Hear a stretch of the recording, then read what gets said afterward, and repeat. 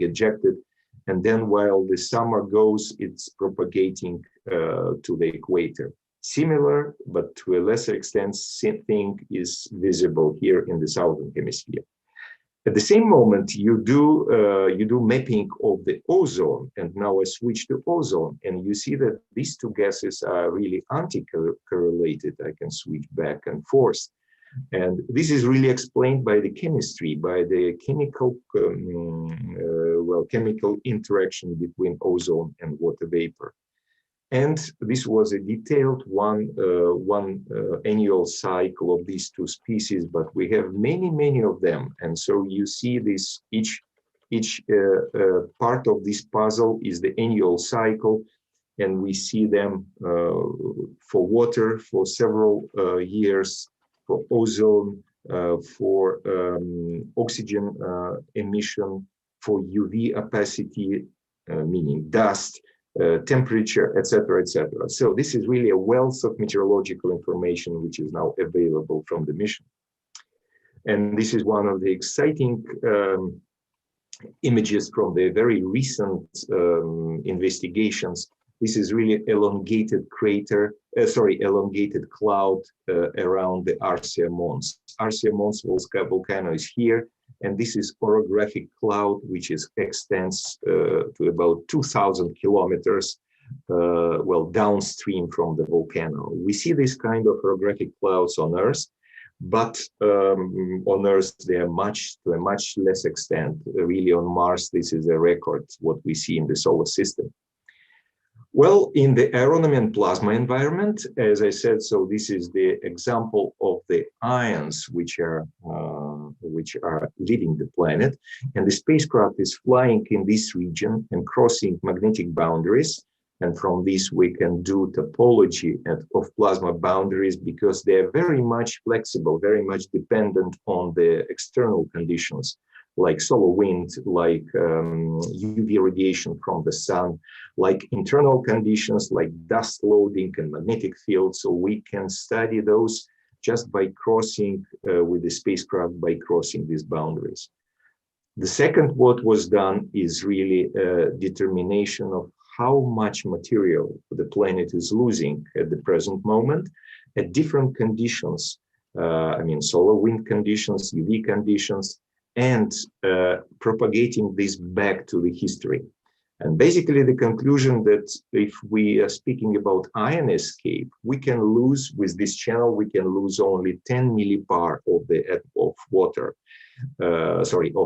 atmosphere.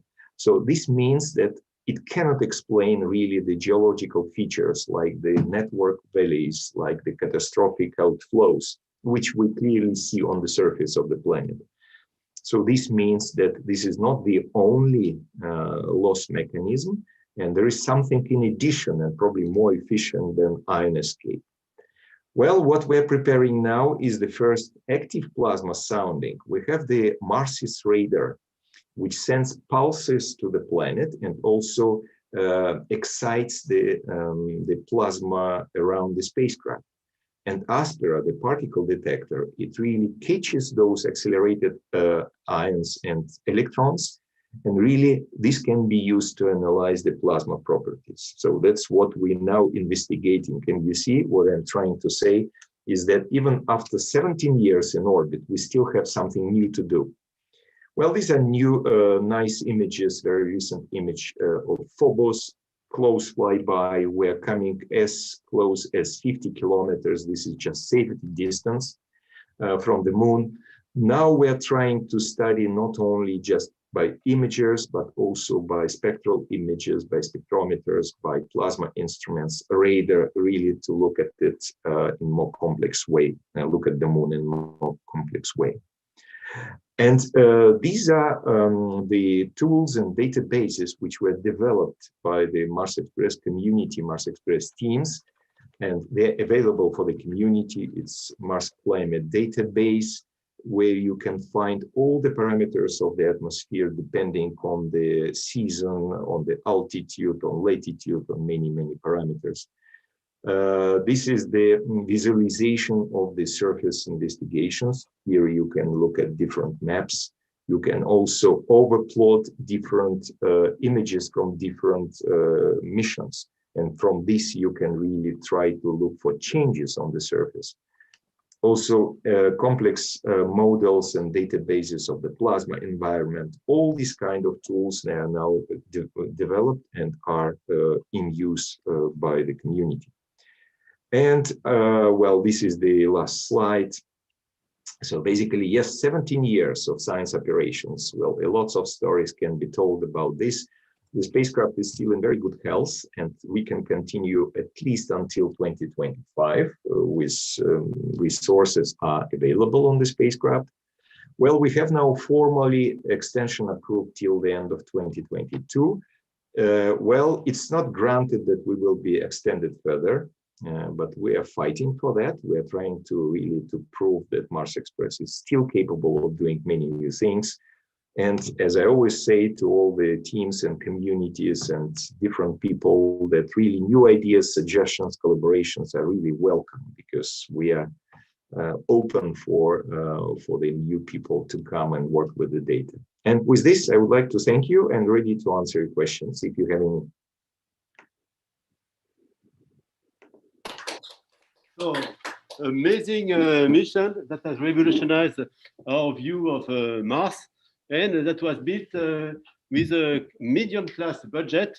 So a lot of scientific value for exploration, and now still also helping those missions. And you have shown, for instance, the J0 area where now the Perseverance lander is. So it's amazing. Any question from the audience? Or from here? Yes, I see one question. Yes. So Hans asks about not granted. What is the issue? Budget, the right people? Actually, first of all, budget. You know, we have the pandemic, which affects definitely, although the agency is working really full speed, and not only in paperwork, but also in the work which requires really hardware assemblies. We have now spacecraft which are being prepared for launch in 2022. So the work did not stop, but still there are some consequences, budgetary consequences. Well, and the second is that just philosophical. The mission is old, and we have new missions which are in the pipeline. And well, in some member states, the ideas is that probably we have to give way for the new missions and start exploiting the old ones.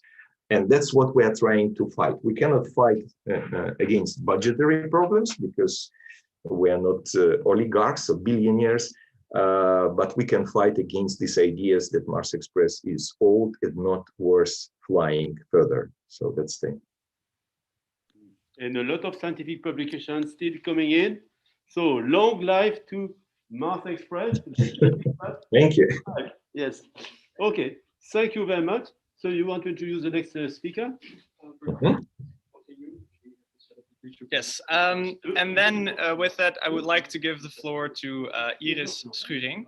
Thank you very much. Iris, if you could share your screen. Next. Yes, perfect. Can you hear me? Yes. Yes, okay, perfect. Hey, the floor is yours. I hope, yes, okay, it goes first.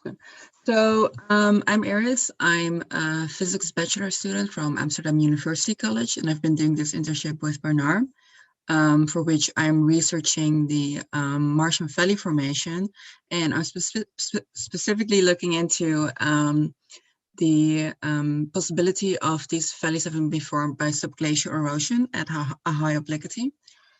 And so yeah, let me give you some background information on water on Mars. These valleys that we see everywhere on Mars basically prove that there was water in the past, because there isn't any other reason or any other cause that we can think of. They also look very much like terrestrial valleys here on Mars, also formed by water, of course. So yeah, ever since we've been starting to look into how water could have flown on Mars. However, whenever we use climate simulations, we fail to retrieve conditions for fluid water. Either the temperature is too cold, so below freezing point, or the atmospheric pressure is too low, which again alters the freezing point. And so because of this, we led to the consideration of subglacial river systems. So this is a similar situation here on Earth, namely that we have glaciers, and due to the pressure of the glaciers on the bottom of the glacier, the freezing point actually increases. So it's a higher temperature for which it freezes. And this gives the ability for subglacial river systems to form. This also avoids the problem of the low atmospheric pressure, because this glacier on top of the river prevents contact between the flowing water and the atmosphere.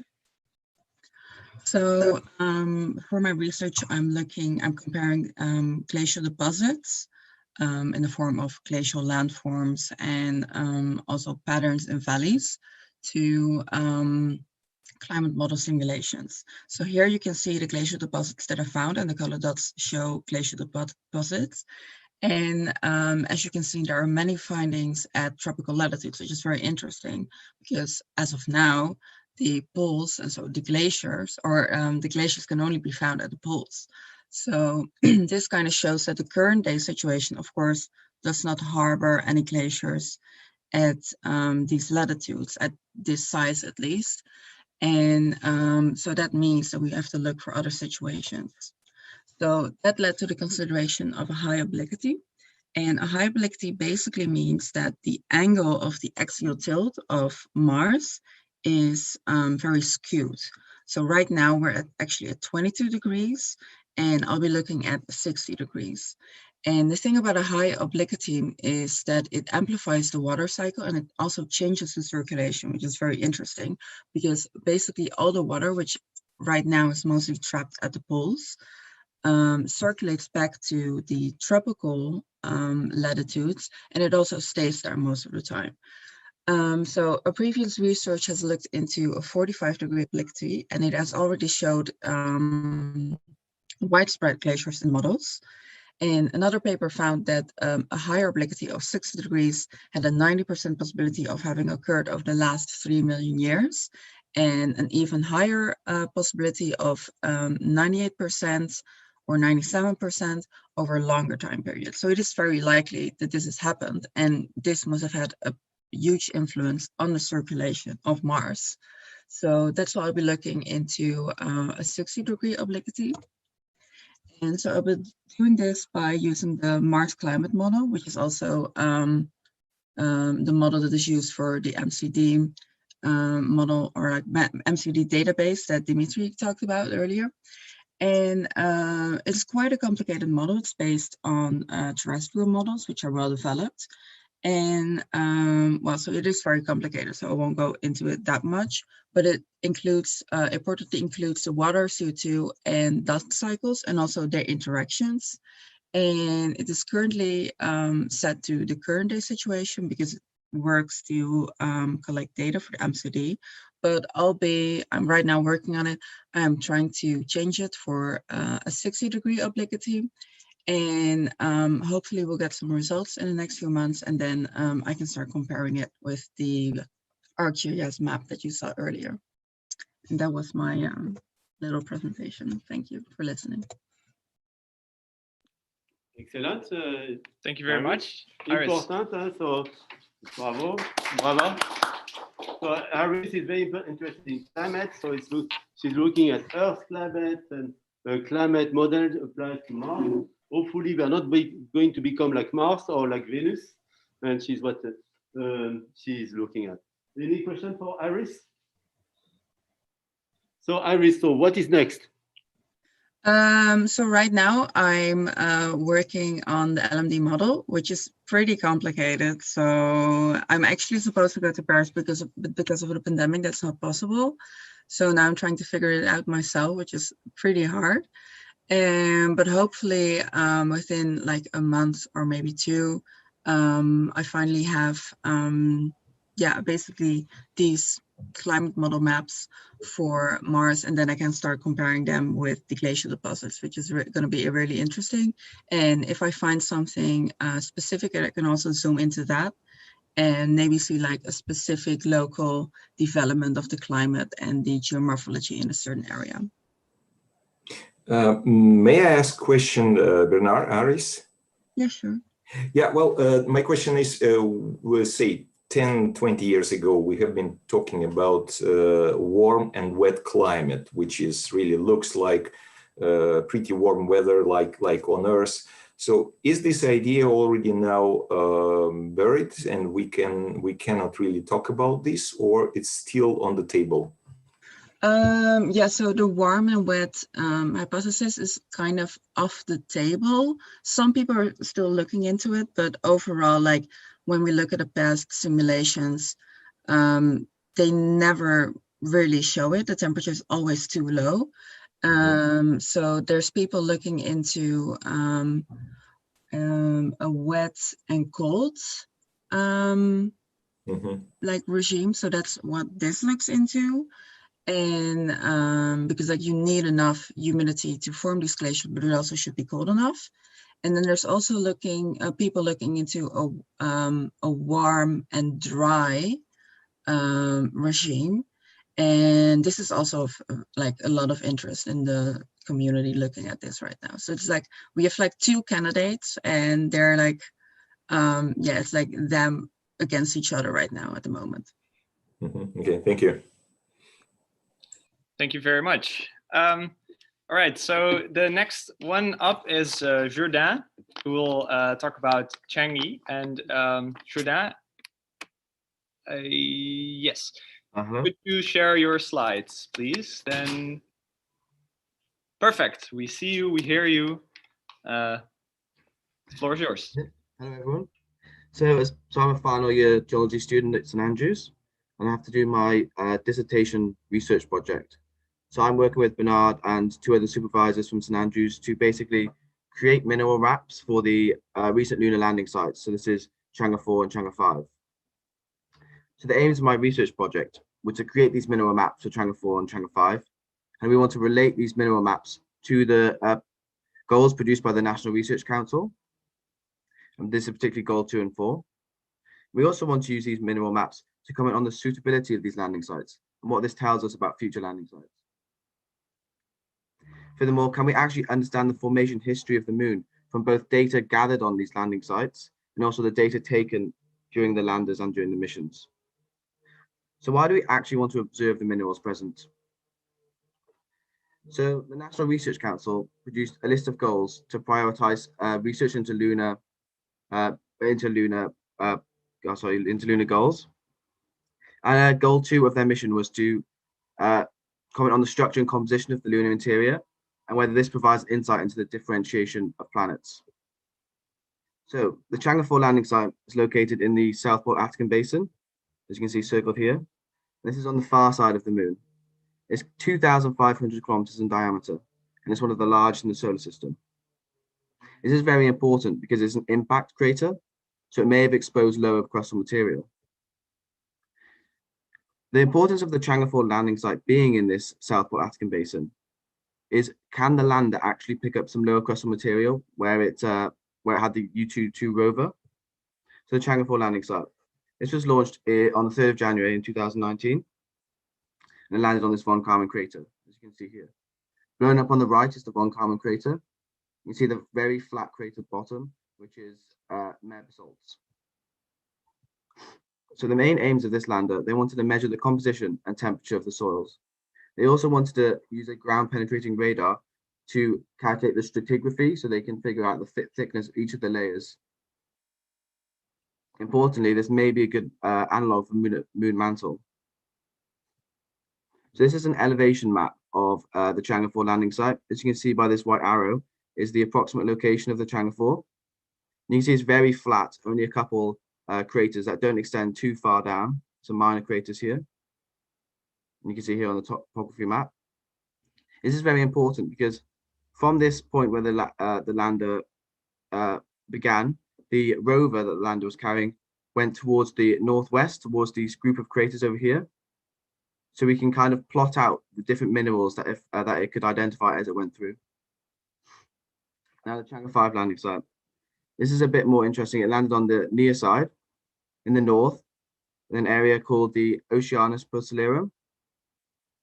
And you can see this is the blown up image of the landing site. It's very flat, quite featureless compared to the Chang'e 4. And the main aim of this lander was to calculate the composition of the stratigraphy of volcanic rocks. So they basically wanted to categorize each of these rocks and see what can we learn from these very young volcanics. And this is the topography of the landing site here.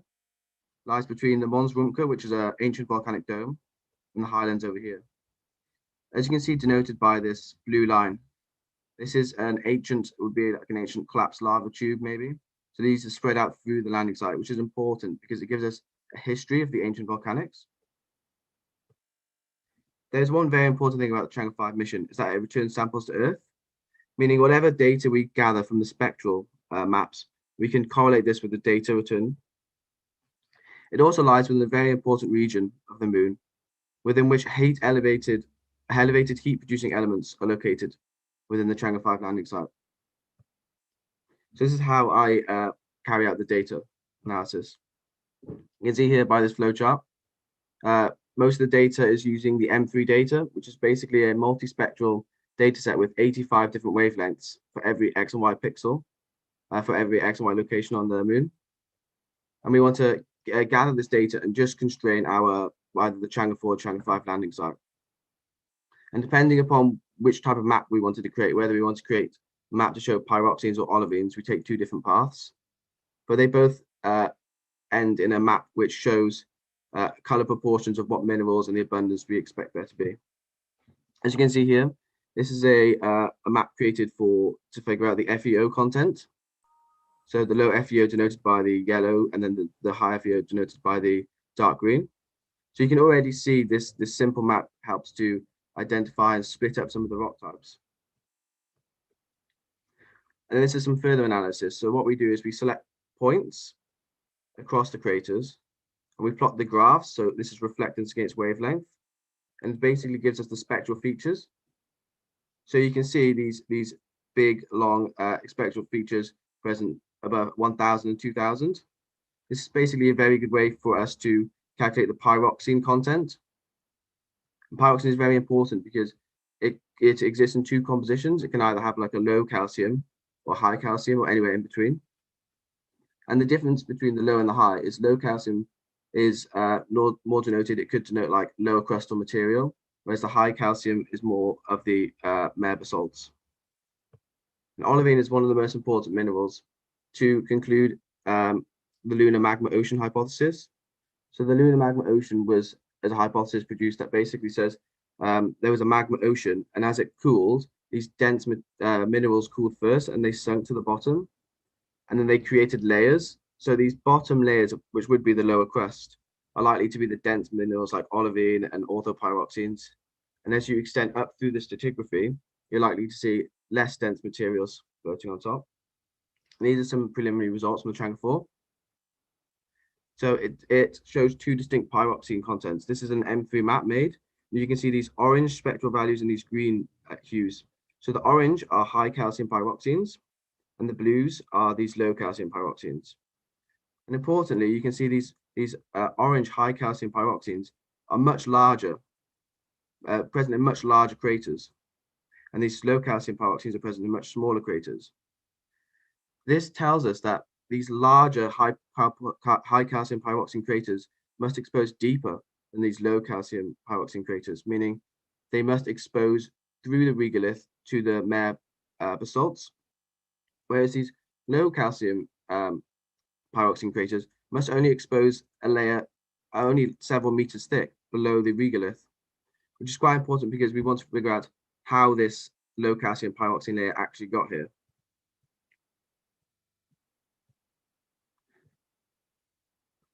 So if we continue with the FeO2 and titanium maps,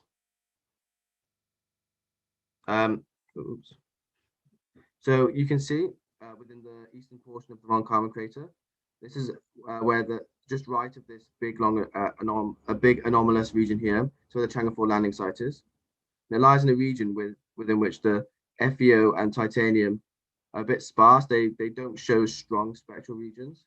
And we believe this is because craters have exposed, those shallow craters have exposed a layer of ejecta, which came from younger nearby craters, which have deposited a layer of ejecta across the landing site, which has subsequently been exposed. So we move on to Chang'e 5. So this is a titanium map created for Chang'e 5. And you can really easily see the difference between the lava flows, the mare basalt lava flows, denoted by each of these regions, A, B, through to F. And just using titanium, we can see this one large region, D, in the center, has a very different titanium from these regions over here, A and C. This is because A and C represent highland rocks, so they're not mare basalts. They represent higher plagioclase content compared to D. To continue our analysis, we use spectral maps. These are spectral maps for every single location, A through to F. And you can see the spectrum changes as you go through each of the regions. This is because the minerals change as you go through the regions. So you can see strong absorption points at 1000 and 2000 are likely to denote pyroxenes. And a shift within these 1000 and 2000 centers are likely to denote a change in composition of the pyroxene. This is important because we can determine the age of each of these regions from their minerals, what time they formed, and what this means for how the structures are present. Conclusions. So we found this Chang'e 4 landing site provides us valuable evidence to not only determine the stratigraphy, but also the minerals present and how this low calcium pyroxene ejecta is spread across the site. By comparing our results with the U22 rover, which was aboard the Chang'e 4, it actually confirms that this low calcium pyroxene may contain some olivine, and it is confirmed now that it is present from ejecta from nearby craters. So from the Chang'e 5, our spectral results are actually able to identify the different mare basalts, and we can comment on the composition of these mare basalts. To continue, we want to compile all the evidence we have on the Chang'e 4 and 5 to fully consolidate what we have learned from these landing sites. Thank you.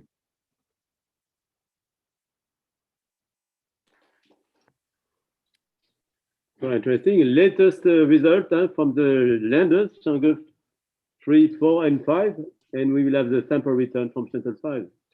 Okay, yes, interesting to see all the science that's going on the moon and all the science to be done. If there are any questions, please raise your hand or unmute yourself or in the room. And so if not, then I would like to give the words to the next speaker. And I think he is in the room here. Daniel, could you would you like to share your screen on your own computer, or? Yeah, sure, I can do it. I think that is okay. That is easiest. So I will unmute myself and give the words to Daniel. Him. I'll come a bit closer.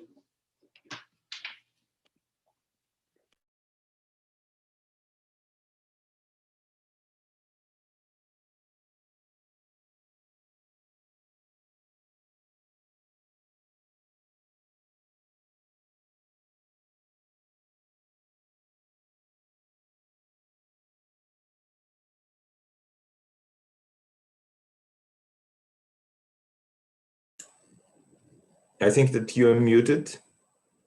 No? Okay, hi, now it should be working.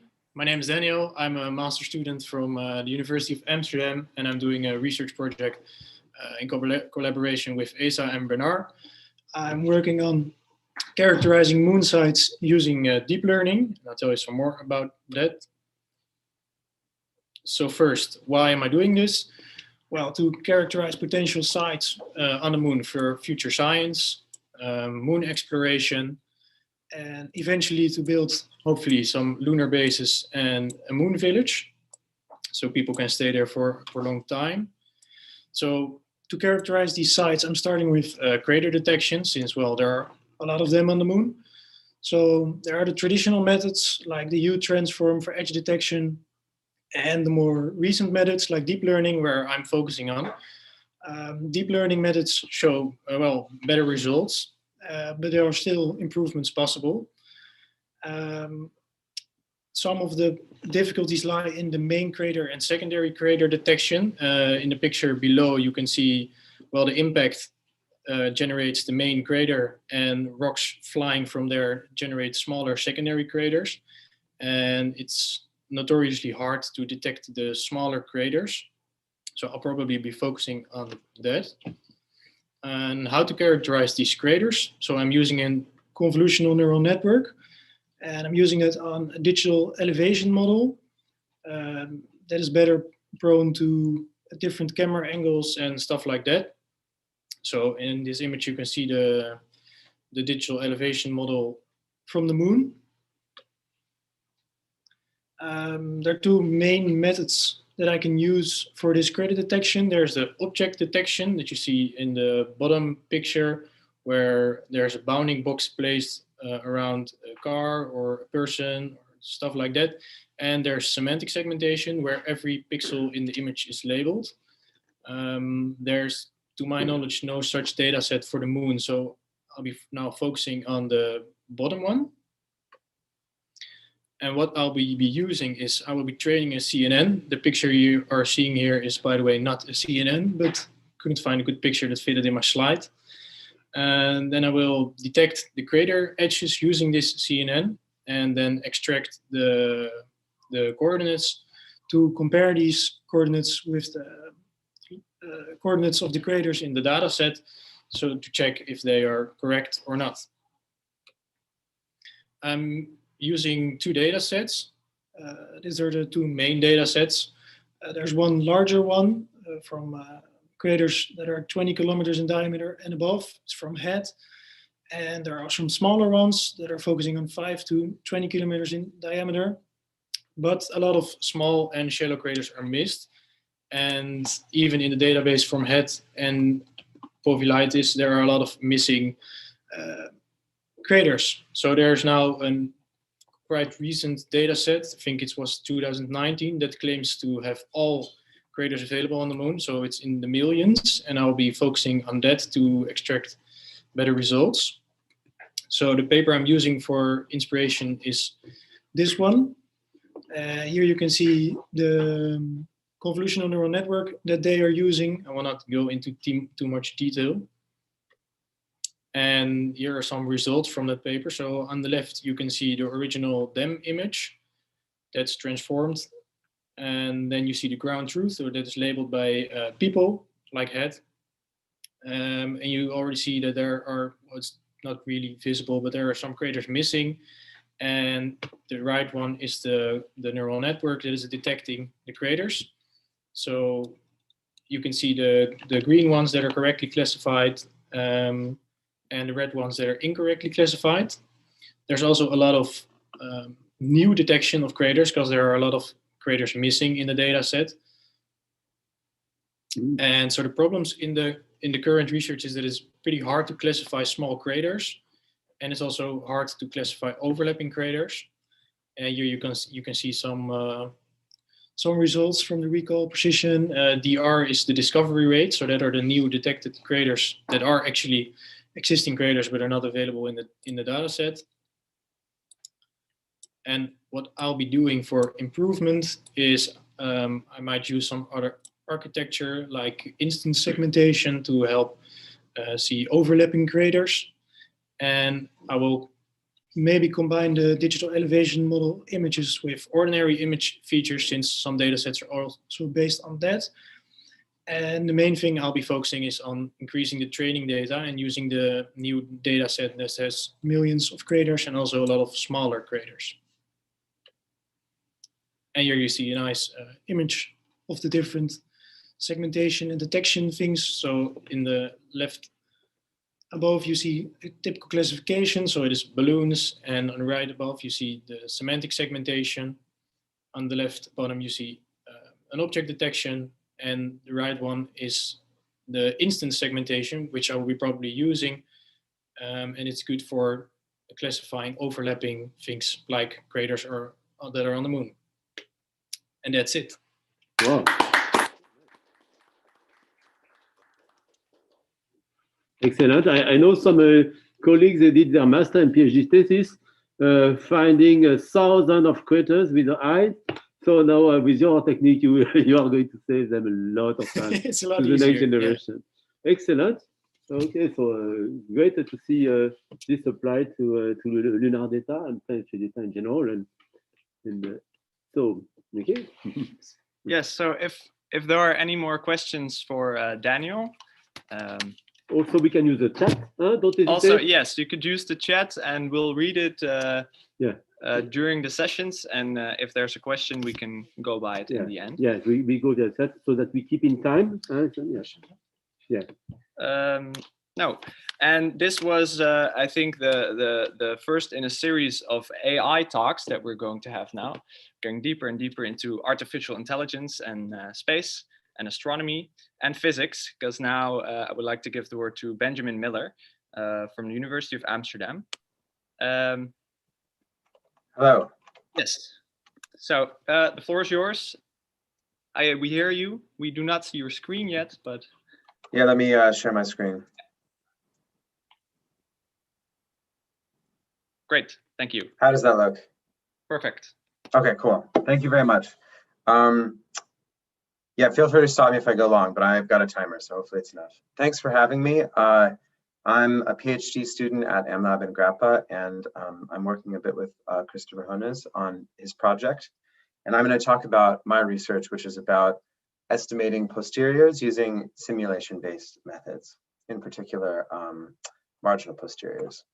So this might be a little bit of a different topic, so I'll quickly go over what are we doing when we're talking about Bayesian inference, which is the subject of my talk.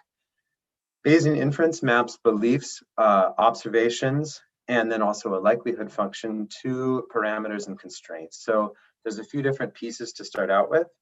First of all, you have a function that describes your beliefs, which is this P of theta. For example, you could think of it like the distribution of masses of an exoplanet, what's possible. Then you have a piece of observational data. So for example, the flux generated times, or the time series of the flux generated by a telescope. And then we need some kind of likelihood, which describes how likely that particular example is given a certain set of parameters. So this is a function. And usually we're talking about something like a Gaussian probability density. Essentially, how you can think of it is that you have your beliefs on the right and you weigh them by this factor here, which is called the likelihood to evidence ratio.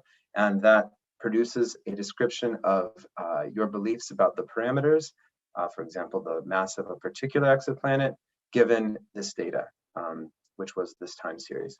So I was going to talk about likelihood-free or simulation-based inference. So those are interchangeable terms. And what makes it different? I'll just describe how it works and then it'll become pretty clear. So you have some particular experimental observation and you also have a simulator. This is quite common in physics, where it's easy to simulate something, but describing its likelihood can be a little bit more challenging. Think about solving a differential equation, for example. Now, if you want to do inference, we introduce some kind of algorithm to compare simulations from the prior to your observation. So this is one particular example. And then we're also going to constrain the parameters. So in the end, we get sort of the same results. These two things are fixed in that we have a simulator and an observation. We're going to explore the flexibility that goes on here in how we compare our simulations. And then we can also use the results of this comparison to give us scientific results bounding parameters, or we can also use it to measure the accuracy of our algorithms. So I'll quickly go over how you can think about machine learning for this problem.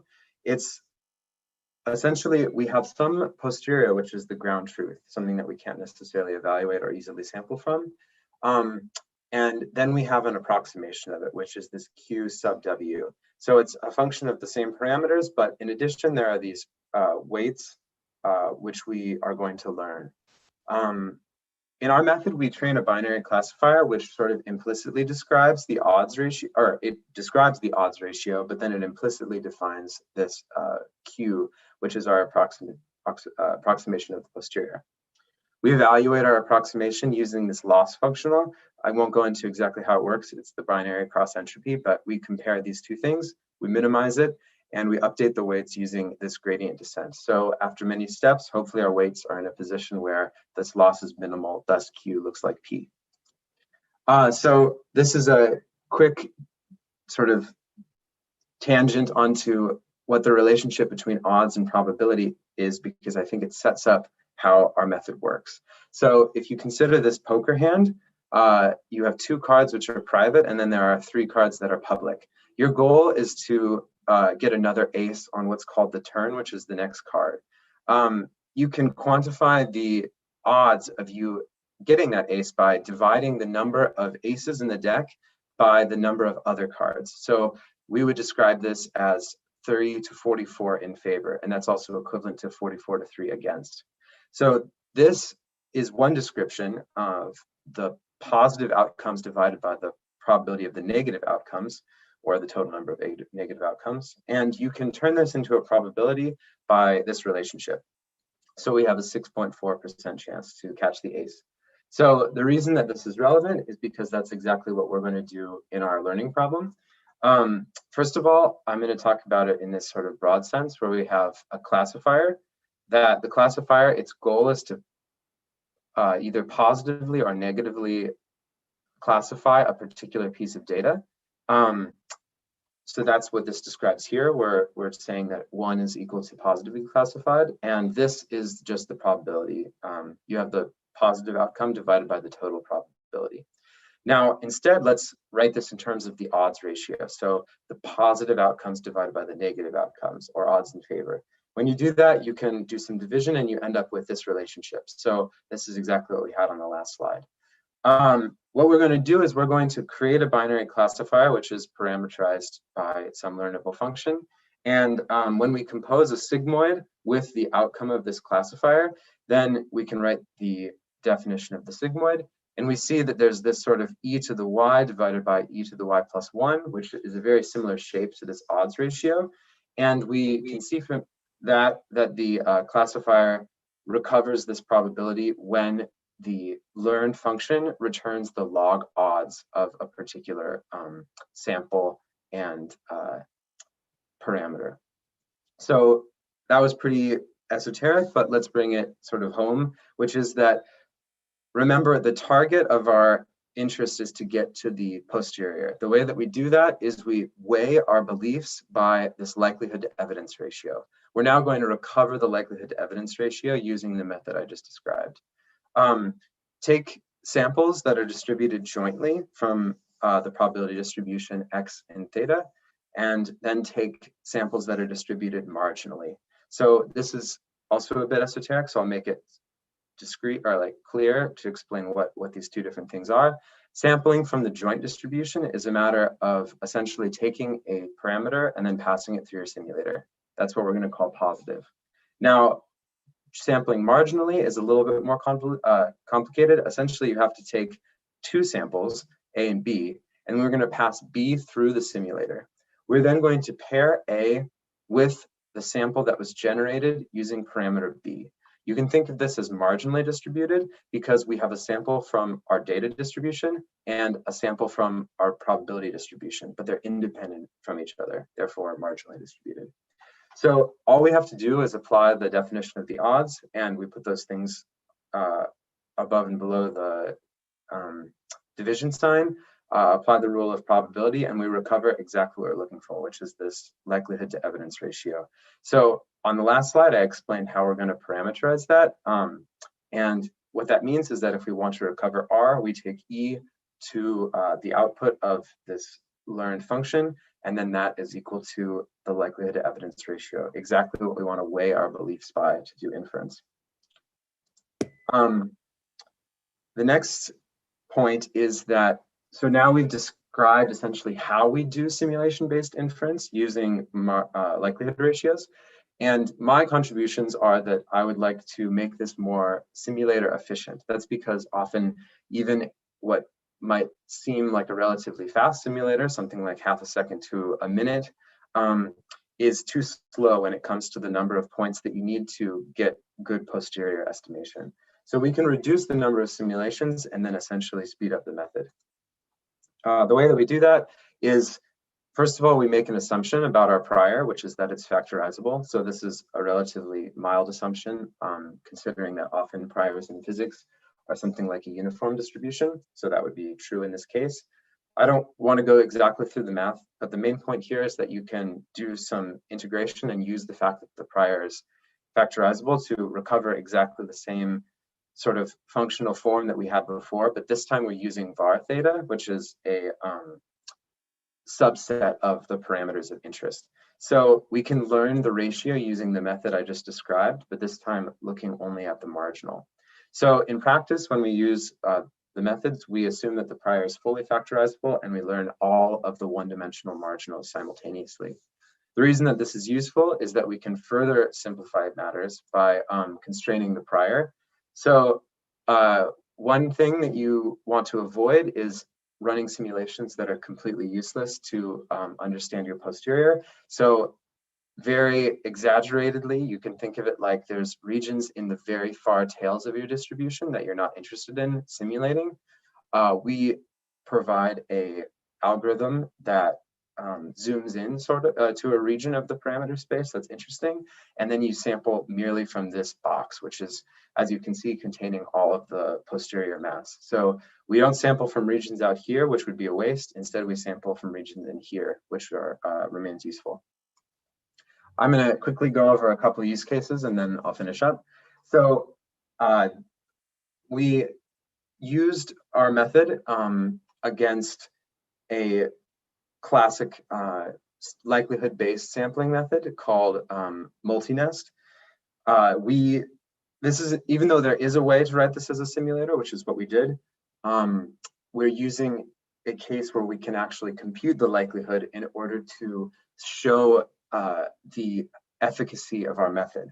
So sampling from a toroid, which is like a torus but solid and in 3 dimensions, can be a challenging problem for classical samplers.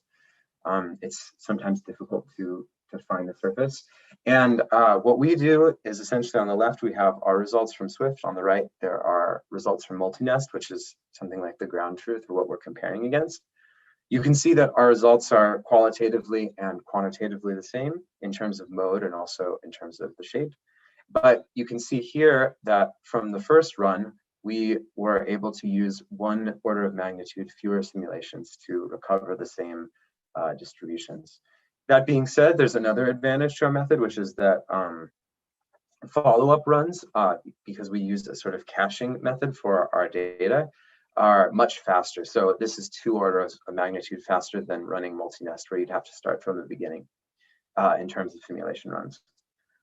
This next plot is essentially just to describe the difficulties that you encounter when you deal with high dimensional spaces. So in our simulator, the number of modes increases exponentially with the dimensions, and we vary the number of dimensions and then determine the number of samples that are necessary to find convergence.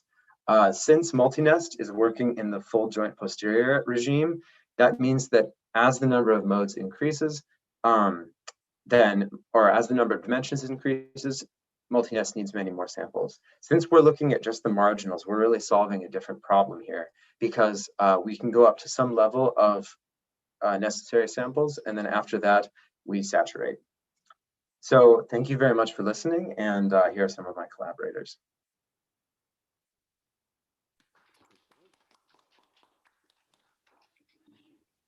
Thank you very much, Ben. Thank you. So unfortunately, there's not much time for questions, so I suggest we move on to the next speaker. And the next speaker is my master's thesis supervisor, David Ruhe.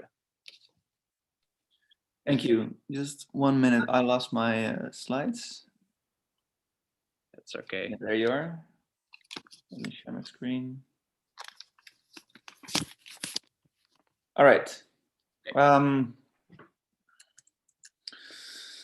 Yeah, so I'm actually in Benjamin's group, also at the University of Amsterdam, PhD student. And my talk is going to be on detecting radio transients using convolutional neural networks. I'm working with LOFAR, a radio telescope. LOFAR is located in the northeastern part of the Netherlands, and it's currently the largest radio telescope in the world, with stations located in 8 different countries next to the Netherlands. Yeah, so it's an interferometer. So this is what it looks like, or the main station. And for scale, these are this is a close-up of those antennas. And then there are many thousands of other smaller dipoles throughout the grasslands around it.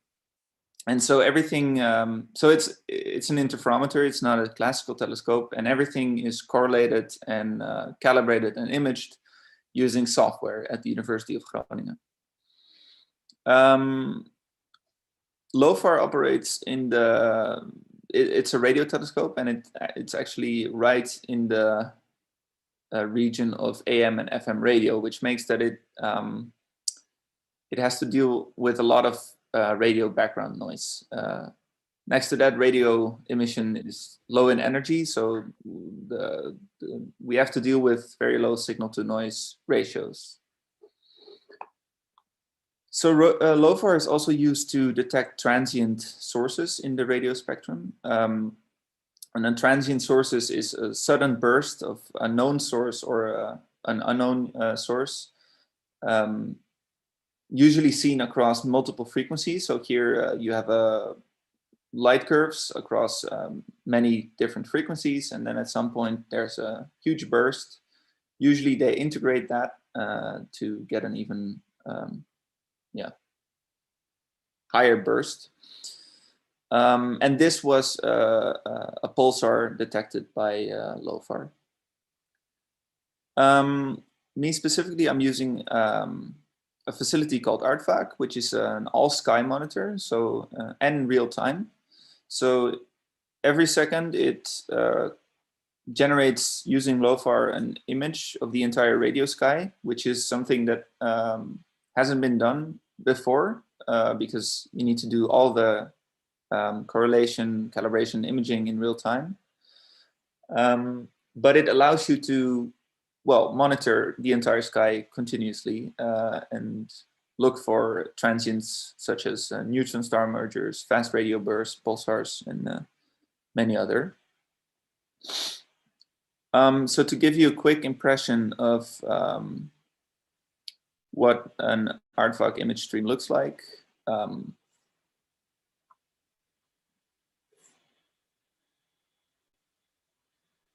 so here you see the radio sky with radio galaxies all over. You see that towards the edges, the noise, and of course my internet is,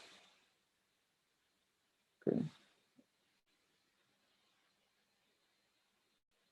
I hope I'm still here. I was still on the UVA VPN. Yes, you're seeing movement. All right, great. So, so on the edges you see radio interference. The sensitivity goes down as you move towards the horizon, and then yeah. So you probably have seen there's a lot of activity, things that look like a transient, but actually aren't. Almost all of them are sources of noise, usually RFI, and then also the sky here. So now we've sped up time, and the sky in this section is really bubbly, as you see, which is probably atmospheric scintillation. Yeah, so an activity in the atmosphere. So that gives you an impression of what the data looks like. So yeah, the goal here is we have a very nice instrument that gives you a continuous stream of the radio sky, and we want to detect transient sources, but there's so much noise. So how are we going to do that without, you know, so I'm using machine learning, but we don't have labels, which you usually want in machine learning.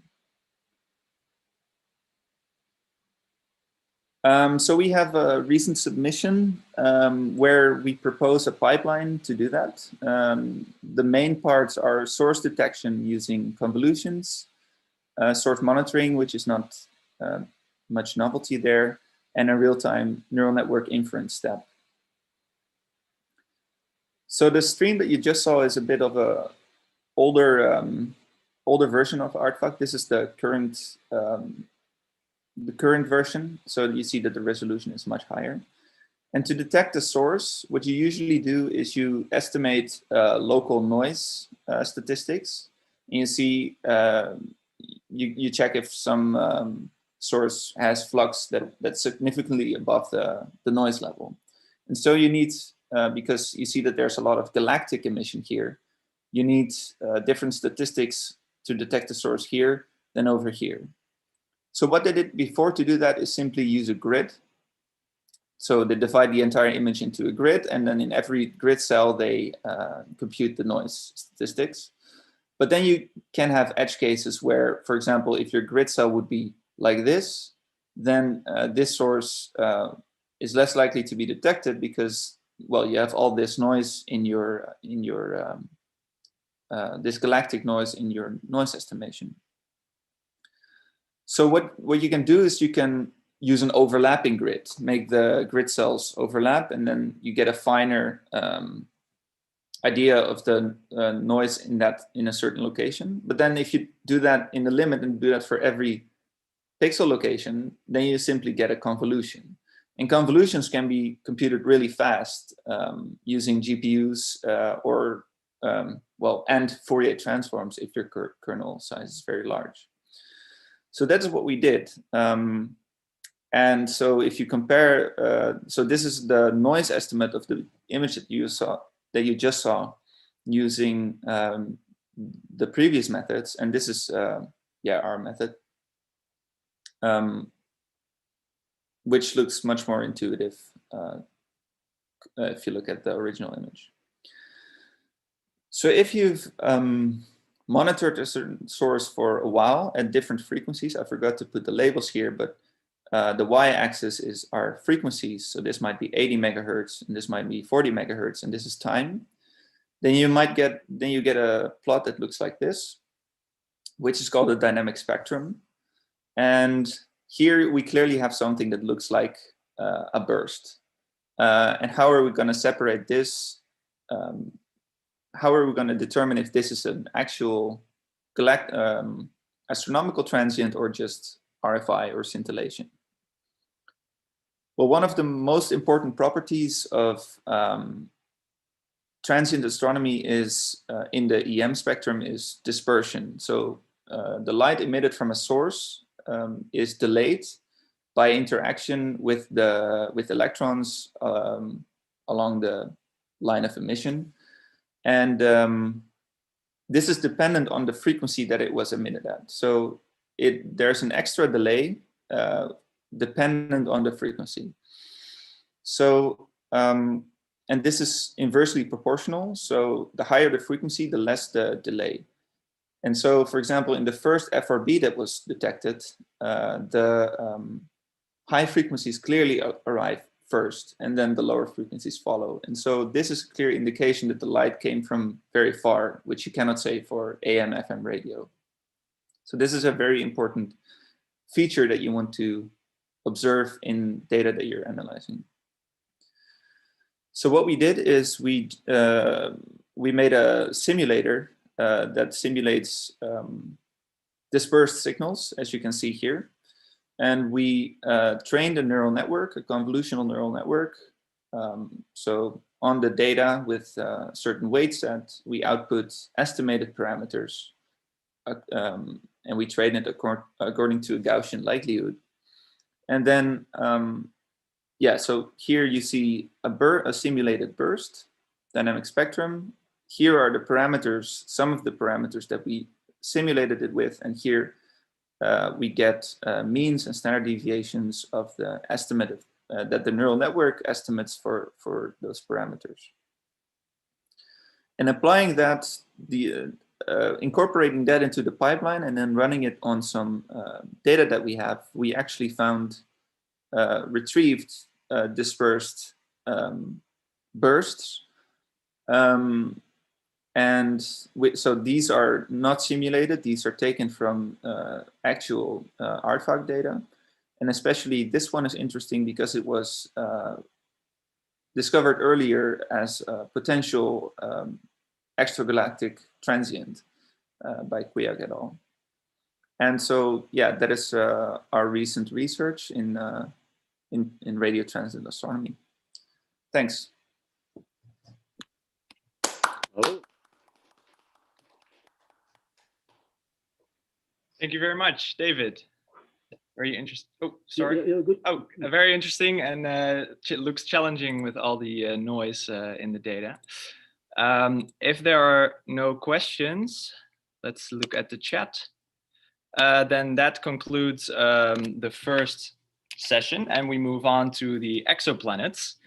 And first of all would be Victoria Foing. So I have a little thing for Victoria, so maybe I can just show a 1 minute glimpse. Yeah, so unfortunately, Victoria isn't able to join us today. So we have a pre-recorded glimpse of her presentation, which I think we will show during the lunch break, so people could enjoy that during the lunch. So now we will have a short video of her. Yeah, so, okay, so you have to go.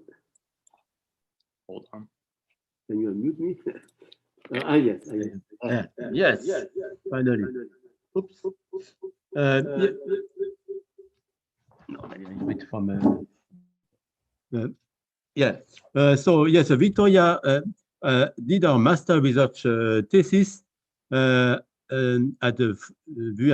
Amsterdam, but also with Anna at ESTEC, and on the topic of characterizing exoplanets, transit and stellar activity in Kepler and TESS light curves. And so she had finished her master last year cum laude, and she moved to another field now. She's applying AI to Earth observation. And she has just started a new job in London. And for this reason, she's not available this morning, but she will join us over lunch. And so I want to show here some example of what she has done, which is to apply some Gaussian processes modeling to light curves from TESS and from Kepler, and in order to determine the stellar parameters, rotation and activities, but also parameters for exoplanets. And by joint modeling of both signals, and this, for instance, you can see an example of a Kepler light curve that is over a period up to 90 days. And from that, for instance, she has obtained results. And actually, she was selected to present it at the Lunar Planetary Science Congress as an oral talk that she will give in the few days, I think. Also, Ike, I got an oral talk there. And so we will show over lunch some of the recorded talk that she has produced. And here some example of determination of a rotation period that she has obtained compared to literature rotation period.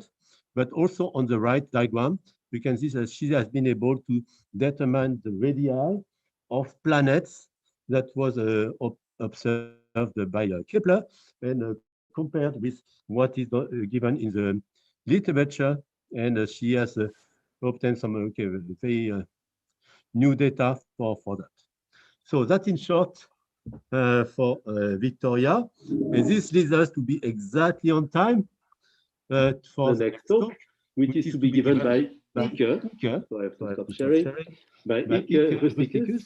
He's a master research student at Amsterdam University in the AI department. And he has started his work on applying also machine learning and various AI techniques to studying exoplanet light curves, in particular with some goals for them to look at the multi-planet system, but they are also developed some very nice new approach for this. So Ike, the floor is yours.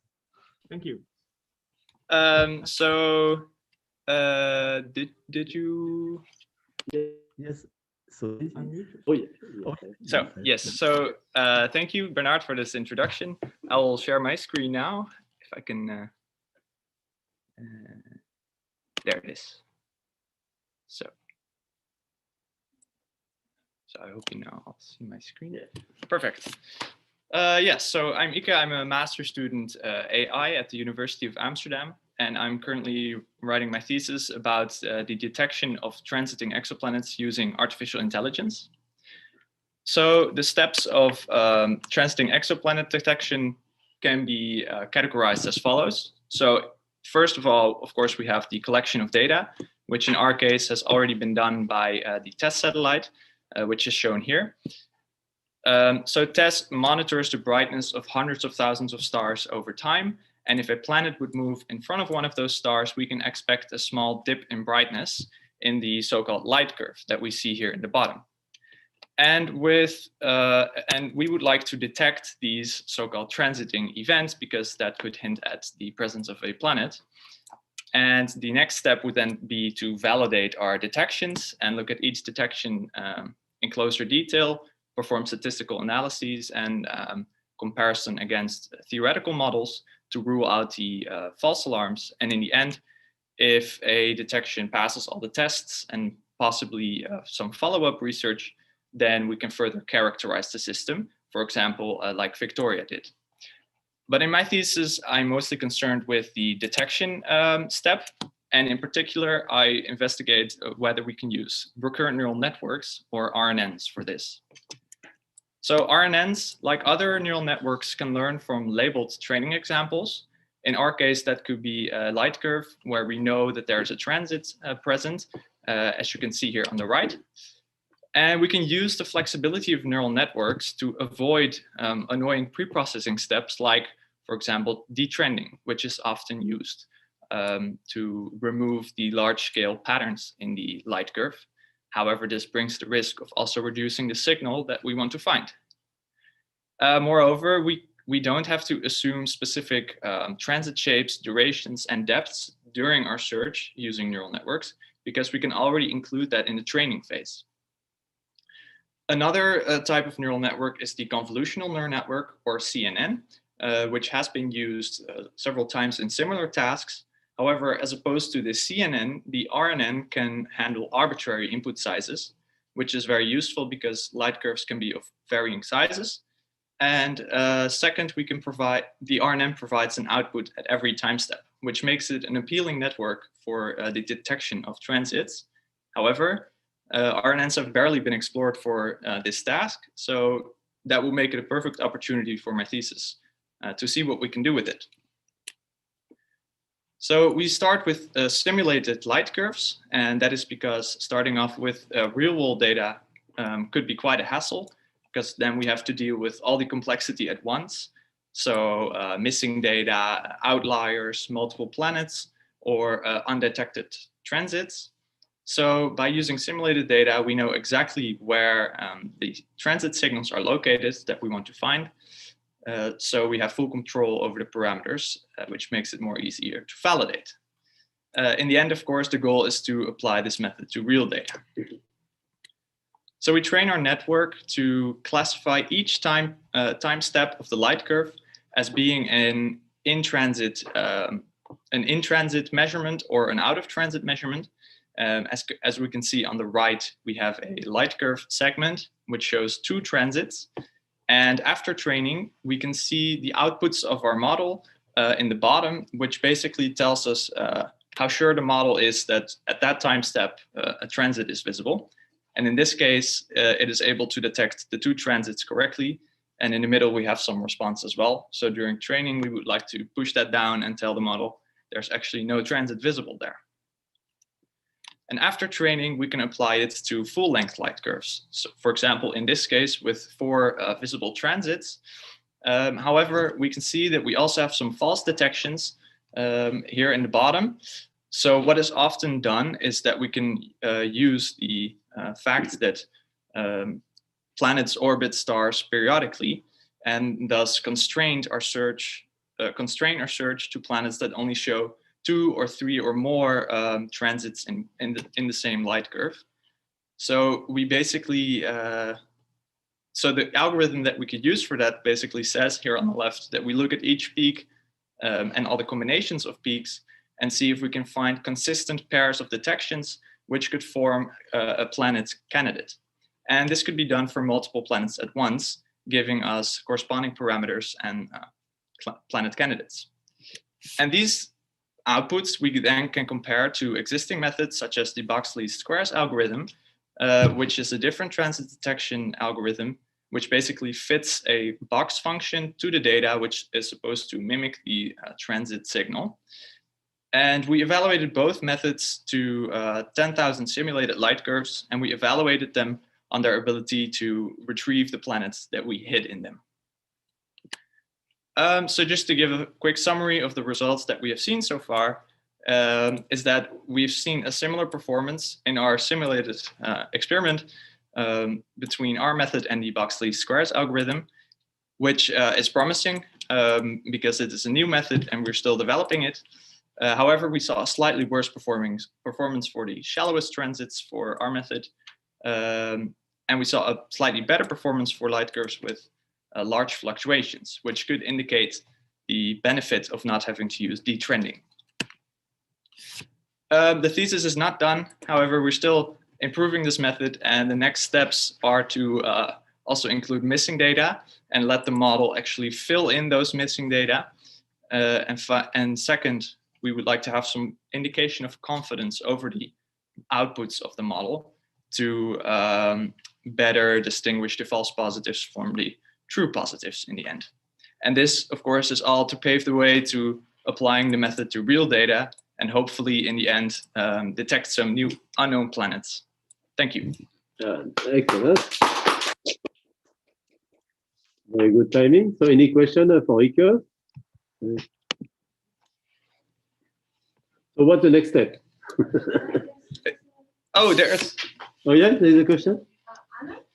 Oh yes, there are some questions. Oh, there are some, yes. Yeah, some in the chat. Oh,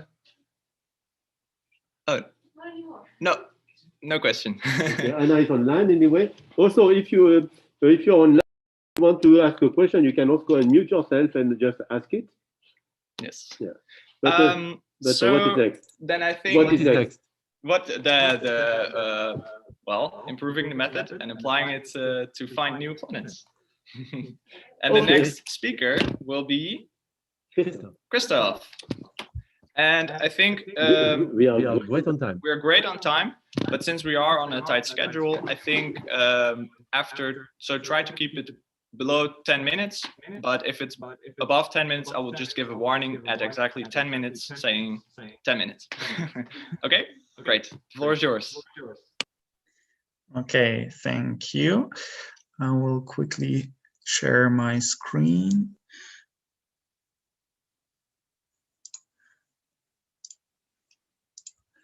So,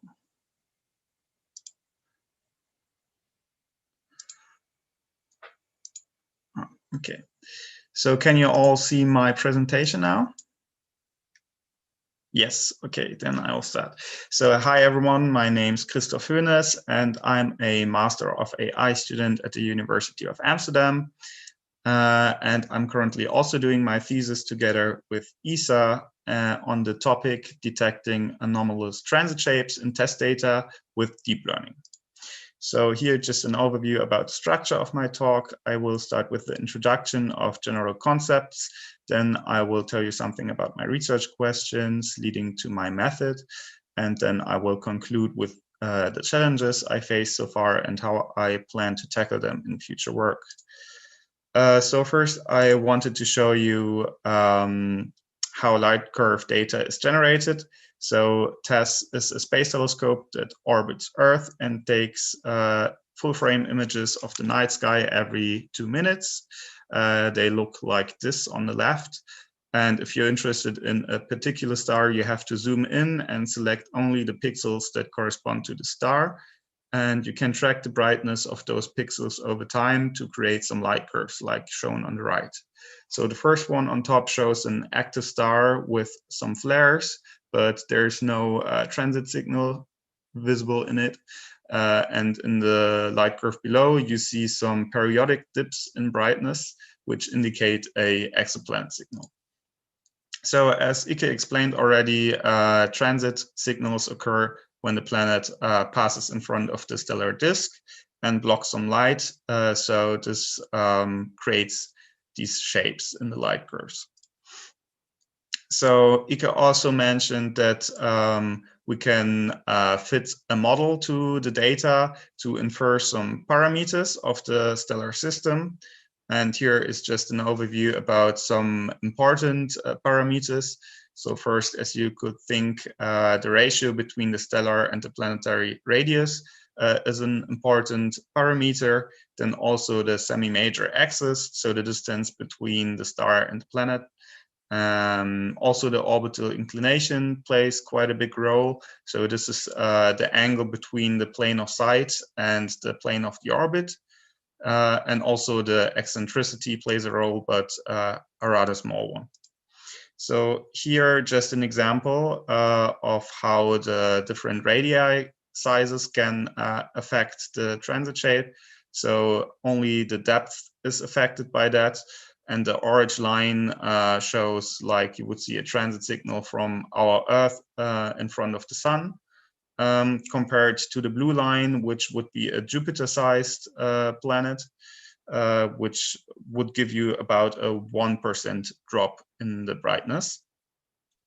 Just to show you that it also depends on the stellar radius, the green line shows how a transit would look like for the Earth, but just with a smaller star. So this example shows that also other parameters like the orbital inclination have an effect on the transit shape. So the inclination basically changes if the planet passes at the center of the star or just along the edge of the star. And there are 3 changes you can observe. So if it passes on the center, then the depth, you have a higher transit depth because stars are usually very brightest at the center, and if it just passes at the edge, you have little intensity. Also, the transit duration changes because the planet on the edge, the planet just passes a smaller way, and also you can see that it becomes more V-shaped, the transit signal, if it's more to the edge. So the question now is there more to exoplanets than what we can model with these parameters? And the answer is yes. There is a lot of more interesting stuff happening, and unusual light curves can hint at interesting phenomena. So to give you an idea, I have 3 examples of unusual events. So the first one is disintegrating exoplanets. So what happens here is that a planet slowly dissolves because of the strong radiation of the star and drags behind a gas or dust tail, which also blocks some light. And on the right, you can see a light curve example of that. And the red line indicates a transit model for this planet if it would be a regular planet. And you can see, if you compare it to the real data, that the model is quite off. Then another example is gravity darkening. So what happens here is that a star is rotating rapidly around its own axis. And through the centrifugal force, the poles get pushed closer to the center of the star, and the equator basically gets pushed away from the center. So this way it cools down and loses in brightness. So if the planet first passes along the hot poles of the star and then crosses this dimmer equator, you can see a feature like on the right in the light curve. So those 2 examples are rather rare phenomena, but what we will mostly observe in our data is stellar activity in the form of dark or bright spots on the stellar surface. So this changes how much light is blocked by the planet and changes the transit shape. Usually, the differences are not that strong as in examples I just showed you, and they are really hard to detect. So it's a lot of effort to do this by hand with human experts, and this is where AI methods come into play. So they can automate the process of detecting and characterizing such deviations from the theoretical transit model. So this leads me to my research questions. First, I'm interested in detecting asymmetries in transit shapes using unsupervised deep learning techniques. And secondly, I'm also interested in a time series analysis of consecutive transits. And the goal here is to detect anomalous temporal patterns. So how the shape of a transit might change over time. And the general goal of my work is to propose a list of interesting targets for a follow-up study. Now to my method. I do not have any labels available for interesting phenomena or something. So the first step is to extract features myself. For this, I use a variational autoencoder. And those features are then used to detect anomalous shapes and also patterns in the time series. So I'm not sure how much you all know about variational autoencoders, so I'm just going to explain the general concepts. So an autoencoder, what is an autoencoder? It's a special kind of neural network. It consists of two parts, an encoder and a decoder. So the encoder first compresses the input to a lower dimensional space or feature representation. And from these features, the decoder then tries to reconstruct the original input, like seen in this example here. So the middle part in this figure is the feature representation, which is called the latent space. So a little bit closer, what is a latent space? So the encoder basically learns a mapping from each data point to a point in your latent space. In this case, we have a two-dimensional latent space, as you can see on the right. And the decoder then needs to learn a reverse mapping from one point in this latent space to a reconstruction. So to help the decoder producing better reconstruction, the encoder puts examples of the same digit class closer together in the latent space, thereby learning some features of the data. So now you know what an autoencoder does. Now I quickly point out the difference of a standard autoencoder to a variational autoencoder. So an autoencoder just does a one-to-one mapping between data points in latent space, as I just explained. And a variational autoencoder instead learns a distribution over the latent space for each input sample. This distribution is then also regularized to resemble a unit Gaussian distribution. And that might sound complicated, but let's just look at what the effect is.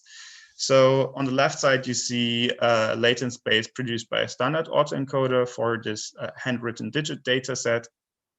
And you can see that it puts the digits of the same class together and pushes digits of different classes further apart.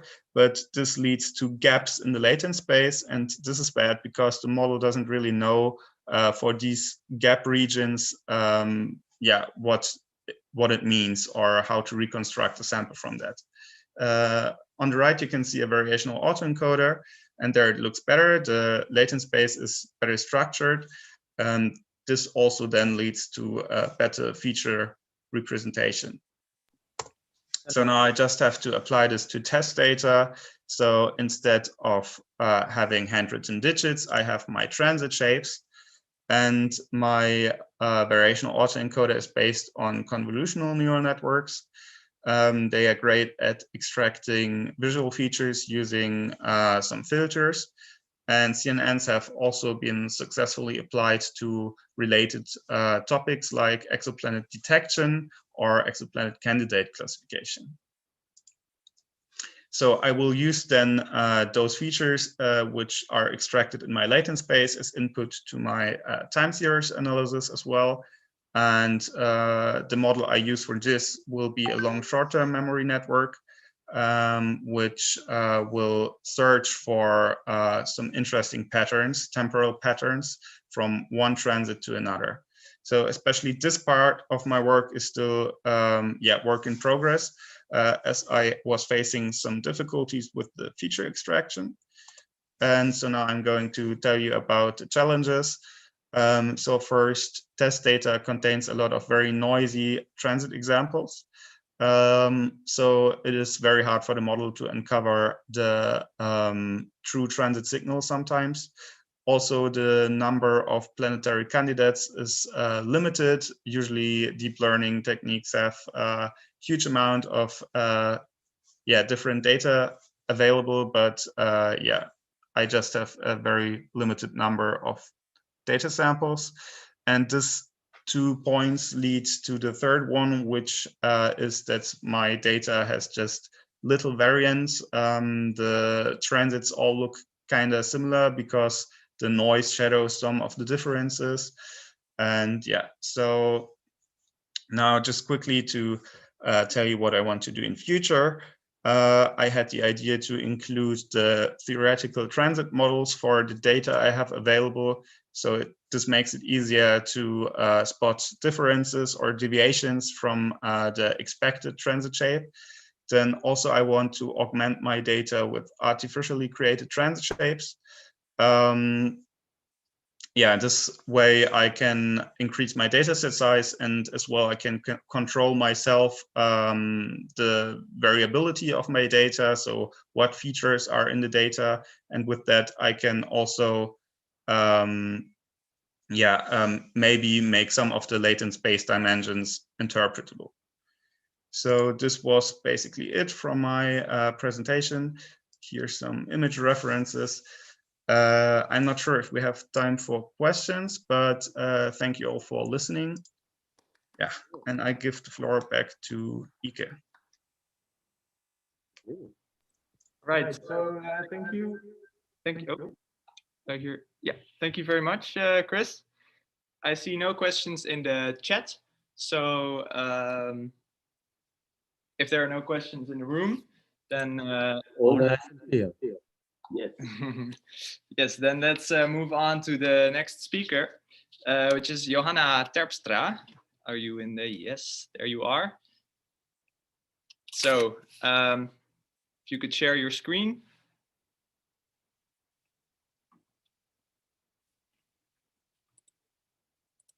Yeah. Can you see my screen? Yes. Okay, good. Okay, well, hi everyone. My name is Johanna. I'm a bachelor student at the Amsterdam University College, where I focus mainly on physics. And last semester I did an internship with Bernard, where I looked at exoplanet characterization using tests and ground-based observatories. Oh, God. Sorry about that. Okay, so my main focus was the star WASP 140b.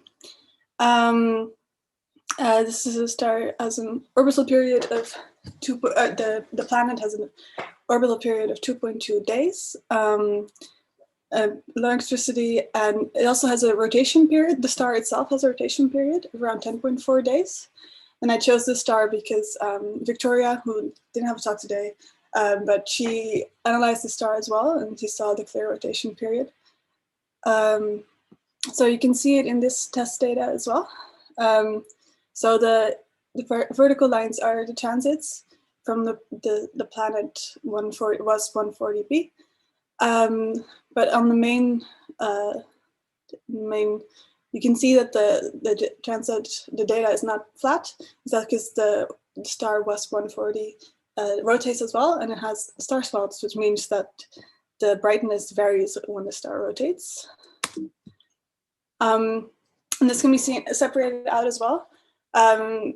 First of all, you can flatten the data and fold it into the transit, and then the transit becomes really clear. You basically cut each rotation period of the planet and then superimpose them all, and the transit signal becomes clear. And then you can do the same for the rotation period, and you can see exactly what the rotation of the star looks like and how the brightness varies in different parts of the rotation. And then the second part of my research was comparing this data that we got from test data with light curve analysis, and then comparing it with ground-based observations. So based on the transits that we saw in the test data, you can extrapolate that to see when the transits would be and how you could observe them. And then I used the global robotic telescope network called Las Cumbres Observatory Network. And then specifically with the Fox telescope project that allows you to quite easily schedule your own observations. So one of my observations was done in, I think, Chile, and the other one in Australia. And this is for WASP 140. So I observed one transit. The upper one, you can kind of see the transit a bit. You can see the dip in brightness. And then when you bin the data, so instead of including every data point, you take the average of 2 data points and then use that as your data point, you can see the transit becomes more clear. Unfortunately, there is still a pretty low signal to noise ratio, so it's hard to get any kind of conclusion from this observation. And then I also looked at AU Mike, which is a very interesting star. As you can see, a very clear rotation period, and also a lot of solar flares through these vertical lines, but also a planet, which is, the transits are not as very easy to see here, but they are there. Unfortunately, when observing, because it has low definition, it was hard to observe during winter times, and it's pretty much impossible to observe now. But I got a bit of data, so it would be more possible in summer. And now I'm moved on from this data to my bachelor's thesis on astroseismology. So basically from the same test data we saw before, you can analyze the frequency. And you can see here, for example, around 200 to 300, you see a large bump in the frequency. And this is due to the internal oscillations within the star, the sound waves within the star that cause periodic shifts in brightness. And I'll be applying this, using the test data to a set of stars and analyzing this. So that's it, my presentation. Thank you for listening.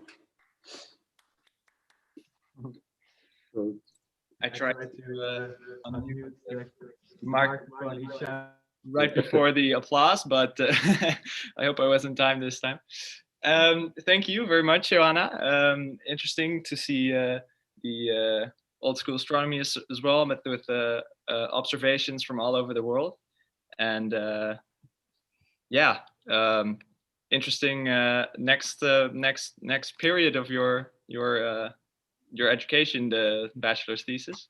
Yes. And you're staying with us, which is nice. So interesting to see all the results from that in half a year or so. Are there any questions from around the room? No. Yeah, so yeah. Bernard? Well, just great to see how Johanna went from an exoplanet and then she was able to schedule observations. So also, if you want to obtain observation, you can contact Johanna and you could propose some of your targets to observe. And now she's moving towards the oscillation of stars, so to do more physics as well of the interior of stars. Okay, then we have Anna Heras, who's going to talk us up about Plato, the Plato mission.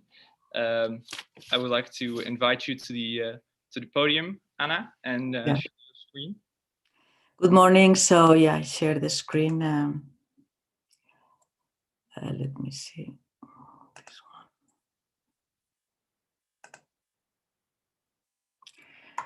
one. Okay, so.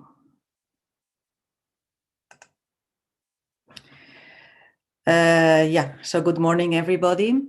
Yeah, I'm Ana Eras. I'm a project scientist of the Plato mission. And every time I give this presentation, I talk on behalf of the Plato team, of all the scientists and engineers that are involved in this fantastic mission. Well, first, I would like to highlight what is Plato. So Plato is indeed an ESA mission. It's an acronym, which means Planetary Transits and Oscillations of a Star. And its aim is to detect and characterize exoplanets and study their host stars. It will focus on Earth-sized planets in orbits up to the habitable zone of bright sun-like stars, and it will address three main questions. How do planets and planetary systems form and evolve?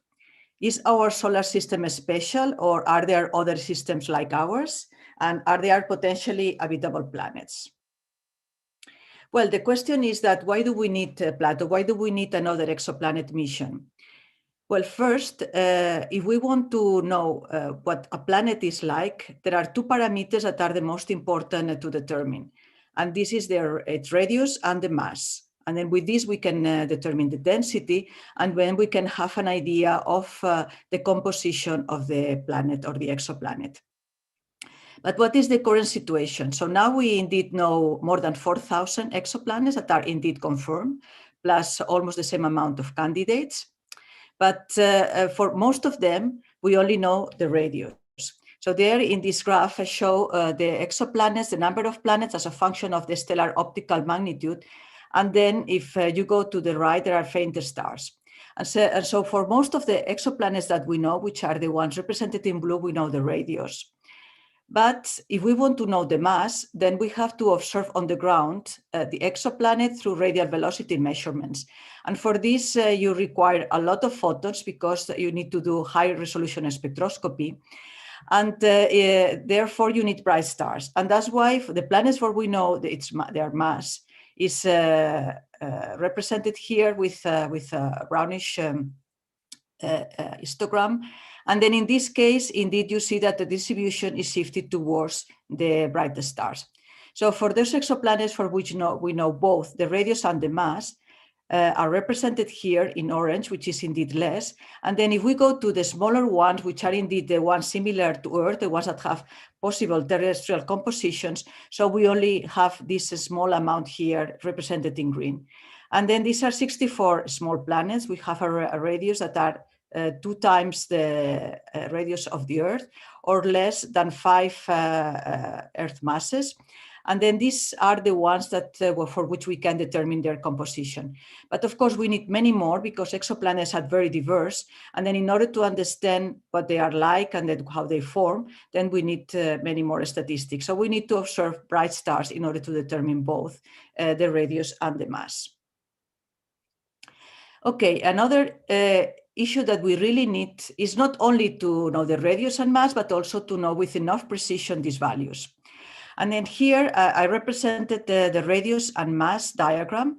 And these in colors are different models that are calculated depending on the composition of the exoplanet. So for example, here you have a water exoplanet, here another one with 50% water, rock, 50% iron or iron. And here you have Venus and the Earth, how they would look in this diagram. So if we plot of all the exoplanets for which we indeed have radius and mass, then we plot those for which we know their radius and mass with less than 30% uncertainty, therefore it means the best ones. This is the diagram that we get. And as you can see, there's still very large uncertainties that in some cases will prevent us from understanding the composition of this exoplanet. I mean, is it indeed water, 50% water? And then if we go to the area where the Earth is, so then there the numbers are very small, so the uncertainties are larger, and so all these areas need indeed to be explored. But there are other factors to be taken into account. And for this, I introduced the concept of habitable zone. And the habitable zone is defined as the area around a star where an exoplanet can orbit in such way that the water can stay in liquid form on its surface. So if it's too close to the star, so the water will evaporate, and if it's too far, it will be in ice form. So therefore, in this area, we call it the habitable zone, because for the life that we know, we assume that we need liquid water. And so this is the area where the exoplanet of the planet can orbit, having indeed liquid water on its surface. Okay, so then if we go to the previous diagram, and then we say, okay, of all these exoplanets that we know that have radius and mass, for how many of those are in the habitable zone of sun-like stars? And then, sorry, I just, yeah, so then this is the effect. There are no exoplanets that are in this diagram in the habitable zone of sun-like stars.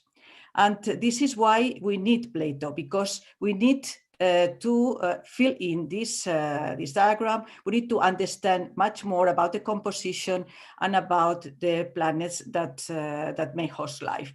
And of course, if we observe also our planets around bright stars, it means that we can also, follow them with the spectroscopy, with other telescopes, and then determine the compositions of the atmospheres. And current missions, ANTES and CHEOPS, are really focusing on the habitable zone of very cold stars, which are called M-dwarfs, but not of sun-like stars. This also means that our knowledge of the planet characteristics and the availability depends not only on the knowledge of the exoplanet, but on the knowledge of the host star. When we measure the radius of an exoplanet, when we measure its mass, everything depends on the knowledge on the radius and the mass and the age of the star. Therefore, we really need to understand very well the star in order to determine the properties of the exoplanets. And Plato will indeed provide unprecedented data in order to characterize the stars in such a way that has never been done before. Just summarizing, what are the Plato methods? So first, indeed, Plato will do high precision photometry in space. And then as you have seen in previous presentations, it will use a transit method. With this method, we can determine the orbit parameters, the orbit inclination, and the planet to star radius. But as I said, I mean, this depends, of course, on the knowledge on the star radius. And that's why we also use asteroseismology with Plato, which, as Johanna has explained, is indeed the interpretation of the oscillations of the star as a function of the physical properties of the interior. And with this, we can determine with a very high precision the radius, the mass, and the age of the star, and then combine it with the transit method. But on the other hand, we will also do ground-based observations to determine the mass of these exoplanets that are indeed around bright stars, so we'll be able to do that. And then this will allow us to determine other orbit parameters and the minimum planet mass, which combines with the inclination of the transit method, will provide the bulk characterization of the exoplanet in question. And then we have the orbit parameters, the planet, the radius, its radius, the mass, and age. Okay, so what is the Plato satellite that has been designed in order to achieve the scientific goals? Well, because we need to observe bright stars and we need to observe them with good precision, there's a concept that has been thought that can solve the issue of having a telescope that meets these requirements and at the same time can fit in the launch vehicles and with the capacities of mass and cost that we have. And then this design has been done for a multi-telescope approach, which means that in this way, having 26 cameras, we can observe different areas of the skies of the cameras, overlapping some areas, in others, only one group of them. And then in the areas where there are not overlaps, so we can cover the brightest stars. In the areas where it overlaps, then we can go into much more accurate results. The Plato satellite is a 3-axis stabilized system with a launch mass of 2,500 kilos, and it has a size of, around 3.4, 3.3, 3.8 meters. And then when the solar arrays are deployed, then it's a 9-meter length. The launch is planned in 2026 with Ariane 6.2, and it will go into an orbit around L2, and it has consumables defined for 8.5 years. And the company that has been selected as industrial prime is OHB System AG, with of course a team comprising Thales Alenia and Roche Space Switzerland. The payload, as I said,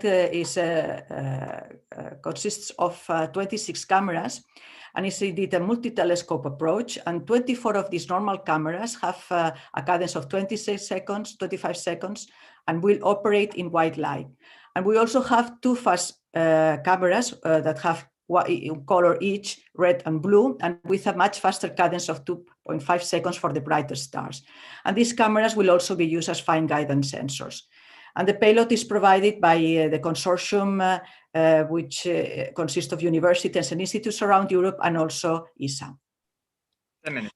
Yeah, okay, so the payload has 104 CCDs, which is indeed a technical marvel, because if you add all the CCDs together, you will get a camera with 0.7 square meters, which is indeed the largest camera that has been built in space.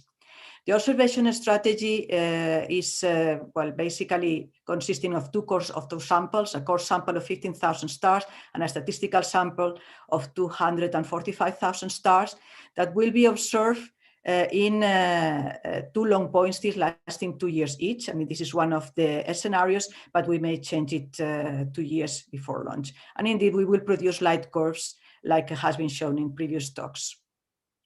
And then here, just to show you the very nice picture of the first structural and thermal model of a Plato camera inside the vacuum thermal chamber in ESTEC, one of them. And then this is, the tests have been carried out during the Christmas time, and they have been very successful. So we are very happy.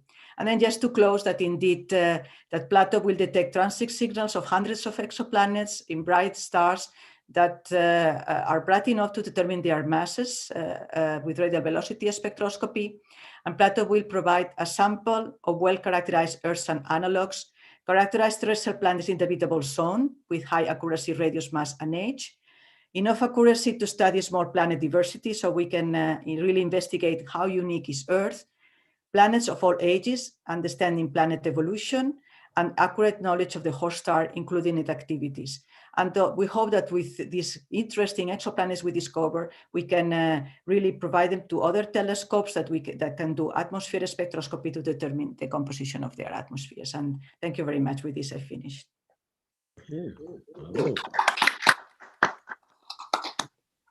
Excellent. Thank you very much, Anna. Very interesting, and excited to see all the science that will come from the Plato mission.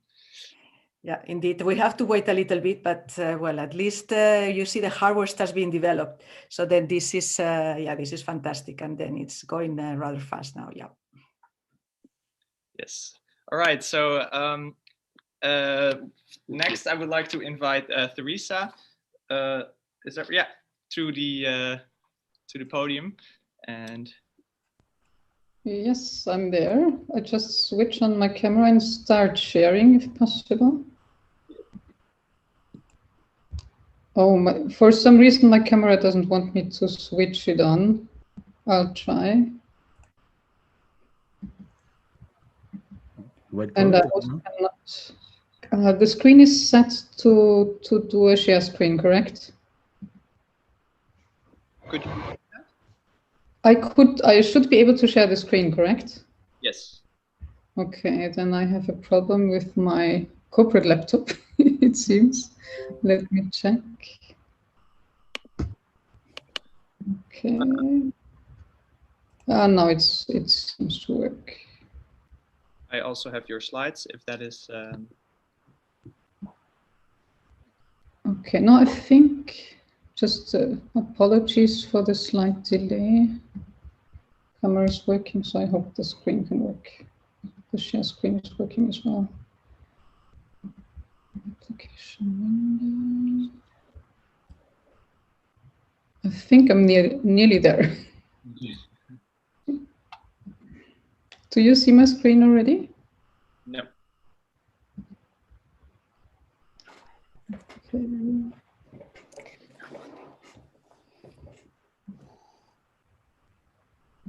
No, doesn't seem to work. I've never tried it out on my corporate laptop because I wanted to show a video and I cannot do that on the other one. But maybe we should switch to the slides you have from myself. They are, apart from the video, they are identical. Yes. So nice. Thank you. And then I will. In case during the lunch break, we'll be able to show some additional material, video, and other. Yeah?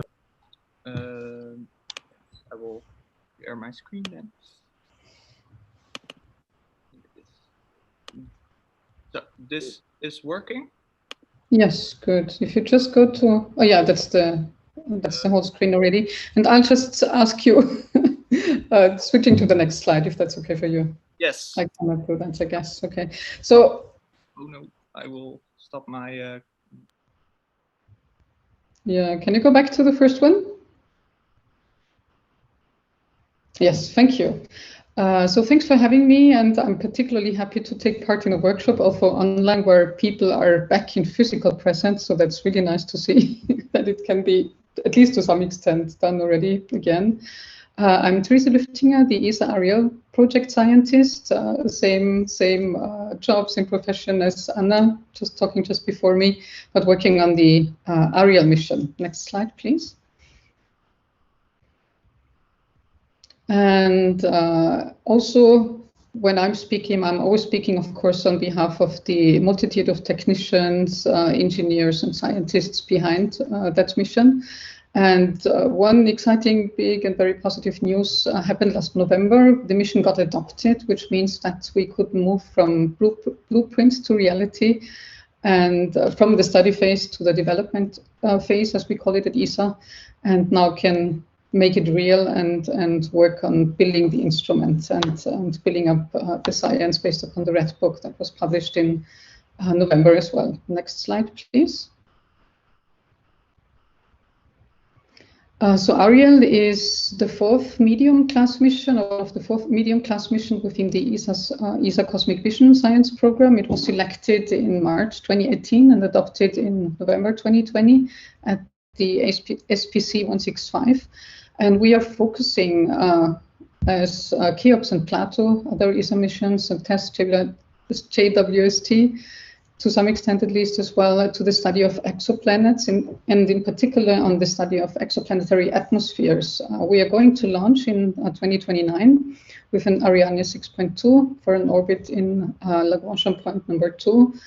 And the mission is currently is designed for 4 plus 2 years of nominal mission lifetime. Stakeholders are ESA, together with the Ariel Mission Consortium, NASA, and recently JAXA, the Japanese space agency, joined our efforts as well. Next slide, please.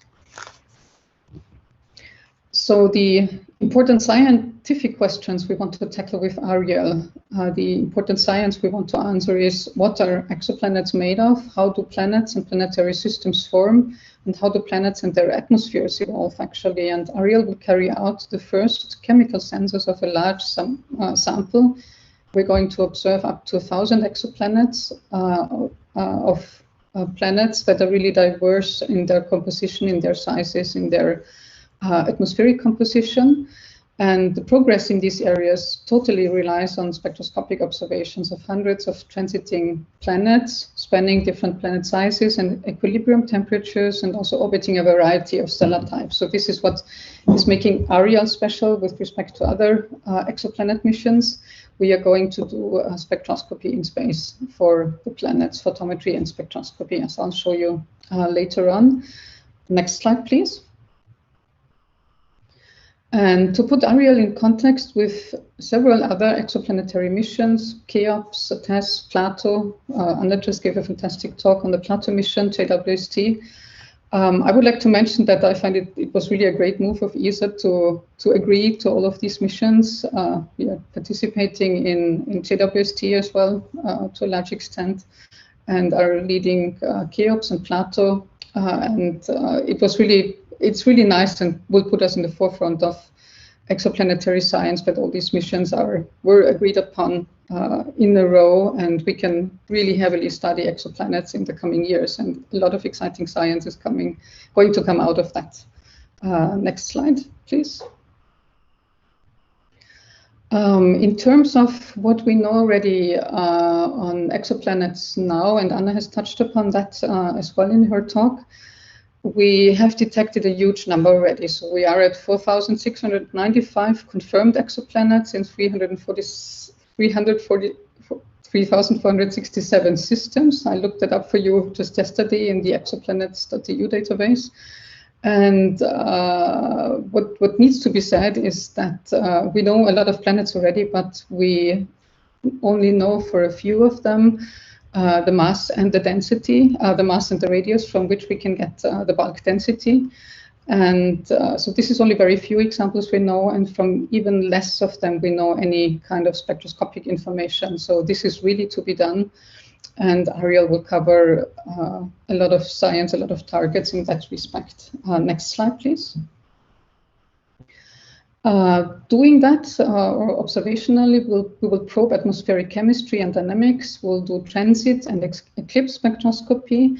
So observing transits via photometry and spectroscopic transmission spectroscopy in eclipse. Transit eclipses between 1.1 and 7.8 micrometers, and also do multi-band photometry from 0.5 to 1.1 micrometers. So photometry and transmission spectroscopy combined for several targets, also throughout the whole phase curve. So when the planet is spinning around the star for a full cycle, more or less. We'll observe up to 1,000 known exoplanets transiting relatively bright stars of a diverse sample from gas giants to super-Earths, possibly also reaching Earth-sized. This will be a challenge, but who knows? And we'll focus primarily on warm and hot exoplanets of temperatures above 300, 500 K, because for these planets we can also get a better idea about the internal composition of them. And we'll study effects like atmospheric escape, secondary outgassing, atmospheric surface exchange, impact on mass loss into the atmosphere, nebular gas secretion. So these are all physical processes we are going to be able to study with the mission. Next slide, please.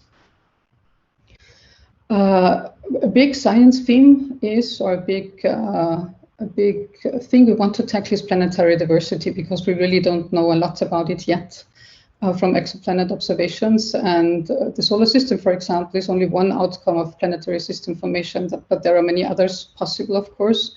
The solar system, for example, has temperate rocky planets and cold and gas-rich planets, but exoplanetary systems show an extreme diversity of planets, actually, and there are even exoplanets, type of exoplanets missing at all in the solar system that are very numerous in space, the so-called super-Earths, for example, that are planets that are of Earth mass or 2 to 3 Earth masses, but still show very dense hydrogen helium atmospheres. And this is a type of planet we just don't have at all in the solar system.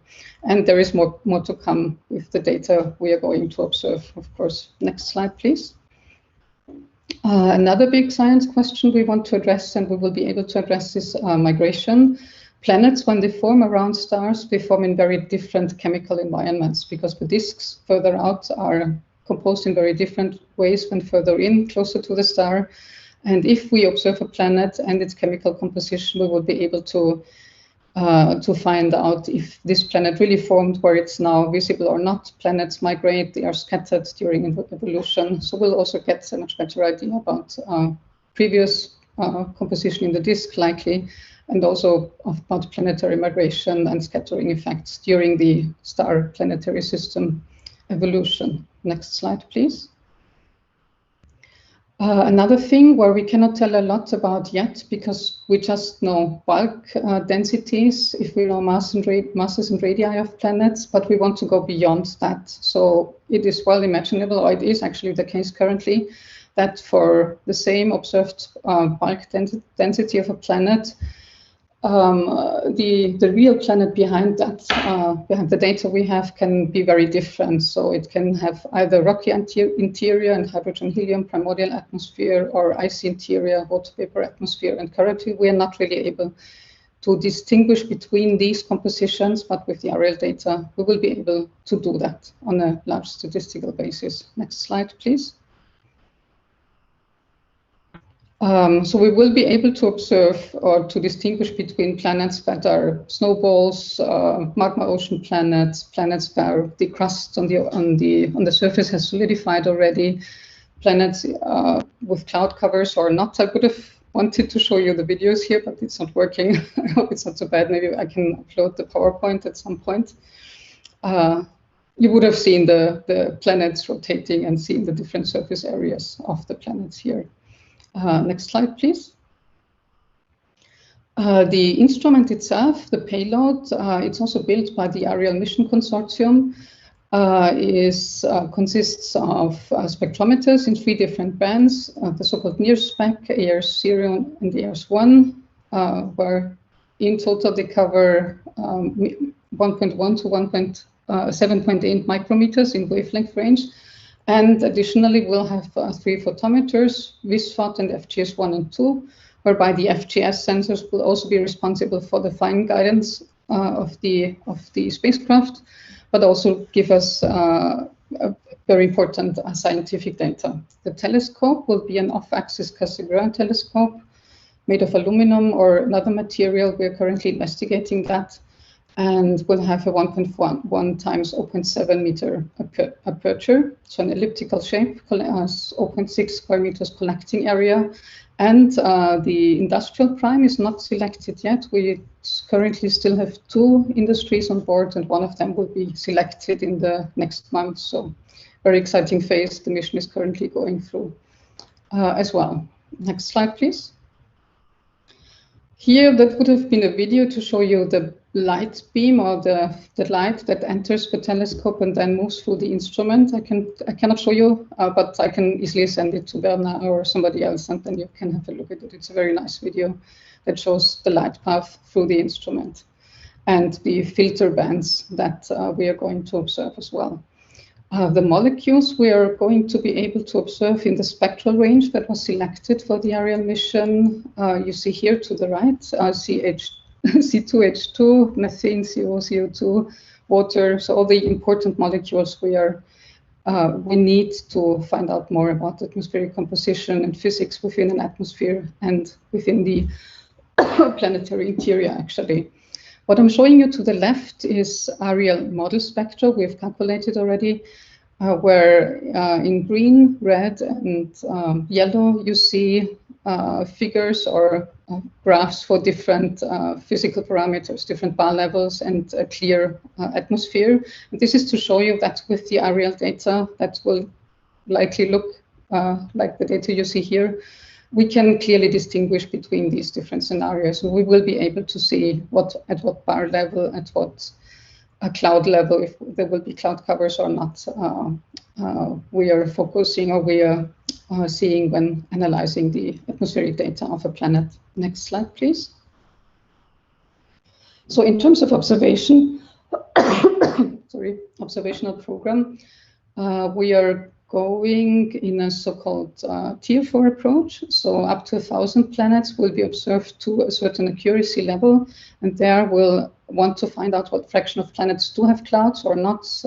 If small planets have still retained their hydrogen and helium envelopes, we'll determine color diagrams and also refine orbital and planet parameters in the infrared. And further on, with ever less targets and more detailed observations, we are going to the deep survey and to benchmark stars that will cover 50 up to 100 targets. Or we will also find about atmospheric calculations or planetary weather, and also spatial and temporal variability. And for very few targets, we'll do phase curve observations, so observing the planet in a full rotational cycle around its host star. Next slide, please. Finalizing, I would like to show you a picture of the Ariel Mission Consortium, or part of it, as taken in the Ariel Open Conference that happened at ESTEC here in the Netherlands in January 2020, with 200 plus participants from 19 different countries. I think meanwhile we are up to 400 plus Ariel Mission Consortium members, or a big scientific community behind the mission, which is of course great. And next slide, please. To finalize, I would like to leave you with a sentence that whenever I think about it, it still strikes me that we are the first generation to know that the ancient hypothesis about planets around other stars is true. And we are also the first generation that is capable of studying these other worlds in ever more detail in the coming years. And Ariel is a key mission to study these other worlds together with Plato, Cheops, JWST, and TESS, of course, as well. Thanks a lot for your attention. Thank you. So I have a question. So what are the opportunities young scientists to participate? Mine, I did not really understand your question, Bernard, because you. Oh, yeah, sorry. The audio was interrupted. So what are the opportunities for next generation of young scientists or engineers to participate to Ariel? The Ariel Mission Consortium is very open. In principle, of course, since we are adopted, we have formal procedures to take new members in. But what people from participating countries can easily do, and a lot of European countries are closely involved, France, for example, the Netherlands, Belgium, Sweden as well to some extent. There is a list on the webpage, actually. They should address their local co-PI and ask the person if it's okay if they join, and I would be surprised if there would be a no-go for that. Okay. And there is an official form that can now be filled in on the Ariel webpage. I can point anybody who would want to join to that form. It will be submitted to the consortium PI, Giovanna Tinetti, and then they will pass it on and decide within the co-PI board. But I see also that you are organizing challenges for AI community to simulate the data. Yes. So I see we have some of them here, so that's great to involve all these minds. Indeed, there is a big working group doing a lot of stuff there, and they are based in the UK mostly, but also members from other countries are participating a lot. So if anybody would be interested, I can easily point you to that. They are doing great work there in terms of AI and machine learning. Okay. So thanks again. Thank you. We are a bit over schedule now, so sorry for that. But I also forgot to sometimes to say the 10-minute warning, but I will try to do that. But it's thank you very much for this presentation. So let's then move on to the next, which is Bruno, and it says AI for science on the piece of paper. So interested to hear your talk. Hello, can you hear me? Yes. Okay, thank you. So can you see my slides? Okay, thanks Bernard for the invitation. I'm gonna try to stick to the time. So Bernard asked me to talk about AI and how can we use AI for science. And I'm going to tell you how do we plan to do this from the Science Data Archives in ESA. Here you have some of the collaborators, but there's a lot of people involved in this work, including people from Google and other AI, big players. And I'm going to end the talk by kind of inviting anyone who's interested to contact me for further collaborations. So we want to enable data-driven astronomy. And I'll explain you why in a minute. And I'm going to show you also a little bit an example of how we're using AutoML, which is a particular machine learning algorithm, to find asteroid trails in HST data. So why do we need to enable data-driven science in astronomy? We always use this argument. I mean, data volumes are exploding everywhere, also in astronomy, even in astronomy that comes from space, because networks are, like the connections to satellites are ever faster. So this is the current situation until last year. But when we go to Euclid is going to produce 10 petabytes. So that's going to be so much data, it's going to be impossible to really analyze it in any normal way.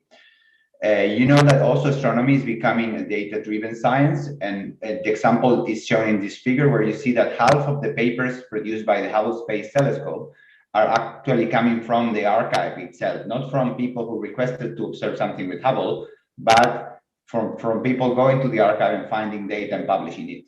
So actually, science is all about revisiting data. If you think about the word itself, research is searching again.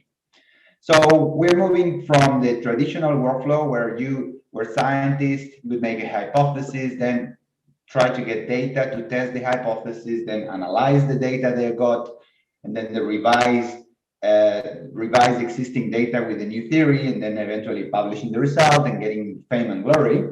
We're going into a new paradigm of science analysis, where very much powered by machine learning, where there is this continuously rotating cycle that goes from the raw data that needs to be prepared into the training set, where actually machine learning algorithms are trained to identify issues in data or features in data. And then you actually deploy the models, and then you use these models to identify things on the data stream as they come. And then these models, and when you learn about them, help you fine-tuning the next raw data you are going to produce. So this is a little bit like an industrialization of the scientific model with these techniques. How do we want to apply this on the archives is what I want to show you in a minute. Just to give you an example, where I'm going to show you how we're classifying objects in archival images. You know that this image recognition industry is super evolved, and that's because there are very powerful economical reasons for this evolution. People can make a lot of money, and here you can see kind of a real-time convolutional neural network identifying and classifying types of objects in a video stream. These things are, thanks to God, many of them are open source, so we can apply them to our science data. What we need for that then is to have lots of data. We need to have truth labels, which is we need to know what's what, or we need to have good examples of how things look like. And then we have computational resources. It so happens that at the ESAC Science Data Center, where I'm working, we have lots of data, actually over 600 terabytes of data.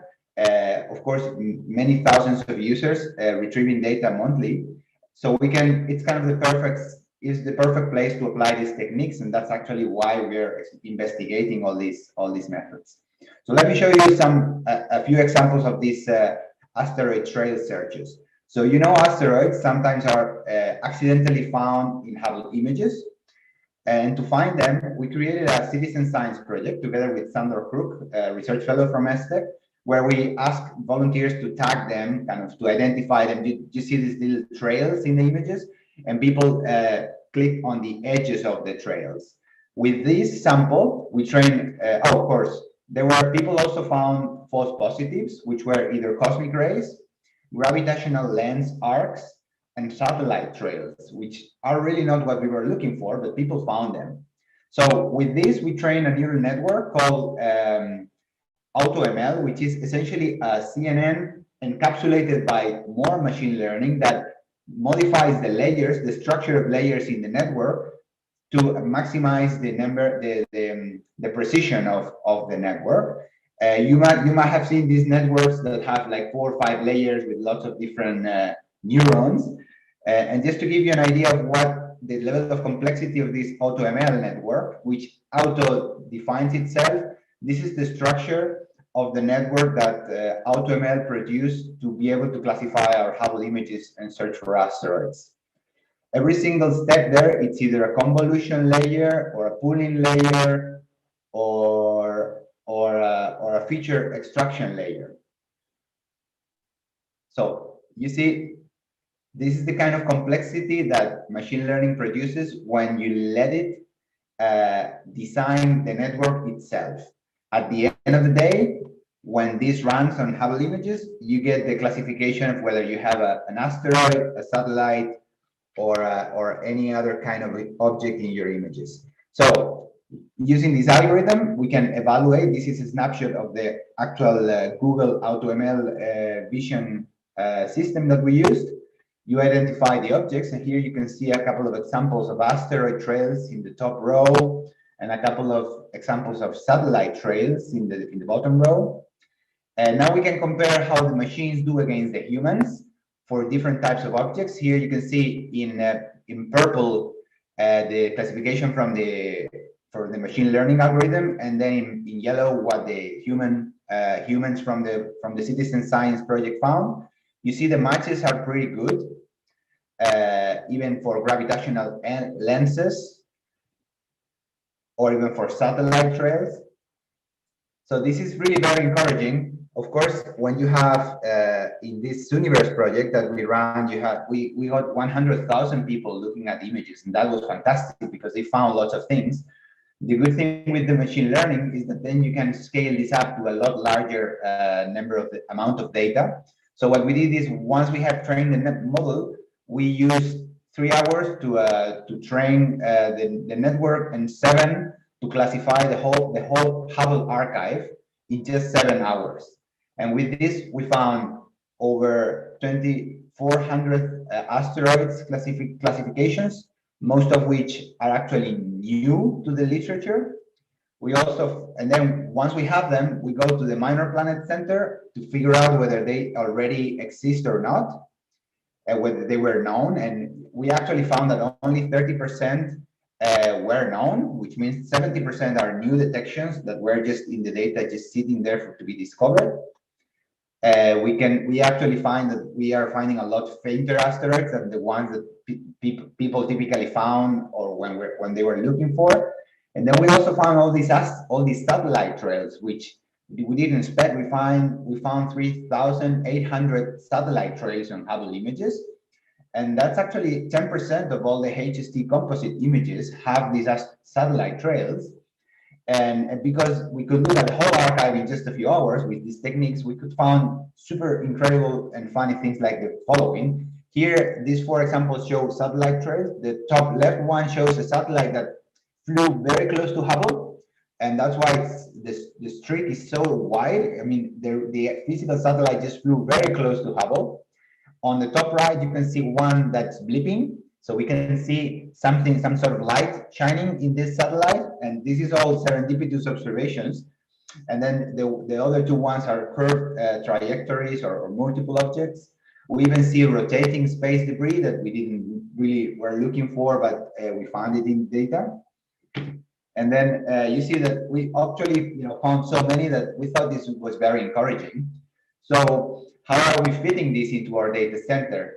Well, essentially, this I'm showing here what we call the value chain. It's kind of the set of steps that gives value to what we do. And here I'm just going to pull out quickly a lot of several machine learning projects we are currently running to help in some of the different steps. On the top right, you can see these deep learning classifiers of image contents. This is what we are. One of the examples is the asteroid searches, but we are also training networks to look for ISM bubbles, different types of galaxies, etc. And then there's of course several other applications that we are also investigating.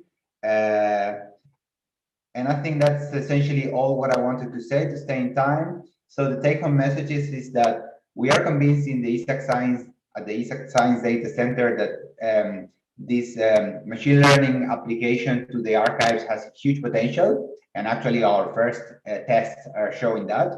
And if you're interested, just contact me at my email address there, and we are definitely interested in collaborating with people who know about these techniques and want to apply it to data, because we believe the future is really very bright for the application of these algorithms in all our massive, super high quality data archives.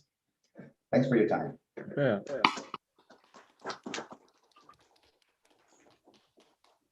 Thank you. We got one question in the chat. So just very quickly, the question is from Hans. What was your biggest surprise in terms of discovery? Yeah, in terms of discovery of hypotheses. Yes, so in our case, in this asteroid project, because we are doing several others, but in this particular one was the satellites. We didn't expect to find 10% of the Hubble images with satellite trails, and now we're actually looking into how generalized the phenomenon is and what's going to be the impact of Starlink with so many thousands of satellites.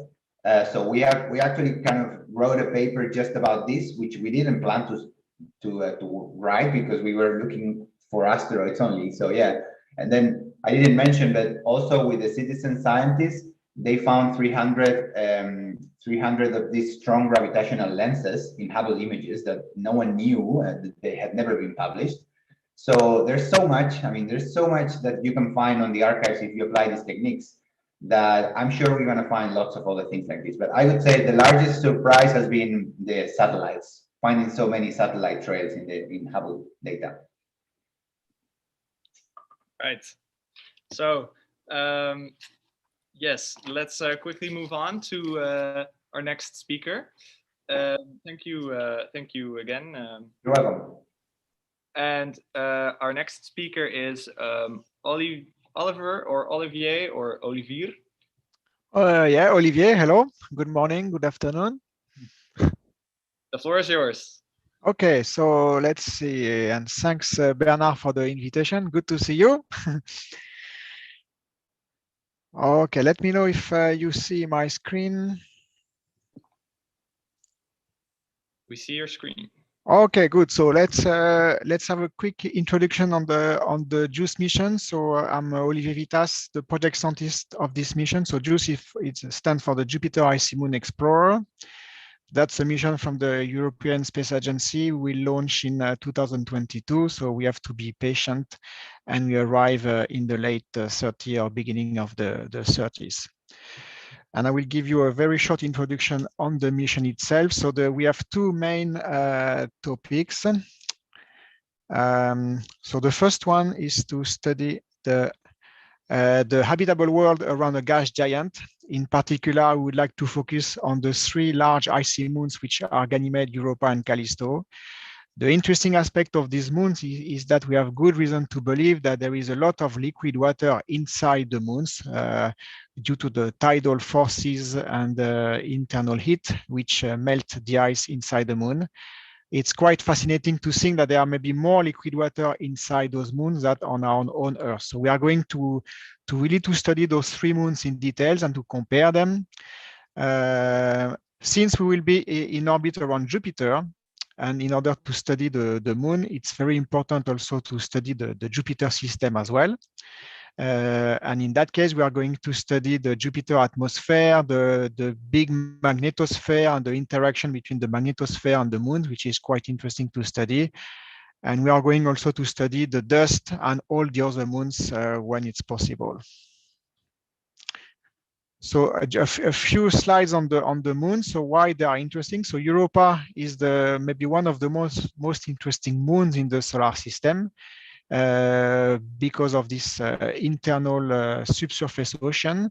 And what is very interesting is that this moon is active. We may have some geysers. It still needs to be confirmed. So with JUICE, hopefully, with the flyby that we are going to make in more than 10 years from now, we are going to confirm or not the presence of those plumes or geysers. And the interesting aspect of Europa is that the internal ocean is in contact with the rocky mantle here. So we can have really a direct contact between water, hydrothermal activity, which are good ingredients for life. So that's why it's a very interesting target in the solar system for astrobiology. Ganymede is also very interesting, and that's the focus of the mission. So that's in fact the biggest moon of the solar system. The interesting aspect of Ganymede is that not only it harbors a large subsurface liquid ocean, that we are pretty sure of that, but also we have an internal dipole magnetic field. And if you consider rocky bodies in the solar system, there are only three regions where we have this kind of situation. We have the Earth, and we are very happy to have our own magnetic field. We have Mercury, and we have Ganymede. So again, in terms of habitability, protection from the magnetosphere, Ganymede will be very interesting to study with JUICE. And at the end of the mission, we are going to orbit Ganymede for a year or so. And at the end, we'll crash on the moon. Callisto, it's the third moon that we're going to explore in detail. Callisto, it seems like a dead body, many craters, so not much geological activity as we think, but there are still some indication that, and it's you can see here on the blue line, not very easy to watch, but we think that there might be also liquid water inside the moon. So the question will be, if there is liquid water, why do we have that on the moon, which does not show any sign of geological activity? So with JUICE, with something between 13 and 20 flybys of the moon. We are going to hopefully shed some light on this mystery. So if I want to summarize the interesting aspect of studying the moons with JUICE, the Galilean moon. So if we consider Europa, Ganymede, and Callisto, so Europa is a rocky moon. The three first moons, so Io, Europa, and Ganymede, they are in the Laplace resonance. That's also something we are going to study in details and the impact of these specificities in the system. In terms of active surface, it's Io, of course, but Europa with the geysers. In terms of ocean moons, we have Europa, Ganymede, and Callisto. And if we want to study origin of formation, it's Callisto because it has not changed over the last 4 billion years. And if we are going to study habitability, it's Europa and Ganymede, and search for life, it's possibly Europa. So you see there is a lot of diversity for these moons, and JUICE will be sent there to understand more about that. In terms of spacecraft, this is how it will look like. So it's a huge spacecraft, so 5 tons, large solar panels, because we are far from the sun. Otherwise, it's a standard spacecraft. All the names here indicate a payload. So we have 10 instruments with multiple sensors. Here on the deck, we have all the remote sensing instruments. So we have cameras, visible infrared spectrometer, submillimeter wave instrument, and a laser altimeter. We have a comprehensive plasma package here and here. On the long boom, we have all magnetic and electric field sensors. We have also Langmuir probe to study the plasma in the Jupiter system. We use a radio science experiment with the antennas, and we have a long boom for the subsurface radar that will penetrate the ice for something like 10 kilometers. So a very big spacecraft. Of course, when we send a mission to Jupiter, it's not every day, so we put all the possible instruments that we can.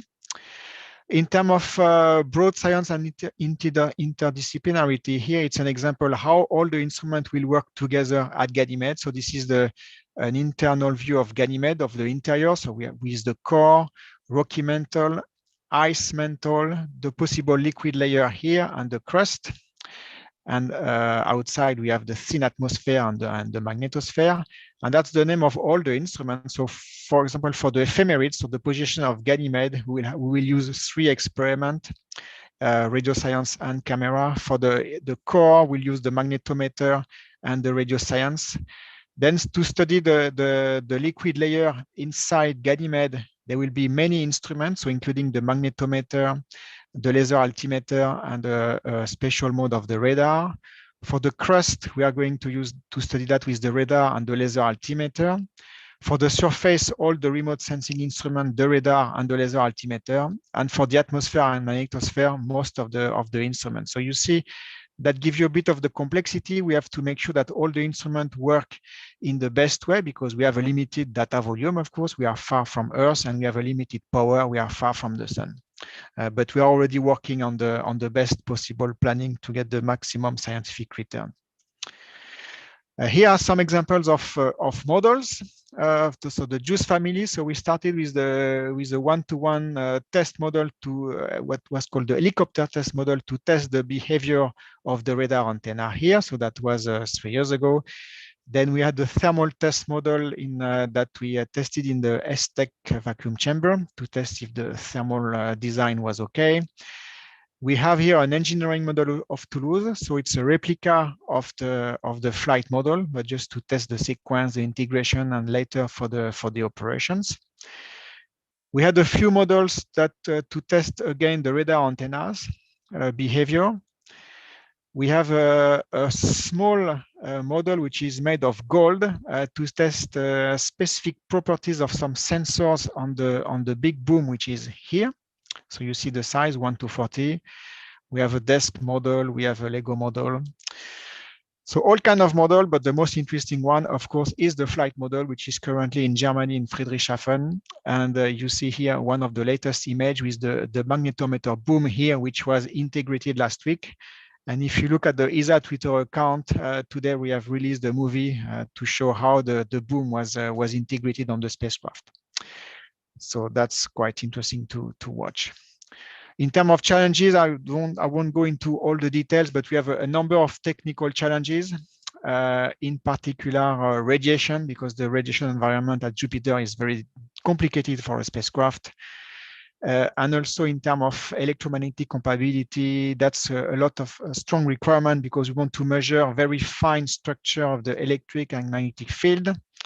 To be able to say something sensible about the internal subsurface oceans, and we don't want to be disturbed by the own spacecraft magnetic field. So that's quite a strong technical challenges.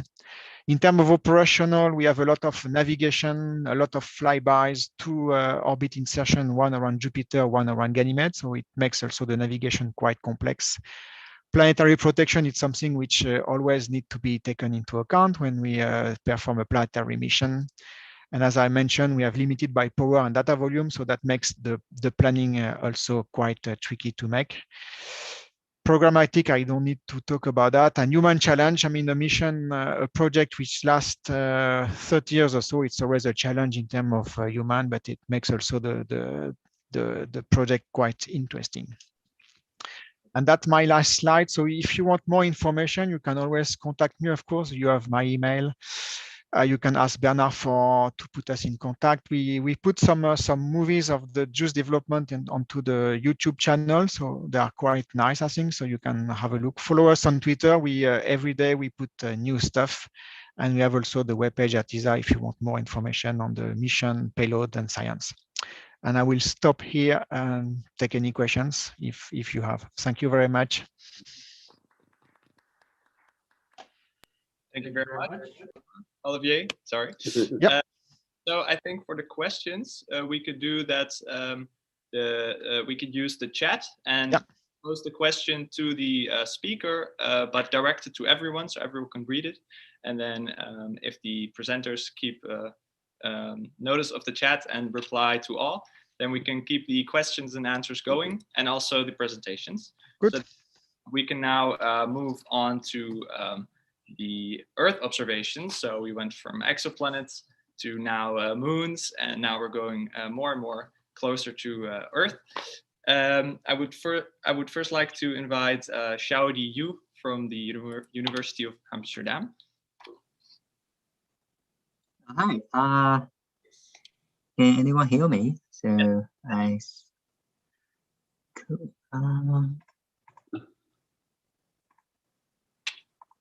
Sorry that I was trying to share the screen. Can't find my screen.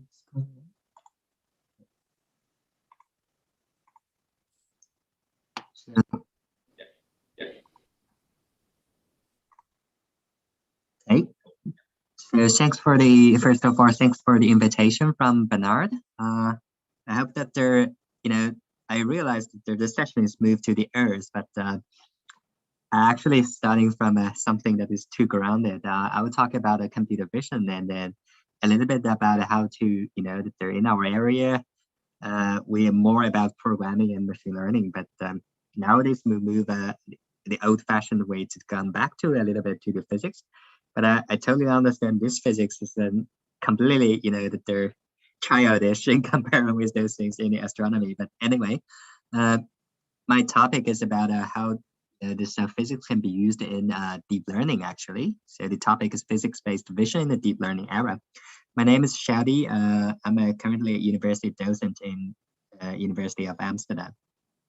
So particularly, I'm not focusing on astronomy, but my research is focusing more on autonomous driving, especially how autonomous driving and all these sensors gonna need to work properly in all kinds of different challenging weathers, because those are all quite typical haze, forest, rain, and snow. They are quite typical and quite usual for autonomous driving. But because of the time limit, I will only give one example, which we did very recently, is try to solve this handling of the range, because that's quite usual situation. And then I think for most of the machine learning work nowadays, the first things first is how to get the data. And then the second thing, this is quite straightforward. I think everyone's thinking about what kind of a benefit we can get from using machine learning. So the thing is, including less manual work, more accuracy, fully automation, and the third thing, what I consider most is well, what cannot be done just by using machine learning, and why we need extra things on physics. So that's kind of like the three general questions for all kinds of my research. Here's example about getting data for just a rain. It's actually not that simple. So the thing, that for machine learning training, if we want to train an enhancement network, we need to have the dirty image and also a clean image.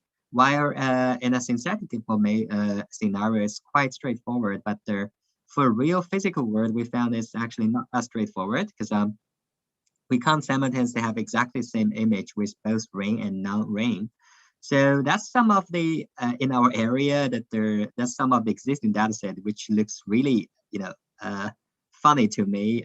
The thing is, as you can see, that they try to use the simulated rain in a sunny environment, which is completely not the thing that we want to discuss, because that it's kind of not real. This in really this situation.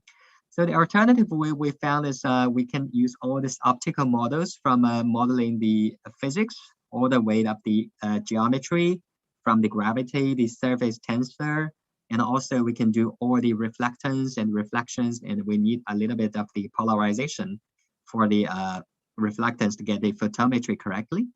And eventually we can get really realistic rains. So this is the eventually the algorithm, the simulated rain we propose, and compared with some real scenarios, autonomous driving.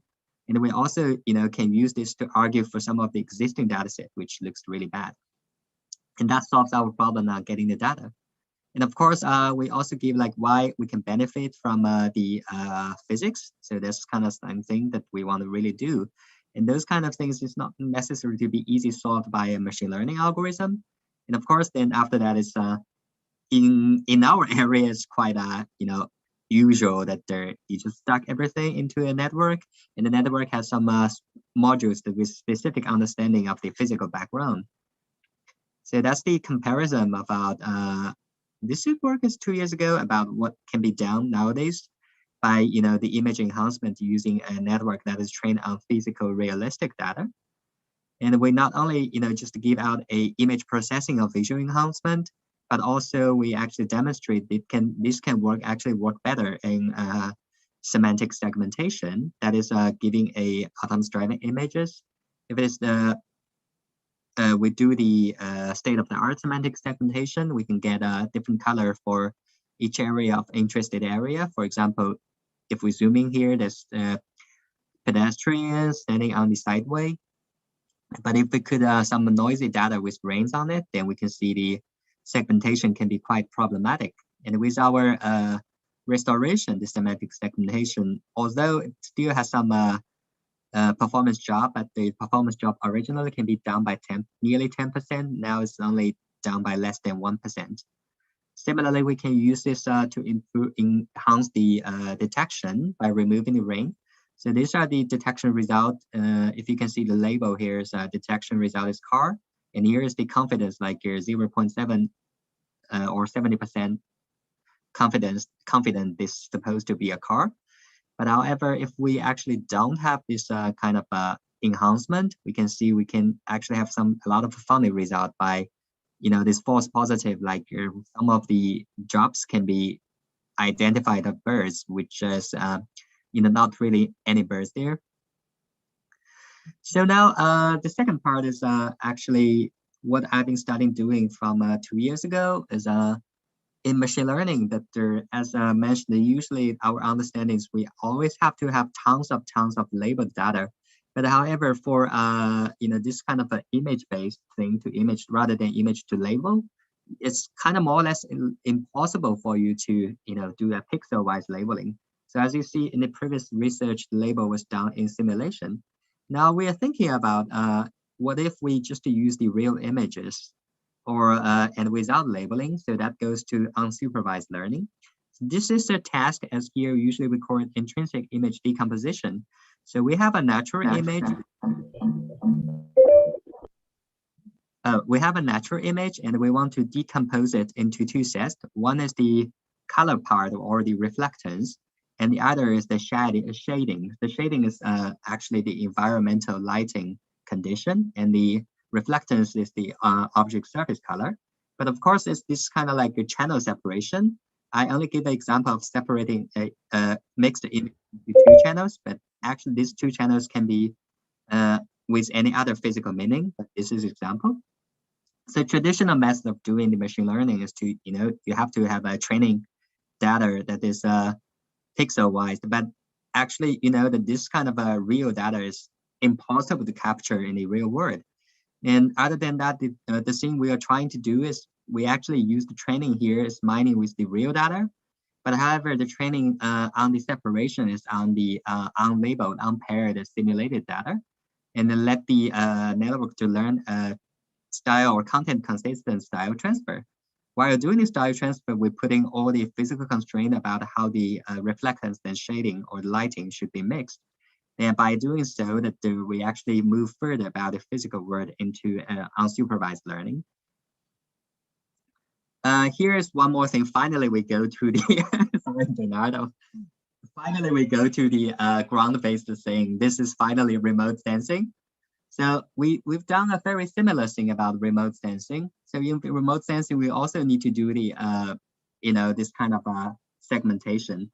The thing that we did is also that we don't really want to do this segmentation by pixel-wise labeling, because that actually costs tons of time. So we actually proposed a mixed labeling framework. So you only need to have like up to 10% or sometimes 3 to 5% of the images labeled at this quality. And then we leave the rest of the labeling just as bounding box, which can be easily done by cropping using your mouse. Then we put a hybrid network. So eventually this network, we found that it can work as well as a network that's trained on fully labeled images. So here's a comparison. This is the ground truth that is fully labeled. And also this is the a network that if we train it using a fully labeled data, but however, compared with us like using very noise labeled or mostly bounding box labeled training samples, we can still achieve a almost comparable result on remote sensing images. To compare with some other weakly labeled method, means like if you use only bounding box, then actually the remote sensing can work really terrible on remote sensing images. So the focus is here. This one is the proposed method by our strategy, with the labeling cost as few as a unsupervised or weakly supervised method, but with the performance as close as a fully supervised method. So I think it's good to actually talk to people in different area, and then actually we are also doing so. So, but however, we are arguing about how, the things that is all this old-fashioned or canonical things about the theory, especially physical theory, should actually go into the computer vision and the machine learning area. So we actually try to push these things like physics-based vision meets deep learning. And we always do it in the International Conference on Computer Vision, which is every 2 years, starting from 2007. This is the first one. And we also on some other occasions. And then also in 2019, we've done the second one, physics-based vision meets deep learning. And this year, we're going to be bidding for the third one. And along with it, as I mentioned, that now what I can trying to push in is we actually managed to have other university build a super micro ultrasound camera, which is here, which actually can have high resolution images and also more than 100 spectrum band. And then we actually try to push some other things into the autonomous driving, which hasn't been there yet. So this is a very short talk, and I hope you guys can, that there is kind of mutual that I got this feeling remote sensing, astronomy, all want to take in ideas of machine learning, but actually in computer vision and machine learning, we want to still taking ideas from the canonical part, the physical theories and equations. So if you have want to have a further discussion, please do so. And I also left my contact here. Thanks for your attention. Excellent. Thank you very much. And yes, so again, for the questions, please refer to the chat section. Also, in the end, there will be splinter breakout meetings for anyone who's still around and wants to have a discussion. So that being said, let's move on to the next speaker, which is Hans van het Woud from Blackshore, Cerberus. Hans? So I'm not sure that Hans is with us. Oh yeah, I can just make a little introduction. Is that clearly we had started a collaboration that involved ESA, but also Amsterdam, Hoover and VU Amsterdam, and as well as 52 Impact. We'll hear a presentation from Amanda and Thijs later. And also I had the opportunity to meet Hans at the time when he was starting a game. He was starting a Mars game where he would use Mars data, and on it he would ask the crowd to recognize some features. And some 10 years ago, so I was very inspired by this idea, and then we discussed, and also we had him actually joining as a full Euro-Moon Mars explorer, as he went on the Mars Desert Research Station there. And then he realized that, okay, Mars game was very inspiring, but that didn't bring so much money. And there was a big demand from applying his game to Earth observation data. And then he started his own company, so Blackshore, and developed a platform called Cerberus, where he is making use of Earth observation data and crowds to play games and recognize some features. He used that also even in some disaster moment where, you know, all the roads are all flooded and so on, and he has the people to play and recognize where there was still some road, and he made a big difference there to help some intervention after some of this disaster. In the meantime, he has also won a number of prizes from the so-called Copernicus prizes on Earth observation. And so it was great to work with him. He is also the happy father. He has also to take care of his kids on Tuesdays, and he has been collaborating with us with 52 Impact and two master students that we'll hear later on applying these games, these crowds, to teach machines and then to solve a problem on Earth observation. So that's about Hans. Yeah. Yeah, so speaking of 52 Impact, the next speakers are Amanda Kruiver and Thijs Perenboom, who will tell us more about that. So the floor is yours. Thank you. Thank you. Let me also share my screen. I will be speaking on behalf of our company and Thijs, who is with us but not visible. Let me see. So a short introduction. I met Bernard and the Euro-Moon Mars team about 2.5 years ago when I was still studying geology at the Free University. And I joined the Igluna campaign, which was really interesting campaign and very successful. And before the travel restrictions hit, I had also the opportunity to travel with Bernard to China, where we visited Changsha Space Conference and we talked about Euro-Moon Mars. We visited Beijing Institute of Technology, the Chinese Aerospace Technology Corporation. And we had this opportunity to meet really the space leaders of China. And now I work for the company 52 Impact, and we mainly use remote sensing techniques to get all these insights about earthly challenges and to try to solve them, of course.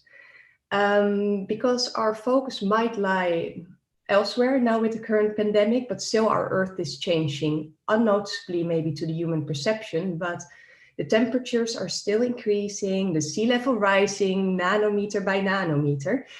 And the soil where we grow our food is drying. So as a society, we must act now. And I think the most leaps, or the biggest leaps we can take, is transform businesses into more sustainable business practices. And that's what we do using space technology. So we have this amazing amount of satellites orbiting us. We are probably all familiar with the satellites that tell us about the weather, whether we can go to the beach the next day, or better stay inside like this weekend and this day here in Amsterdam. But also the ones that help us navigate here in the Western world, in Africa.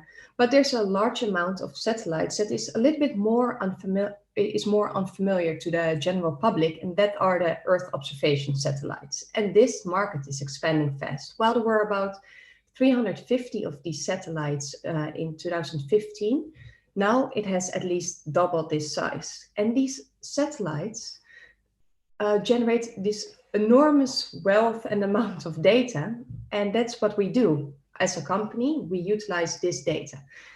We're small, but a dedicated team based in Rotterdam, founded in 2017, 52 degrees latitude, hence the name. And our activities revolve around risk and opportunity analysis, the impact of sustainability efforts, and transforming this data into understandable maps and dashboards for non-scientists. And we do this through various products and services. We, for example, do risk and opportunity mapping. So we try to pinpoint the areas with, that carry the largest risk for a certain idea or project, or identify opportunities. We do impact analysis to show the impact of your project or idea. Also, we try to predict the future, but based on models, not on cards or anything. We do baseline mapping, because if you want to detect changes, you need to know about the status quo. Also, a big activity of ours is site stability analysis. So what kind of renewable energy source is most suitable for this area or this region? And also value assessment. So think of carbon credits, what is the return on sustainable investment? So these are the angles that we consider. And our target sectors are, for example, the consumables. Think of the food and beverage industry, cosmetics, or other products that we use in our daily lives. We also do a lot with the financial world, banks, investment companies, and maritime and offshore. So shipping companies, ports, because maybe you want to know about the climate risk on your fixed assets. And we apply this over the whole world, because you can imagine if you want to have your beverage production facility somewhere in a water scarce region, you need to know if there's water, where the water is located, how much can you extract without depleting the reservoirs, but also something completely different. Think of Southeast Asia with increasing extreme weather patterns. What is the effect on your agricultural plots? So I will give you a couple of short examples of what we produce. This is overall water availability risk map we made for 2Scale, which is a business incubator program working in Africa. And you can see the end product, overall water availability risk map, but you can also disentangle these risks. So based on satellite data and Internet of Things, you can say stuff about the groundwater decline, precipitation risks, evapotranspiration. And when you disentangle these risks, it can really clearly show maybe which areas to avoid, or if you need to have certain kind of implementations. And these risk maps really show which areas carry the most risk or opportunity. Another thing we do for a large beverage company is waste risk analysis. And here you can see a waste contamination risk map of Mexico. And this is also based on satellite data like rainfall patterns, groundwater decline, or wind data, because you can imagine that wind can carry your waste to somewhere else. And you can combine this with information on open waste dumps or data collected by the governments to create these wholesome risk maps for Mexico, Latin America, or wherever you want actually in the world. Then another project we did, or we do actually, is for Verstegen, where we made a dashboard calculating how, for example, how resilient the agricultural plot is to extreme weather. And this is based on satellite data, or well, on reflectance of certain wavelengths, which is caused by the chlorophyll content of the plant and which tells us something about the plant health. And we also try to pioneer with carbon storage. And this is based on the change in biomass quantities. So this is an example of what you can do for large companies based on space technology. And this is far from all what you can do. We've all seen now these air pollution maps, or well, air quality maps pre and current during this pandemic time. I mean, we see that the air quality has improved in certain areas, but you can also use satellite data analysis for urban development and for object detection and the expansion of cities, how healthy the vegetation is in cities. Also apply to the coast and ocean environment. How is the sea temperature changing? How much suspended material is there? And we also apply to renewable energy sources, carbon sequestration. So you can really see space technology opportunities are really endless. And to conclude, that space technology really allows us to create insights from a different perspective. You can analyze whole countries, but simultaneously you can get very detailed views. And by analyzing certain wavelengths that are not visible to us, you can make the invisible visible, and based on models do future predictions and make data-driven decisions. And this supports policymaking and also justifies certificates, because it's very nice to have a beautiful label on your product, but it's even better if the transparency is complete and you can just access the whole value chain from the website of the company. And we work with many different companies, as you can see, from the ESA to Blackshore to S&T, Fugro. So it's really nice how much larger this sector is as what you maybe initially think it is. And well, thank you very much for having me. Now, two of our students that we have collaborating with Blackshore and Bernard will tell us about their projects, and make sure to find us on LinkedIn, where I update about what we do and where we post about internships. So, and ask me any question you have in the chat. Thank you. Thank you very much. Yes, so now we will hear the projects of the students, and the first of which is from Alexis, who is behind me. So I will move, and I think I will let the microphone stay on this computer, and you share your slides on that computer. Sounds good. Okay, so yes, it's all set. So enjoy.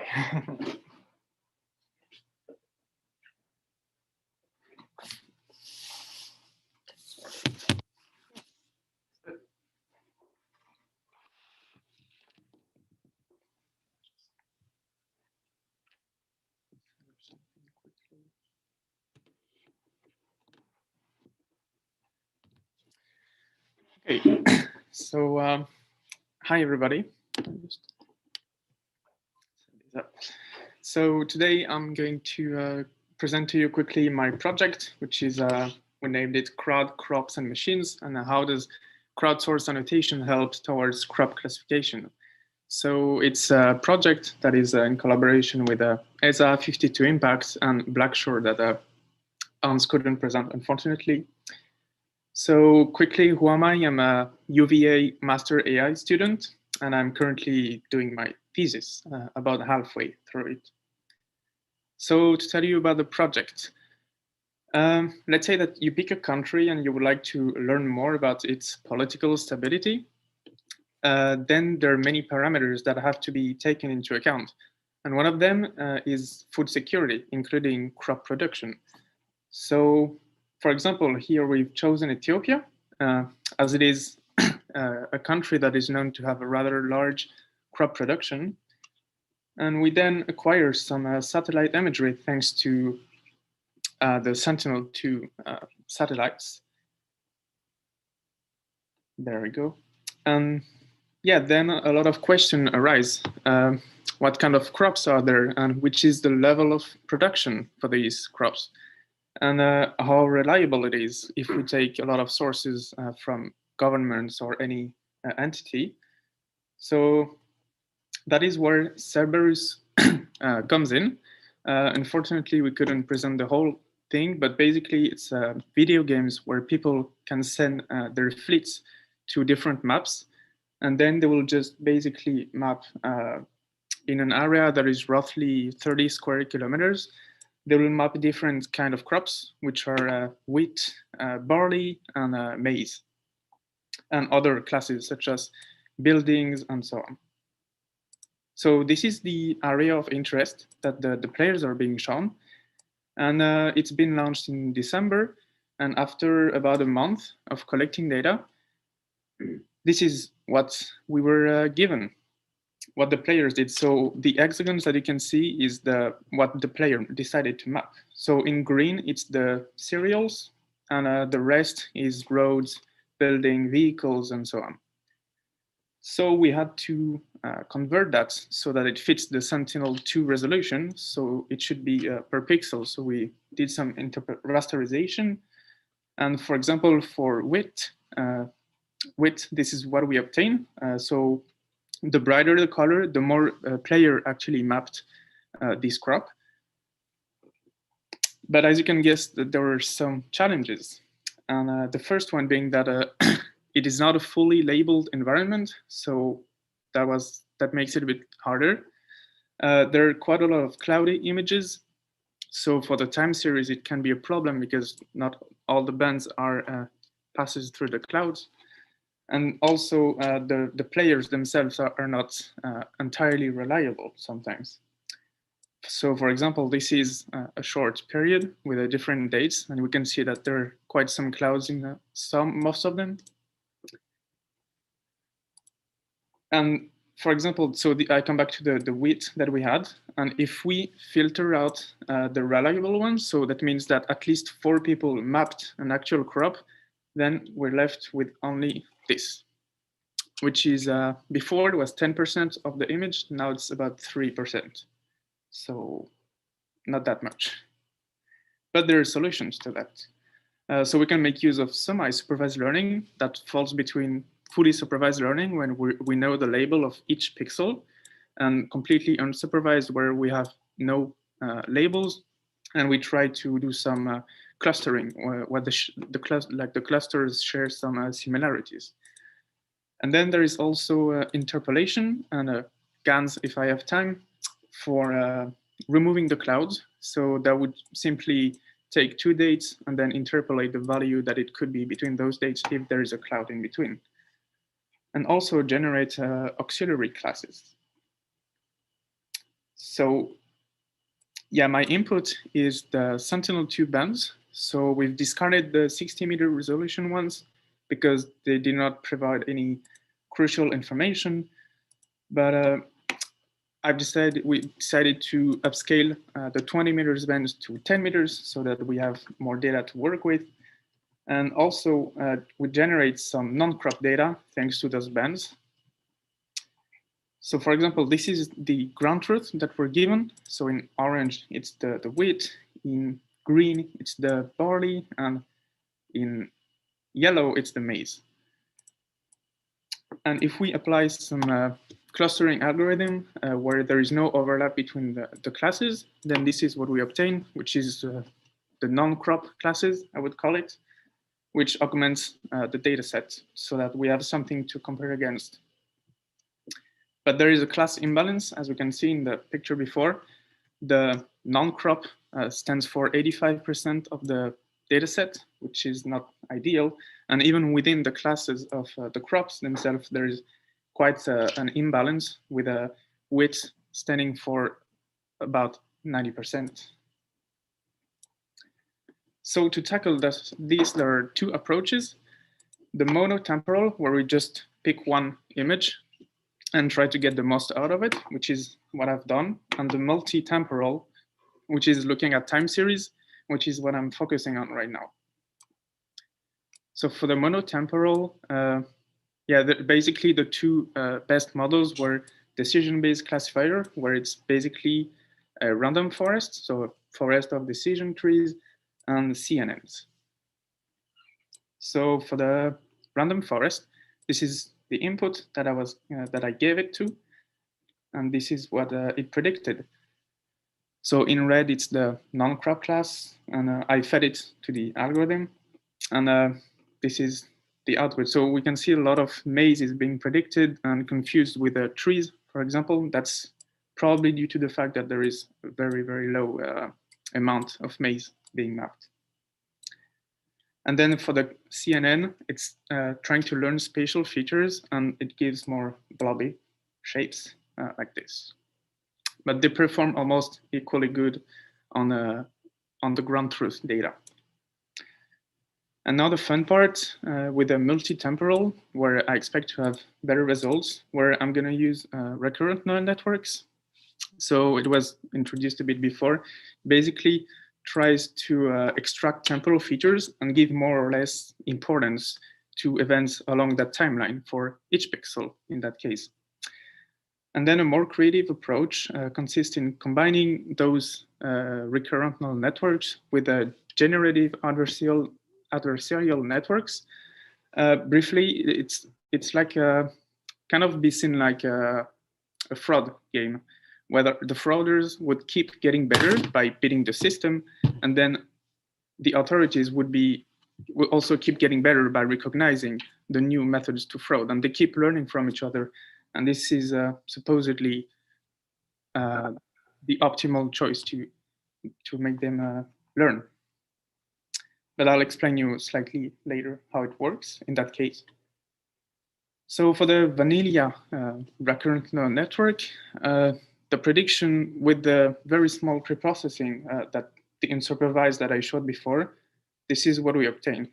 Sadly, it's only the major class, and even by tuning weights, it was almost always the output.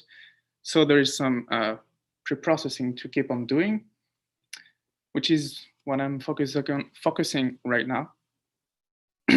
So I'm using a vegetation index, and basically for everything that is non-vegetation, this is what it looks like over time. It's very low, and it's just stable because, for example, a building doesn't reflect anything in those bands. Whereas, for example, for vegetation, plants, trees, or crops, it does have this little bell shape, but it's still with low value because it's not as high as with crops, for example, where we also see that bell, but the peak is much higher. So it's all about setting a threshold where we can really measure, okay, this is a crop or this is just vegetation. And then the goal is to run that neural network on those extracted crops only. So yeah, now with the GANs, it's basically, we have the generator that is going to generate a fake remote image. And we're also going to feed it a real image. We're going to apply the LSTM on that to extract temporal features. And then the discriminator that is trying to say whether the image is fake or not is going to output real or fake. And lastly, the fusion approach. It's a non-parametric approach where instead of doing per pixel, we're doing per object, where we extract the fields thanks to some edge detection. And we also use the same pre-processing steps. And that's about it from my side. Good.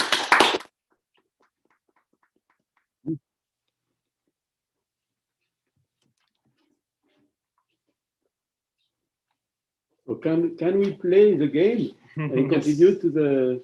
Of course, you can. Okay, so what is It's called Cerberus. You can find it Cerberus. On Yeah. Cerberus. We can all play the game and help science. All right. Excellent. So thank you, Alexis. Next up is Samir, who is also in the room. So I think we're going to do the same thing. I think, are you coming here? And then I will leave the microphone on and he will share a screen on his own laptop. So.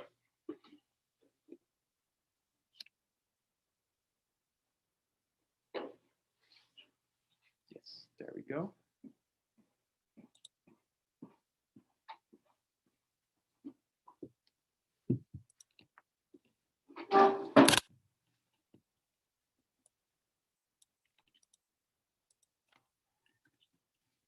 Okay, welcome everybody. I'm Samir. I'm also doing my research, my thesis at the UVA. I'm a final year master AI student, and I'm doing this in combination with ESA and 52 Impact. My subject is about monitoring the developments in cities and doing that in a fully automated way. Yeah, so let's start by the introduction. So why is this subject relevant? Yeah, so we are making a shift from living on the rural lands to like more urban places. And as we can see, this shift is increasing over time. More and more people are living in cities these days, and and it passed in 2017. It passed like the rural population. And yeah, this development brings some very important impacts with it. So first of all, we're changing the physical environment of humans and also animals. So how are we going to deal with that? There's a lot of transition with the energy use. So it's more focused around cities. There are more cars in cities, and that has big impacts on the environment.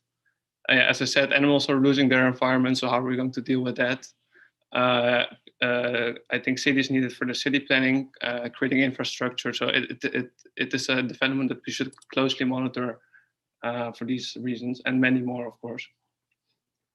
Yeah, so that brings me to my research questions. So the main question is it possible to monitor this in a fully automated way? So the first question that came to my mind was, okay, how are we segmenting from this remote sensing data, which I will explain a little bit later. And we don't actually want a model that works pretty well on a specific city. We want it to generalize well because, yeah, otherwise you have to train a model for every city in the world, and it's kind of overdone. It's not the point of making AI. And also what came to my mind is we have different satellites around the world. Not every satellite is accessible to everyone. So it would be very nice if it worked well on different satellite sources as well. Yeah, so my contributions, so I'm developing a new method for remote sensing segmentation, which is not only finding it's finding fine-grained classes, which I will explain later what I mean by that. It should generalize well on different resolutions and different satellite sources. Yeah, so let's look at some related work. Yeah, I think everybody, my colleagues over here, explained detection pretty good already, but I just want to explain how that works in my view in detecting these temporal developments.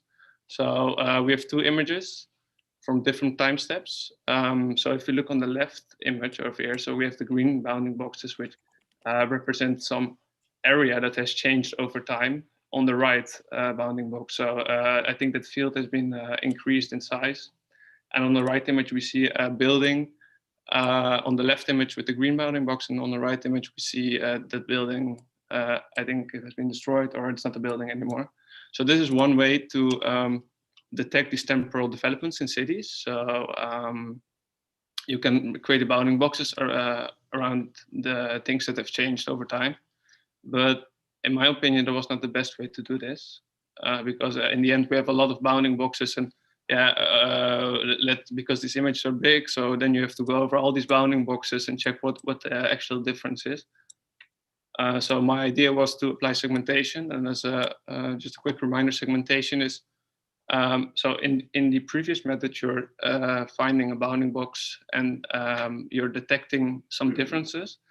In segmentation, you classify each pixel with a specific class. So as you can see on the image here, there's an example.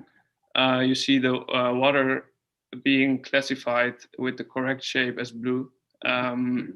And I think in this way, we can much better visualize these developments over time. Because, for example, if you got two images of this place and at different timestamps, we can just check the difference between the segmentation map of the timestamp 0 and timestamp 1. And then we got a better idea of like, without going all of these bounding boxes, you can say, hey, the built-up area has increased, water has decreased, and so on.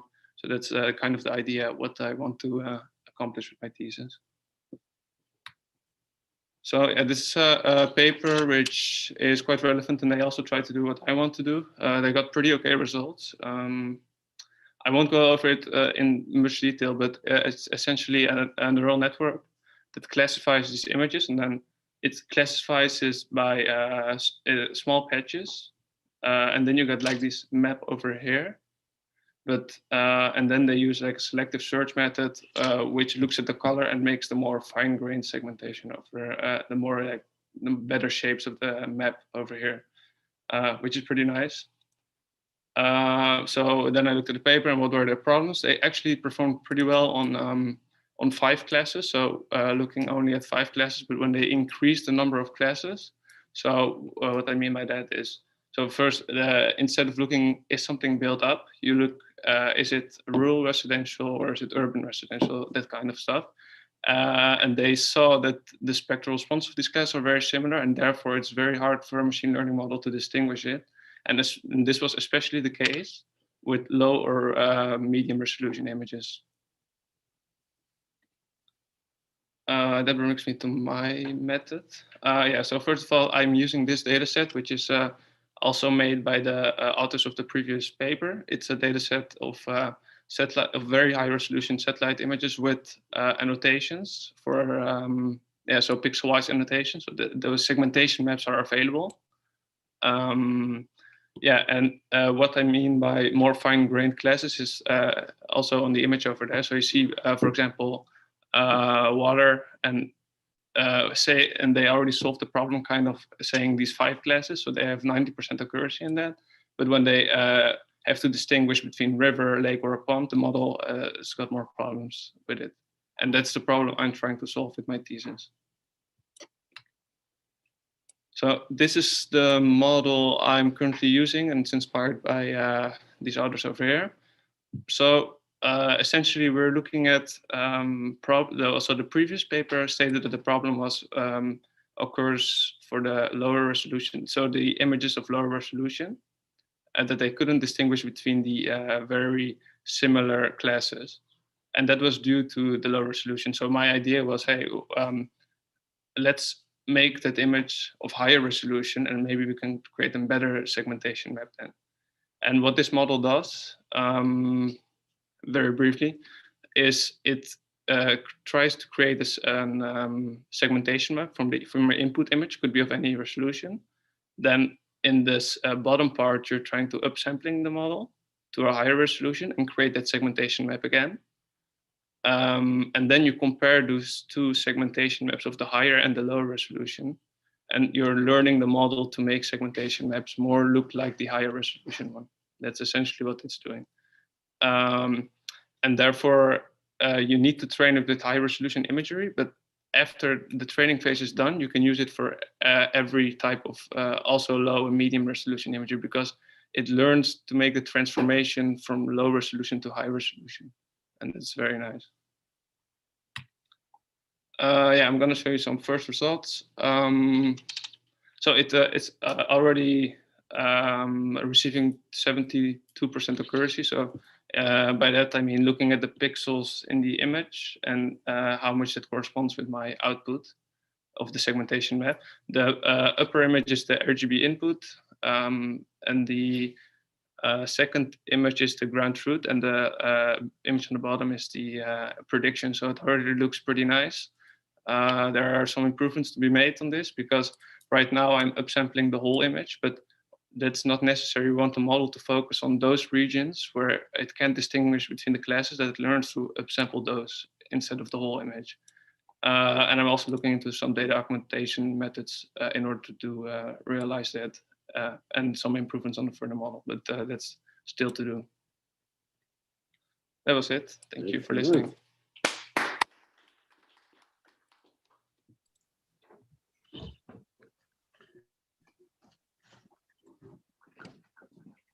Excellent. So good. So that's a nice overview of application of machine learning. Yes, on Earth observation. So here I want to thank the participants from the Amsterdam AI department, which have been very much contributing to the effort. I think I want to say that the first person that really connected us was Victoria. Victoria Fong, actually, who has joined us now online, and she put us in contact. So she made her master research with Anna Eras on exoplanet, and this was the entry door to contact Chi Snook, so the professor in Amsterdam AI department, and then we made a call for various topics, and this allowed us then to have Ike Rusticus that made the presentation. Then we had Christoph Enes applying to exoplanets some of their new techniques, but we wanted also to open it to new fields.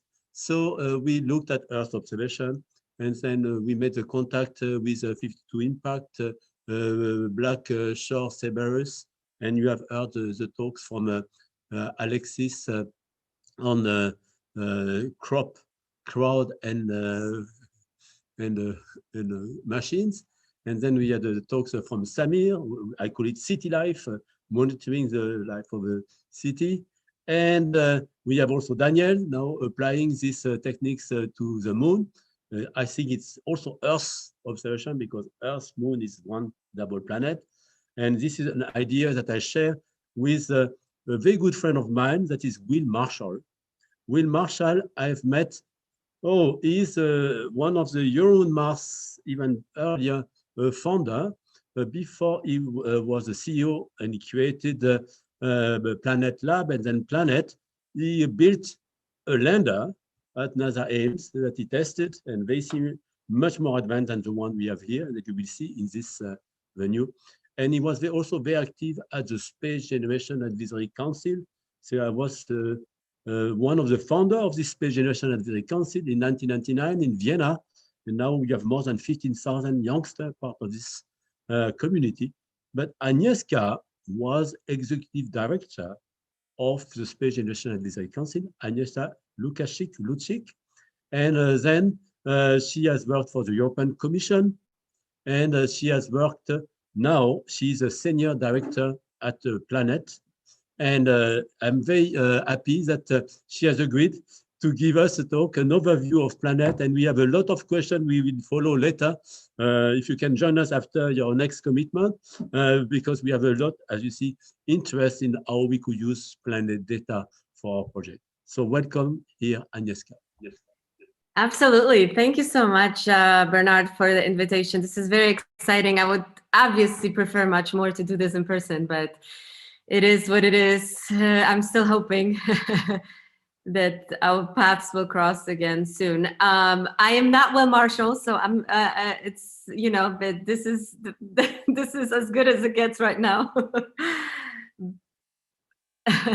But happy to tell you a little bit about Planet, and also how you could get involved and how you could get our data. So I'm going to share my screen, if that's okay. There it is. Okay, can you see it? We see, thank you. Okay, perfect. Let me just put in the presentation mode. Here we are. Great. So yeah, so just So my name is Agnieszka Łukaszczyk, and I am indeed I'm leading the European affairs, not affair, at Planet. And so I'm based in Brussels, actually, so not so far from all of you. But here's the gist of why Planet was created. So actually, Bernard said it correctly that Will Marshall, and actually there are two other guys, Robbie Schengler and Chris Boshausen, who so American, British, and Australian, so very international. They all met actually through SJC, indeed. As Will was a chair, Chris was a director there, and they were all, you know, kids interested in space, and I still call them kids, interested in space, and got involved in this youth organization where I was involved as well.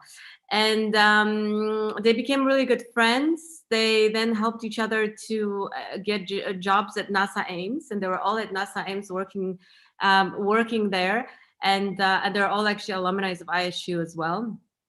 And they thought about, you know, doing space a little bit differently, and they figured that, you know, since so many things are getting miniaturized, from computers to phones to various other devices, why not satellites? Why do we have to build these huge satellites that are costing, you know, lots of money?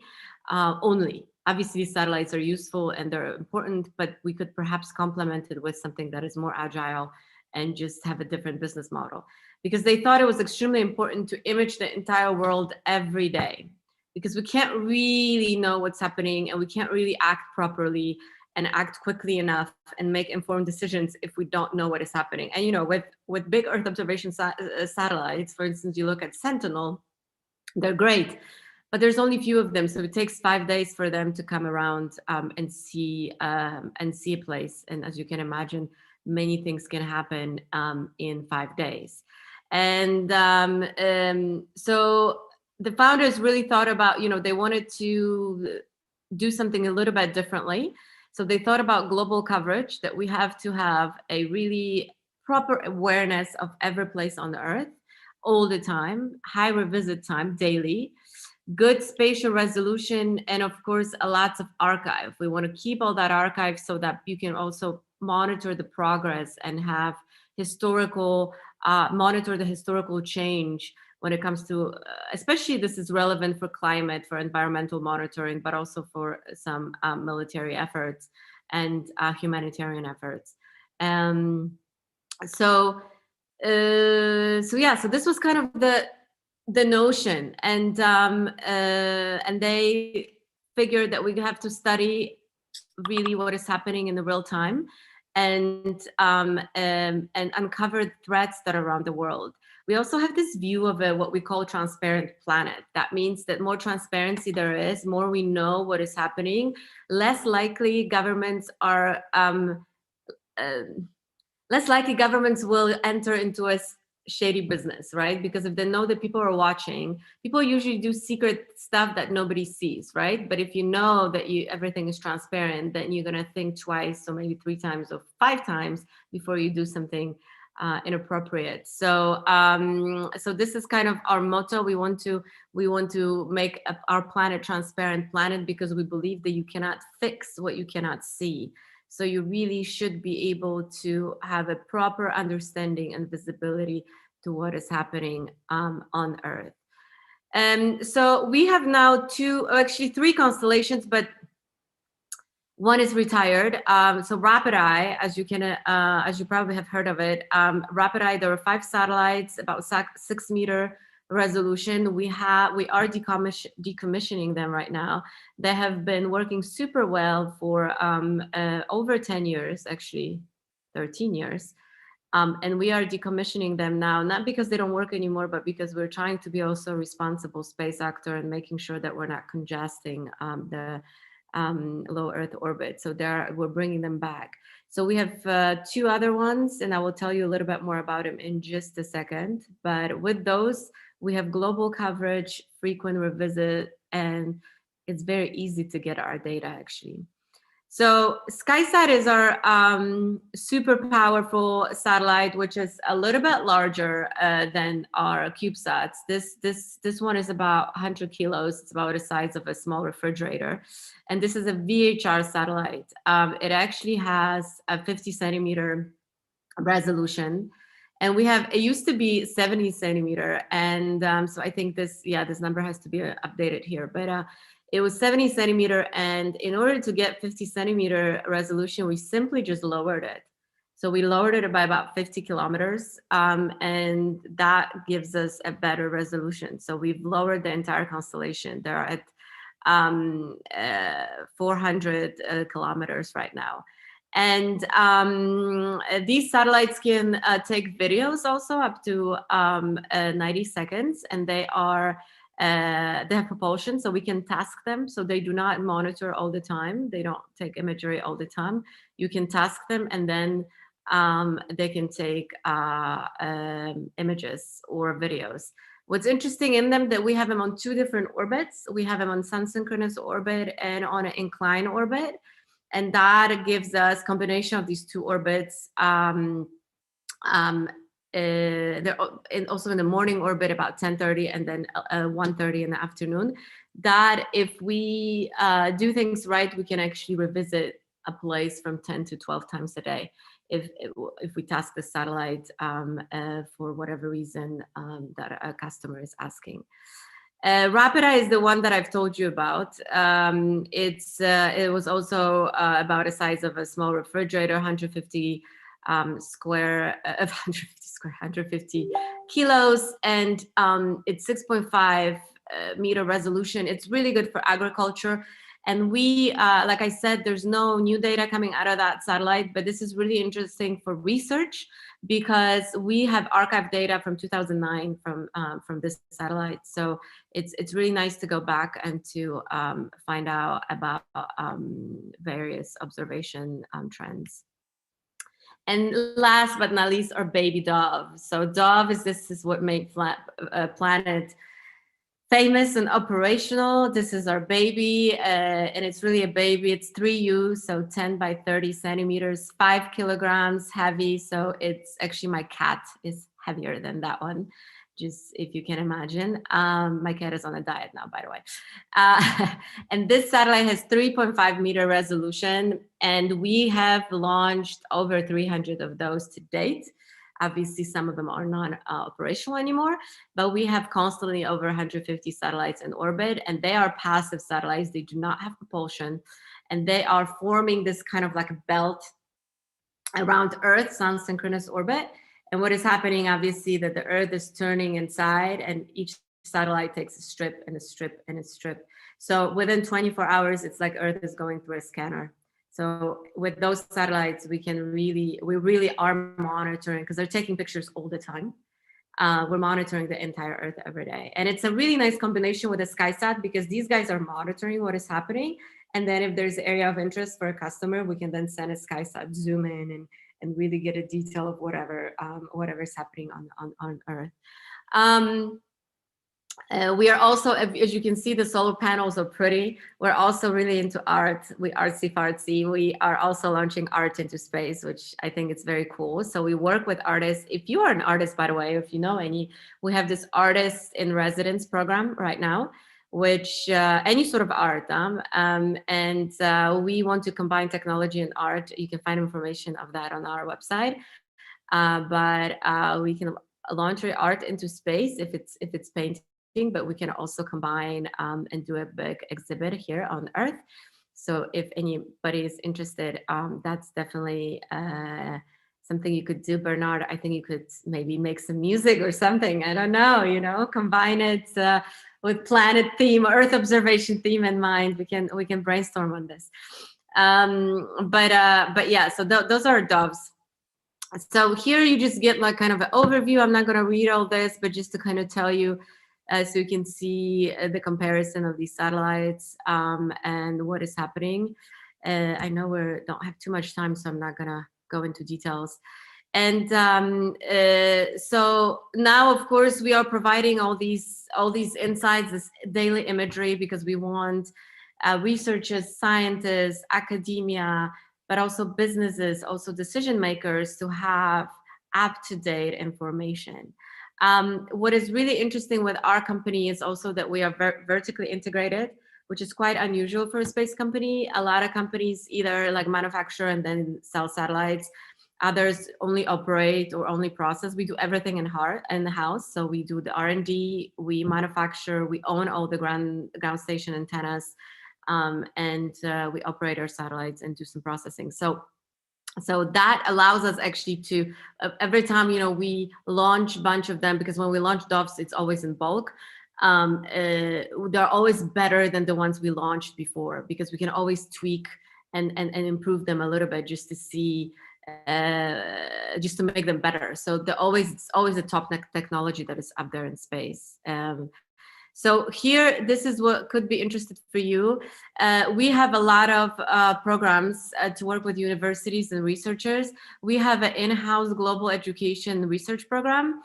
And so what happens is, and Bernard, you can look into it, but also anybody else who's affiliated with different universities, we sign actually agreements with universities that we give them access to our data for a very discounted rate.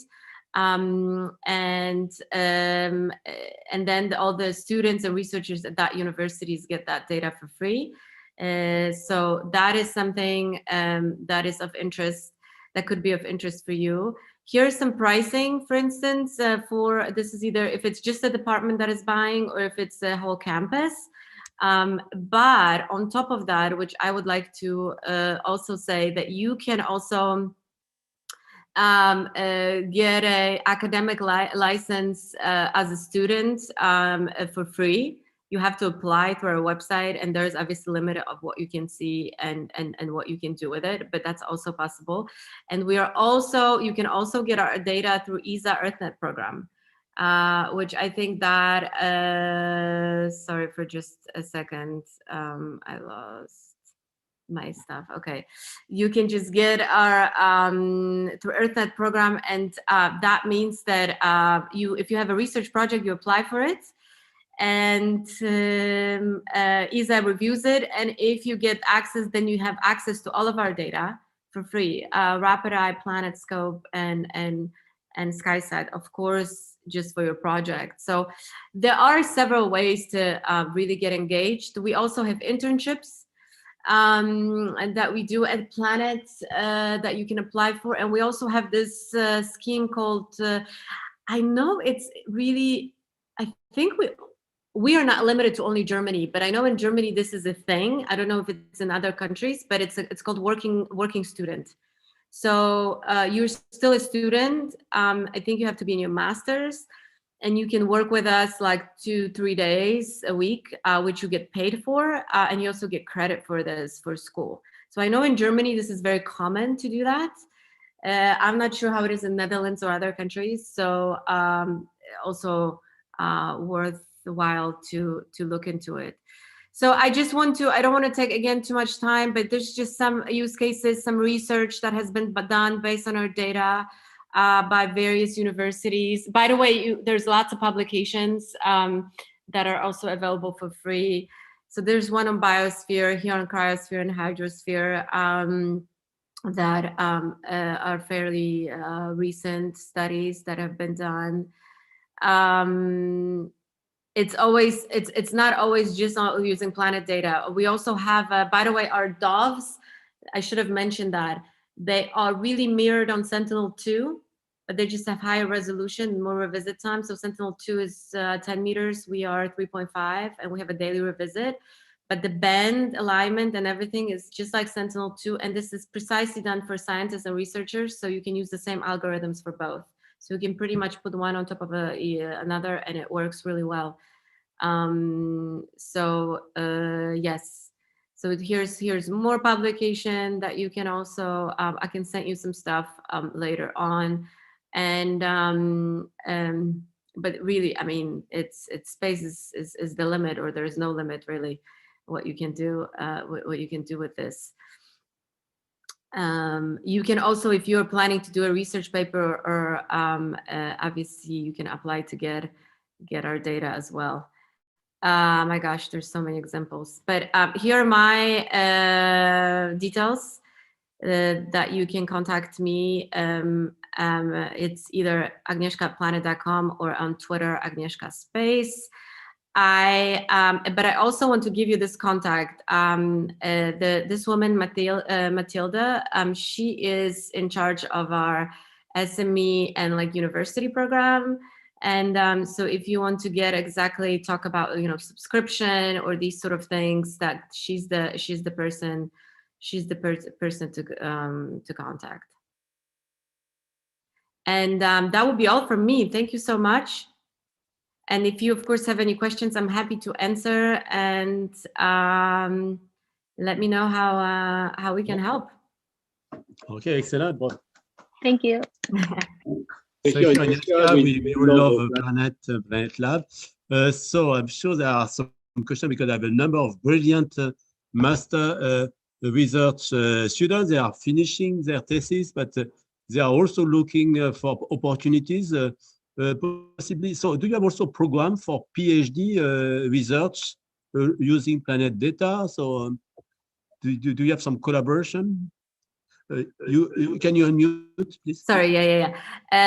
There's not a specific program for PhD because we consider research the same.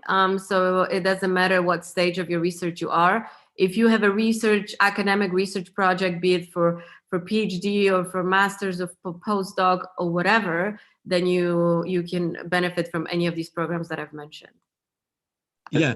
The point in using the data, clearly, okay, we are interested in this partnership that you mentioned, but also we look at extending the Human Mars Earth platform now to apply for some research funding to pay for the PhD students. So I don't know, have you been also involved in some joint application for PhD research student funding? This is interesting. To be honest, I don't know. This is something I would have to check. We can check it with Matilda. I see what you mean. I think it would be possible. So you mean that like a research, a PhD student would be sitting with us and do research? Between university and partner with you and making the bridge, but also using all these skills that we have in the university, like we have heard some of the talks from the professors and also the students. Now they are completely autonomous. Sure. So they could really deliver the latest ideas in AI and also be in contact with Planet people. Yeah. Okay. Yeah, I don't know from the top of my head. This is an interesting thing. I think this could be. Could be possible. Could be arranged. Yeah. Yeah. In any case, we are planning to extend also what we call this Human Mars Earth and Space into an astronautics academy, where there will be activities on data analysis, also on instrumentation, but also we look at a way to develop for the young professionals some startup business activities where they could, for instance, develop some services using some of course data, for instance. And so at some stage we are interested to invite you again and discuss some of these opportunities. Yeah, absolutely. I also would like to mention that in terms of startups and stuff, we do some, if you are organizing, for instance, or somebody that is here is organizing hackathon or something like that, we often participate in those, and also in accelerators. We are very active in a Copernicus Masters program, for instance. So we have a competition that is our own within the Copernicus Masters. And so if you are, if you have a startup that is relevant to what we're looking for, you can also apply for that. And then we, one of the award includes 6 months of free data, but also a trip to San Francisco to well, if it's allowed, to our annual conference to present your work, and we do business coaching and technical coaching. So there are different opportunities. Yeah. Excellent. Actually, today we are hosted by the Leiden Innovation Center. So that's an initiative between the university and the community, also to develop startup and innovation. So we have access to their building because the access to ESTEC was not possible. And we think that we are also now exploring new ways to connect with the community and I can imagine. So yeah, we I hope can to imagine. see you when people are able to travel. That we have this tradition to have 2 workshops per year, and we have an hybrid one today, but we will have more and more presence. But we have good capacity. Yeah, that's great. The participant to Agnieszka before she did, but it was great, Agnieszka. So thank we you. will. Yeah, if you have any yes, questions, go for it. Don't be scared. Yes.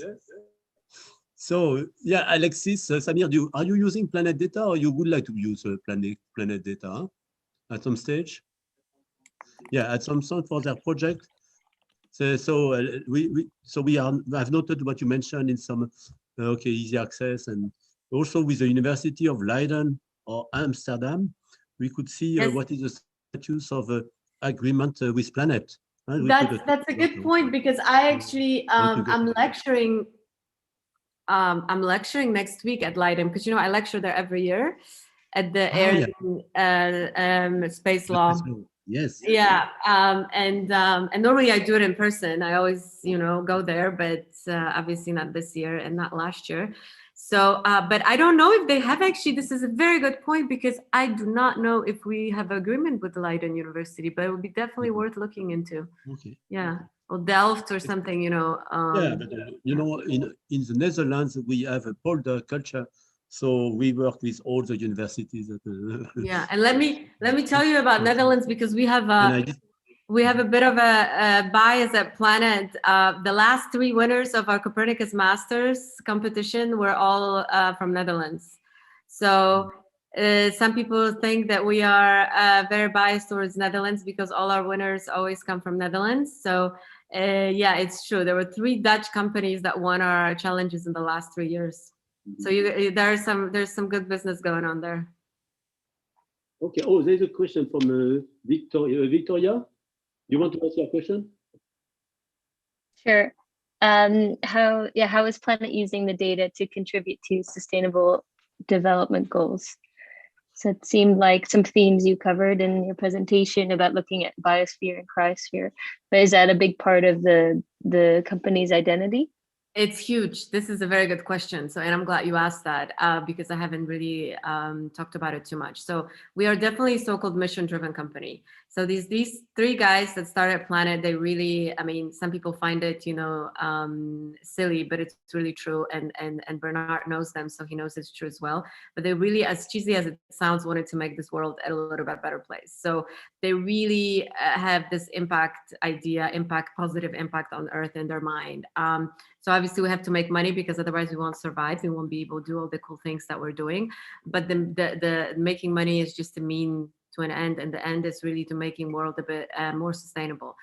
So sustainable development goals are huge on our agenda. Also, we've actually, there was a study done that 13 out of 17 sustainable SDGs can be helped with Earth observation alone. They won't be solved, but they, it's one of the data sources. And so 13 out of 17. So this is a lot. So there's a lot that can be done. And we are actually working a lot on this.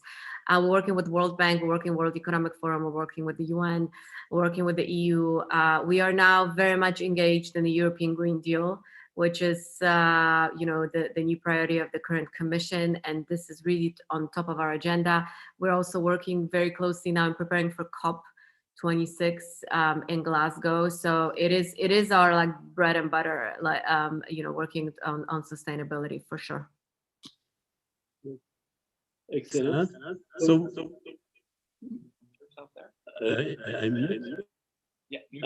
Okay, yes. So thank Ike. Yes, a perfect technique. So we have also been joined by Sveinung. He is from the ESA Phi Lab, and he will give the ESA Phi Lab just after the lunch break. So as you see, we have a community of people interested by planets all over the solar system. We had Olivier out of the solar system. We have Teresa and Anna talking about exoplanet with Plato and Ariel. we are looking, we have Sébastien Bess, so he has studied planet and small bodies. He will give the talk also on the ESA Planetary Science Archive after the lunch break. But we also care very much for our own planet.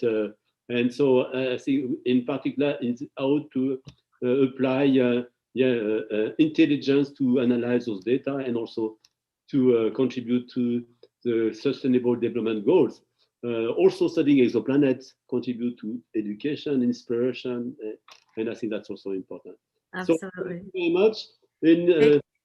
Thank you so much. Thank you for your invitation. I just wanted to say to the people here that I have met Bernard and his wife Pascal when I was just starting my career. We actually met, I don't know if you remember, at the SGC in Hyderabad.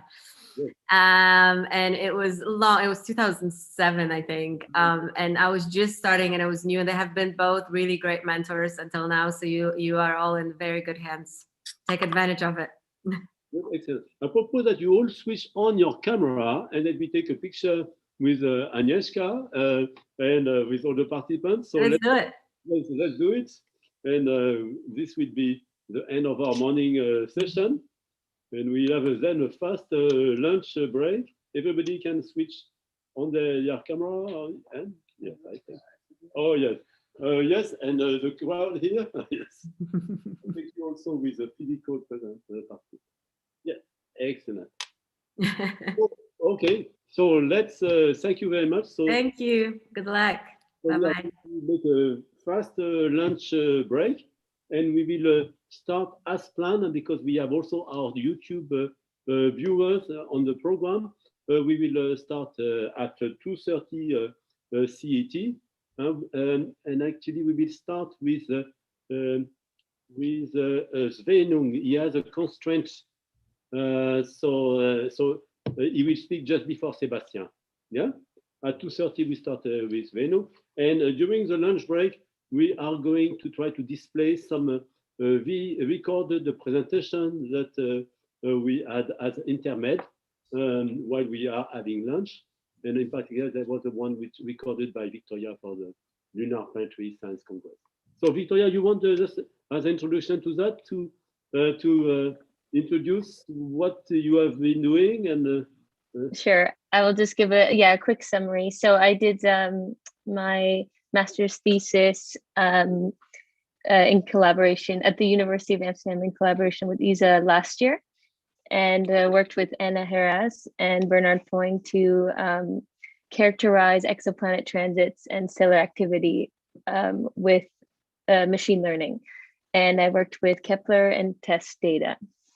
And I think that pretty much sums it up.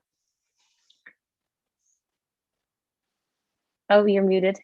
Oh yes, but whatever. We are going to try to display then the presentation that you recorded. Yes. So we have from the Human Mars team, we have had like 15 selected presentation posters and talks at the New York Planetary Science Congress, but Ike and Victoria have been selected for oral talk, which is in general very difficult for European scientists, but they have done it, and I think we can play it. I think then you need to unmute yourself, and I will need to mute myself. Okay, unmute.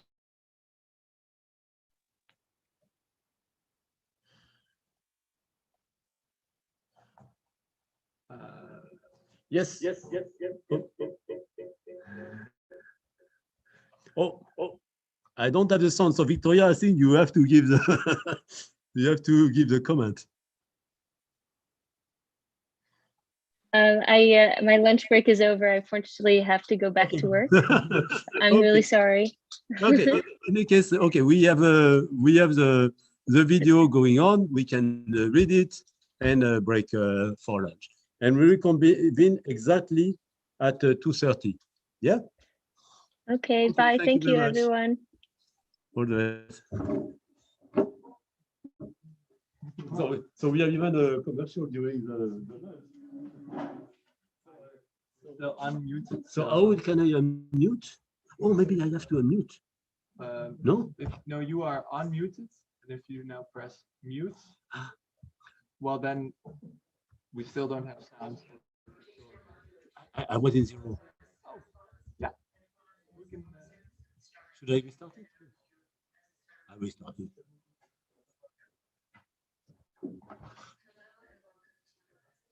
okay.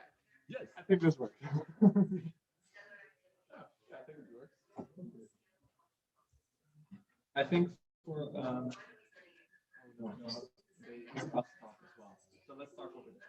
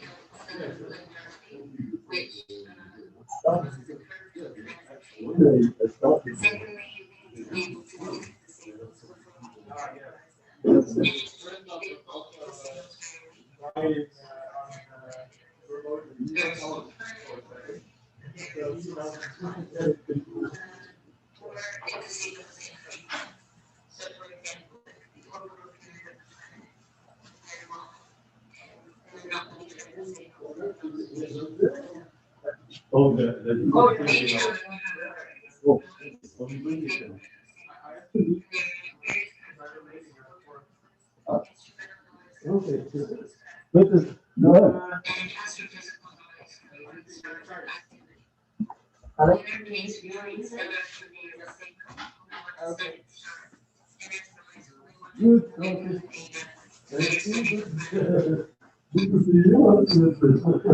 past decade, Gaussian processes have become popular models for modeling instrumental aspects and random processing data. However, they've been limited by slow computation speeds and required to large data sets right from the get-go. Luckily, the fastest available Gaussian processes were introduced by photography through software called Solidity.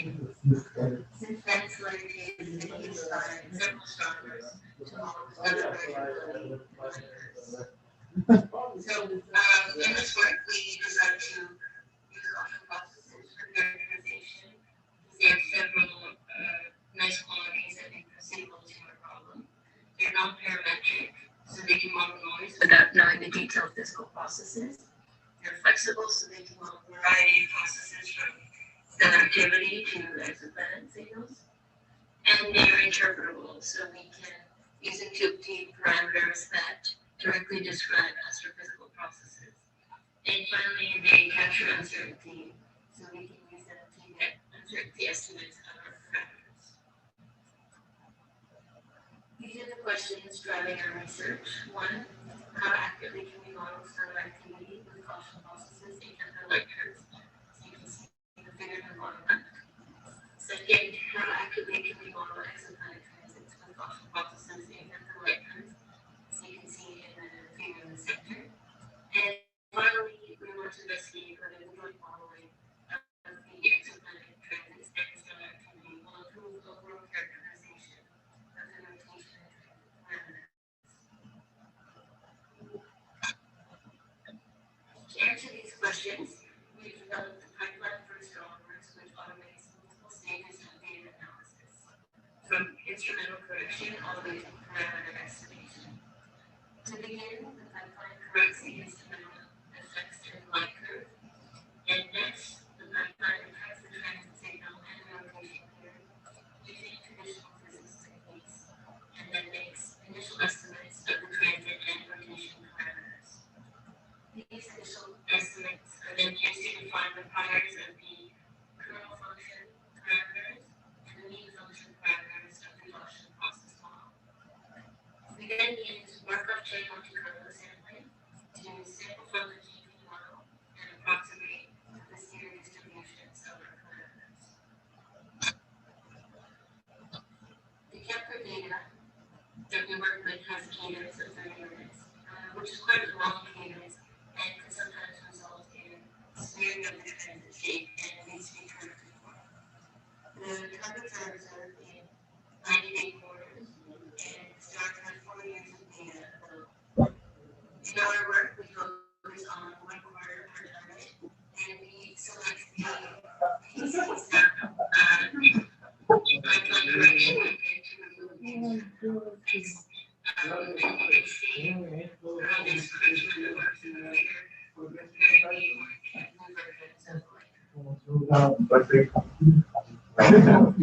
Get our initial estimates of the transit parameters. We use vector squares to find the periodic length and box squares to find the reference time and the estimate, which shows us how much light is lost by the and can ultimately be used to calculate the radius. Then to get our initial estimate of the rotation period, we use the LS parallelogram, which is simple. And then we select the peak of the parallelogram for the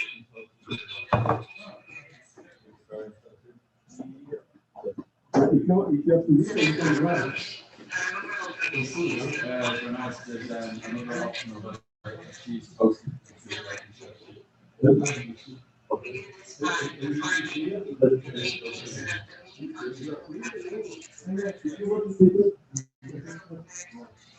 period estimate.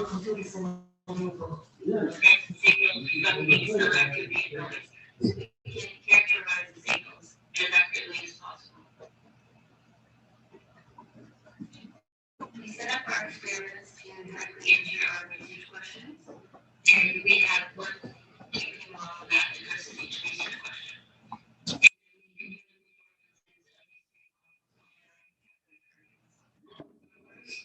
GP model, XOGP, studies the exoplanet transits using a noise kernel and a transit beam model. The second model, ROGP, tries to characterize the stellar activity using a rotation kernel and a zero function. And our third model is the joint model, which models both the exoplanet transits and stellar activity using a rotation and a noise kernel and a transit beam model. These are the 9 Kepler targets that we run experiments with, and they all have confirmed rotation periods and confirmed planets in literature. And we'll use these reference values to analyze the performance of our models. From these figures, you can see there's quite some diversity in the rotation periods of the stars and the orbital periods of the planets. And now on to the results. For all Kepler stars, our models are able to find the rotation period within 1 day per electron value. And in this figure, what we've done is we've plotted the rotation periods obtained by the ROGP model and the joint XO-ROGP model, and plotted them against the reference rotation periods on the diagram. And in this figure, you can see that the joint XO-ROGP model in green performs better than the red ROGP model for 3 stars. Kepler 1, Kepler 96, and Kepler 45. Here are the results. Same results as in the previous slide, but in tabular form. And you can see that the values obtained by our GP models are very similar to those from referee publications. For the Kepler planets, that our models are able to find radii within 1 sigma of the literature value for all 9 of them. And it's important to note that this is only the case when we incorporate a correction method that integrates over exposure time. So in the figures, you can see that the orange model obtains a worst estimate, or an estimate of the radii, which is further off from the literature values. And when we integrate it over exposure time, the XOGP model and the XROGP model drastically improved, and the accuracy of the radii was much closer to the literature value. And so this kind of suggests that, yeah, it's very important to correct for the morphological distortions that can result from long cadence photography.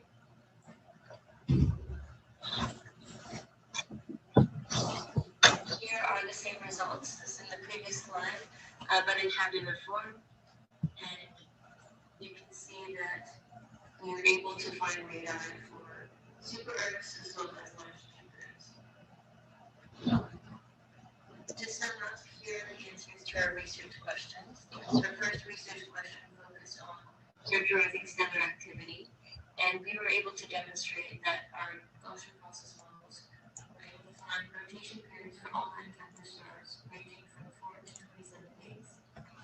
For our second research question, which focused on characterizing exoplanet transits, we were able to demonstrate that our Gaussian process models found radii within 1 sigma for all 9 planets, ranging from small super-Earths to large Jupiters. Furthermore, we highlighted that it's necessary to correct for morphological distortions caused by long cadence, and that exposure time has a big impact on radii recovery. Finally, for our third research question on whether joint modeling of exoplanet transits and stellar activity improve the characterization parameters, we demonstrated that the joint XROGP model performed better than the ROGP model, but there was a lot of instrumental noise in the light curves. And the reason it performed better was likely due to an additional noise kernel. The XROGP model only performed marginally better than the XOGP model when it came to characterizing the radii of the planets. And this leads us to suggest that the noise kernel is already quite effective at removing stellar activity, and they work just as well as the rotation kernel. So in conclusion, we solved 9 diverse stellar systems with machine learning, and we developed a user-friendly tool for astronomers that allows them to use machine learning to characterize planets and stars. We demonstrated that Gaussian processes provide a holistic approach to modeling planetary systems that they can be used to obtain a better understanding of stellar activity. Finally, we concluded that Gaussian processes that accompany model exoplanet transits, stellar activity, and instrumental noise can be helpful models for the detection and characterization of terrestrial planets. Thank you for attending this presentation. Okay.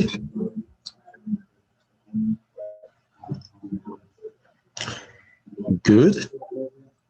So thank you, Victoria. So that was a recorded presentation that has feed our lunch break. Yeah.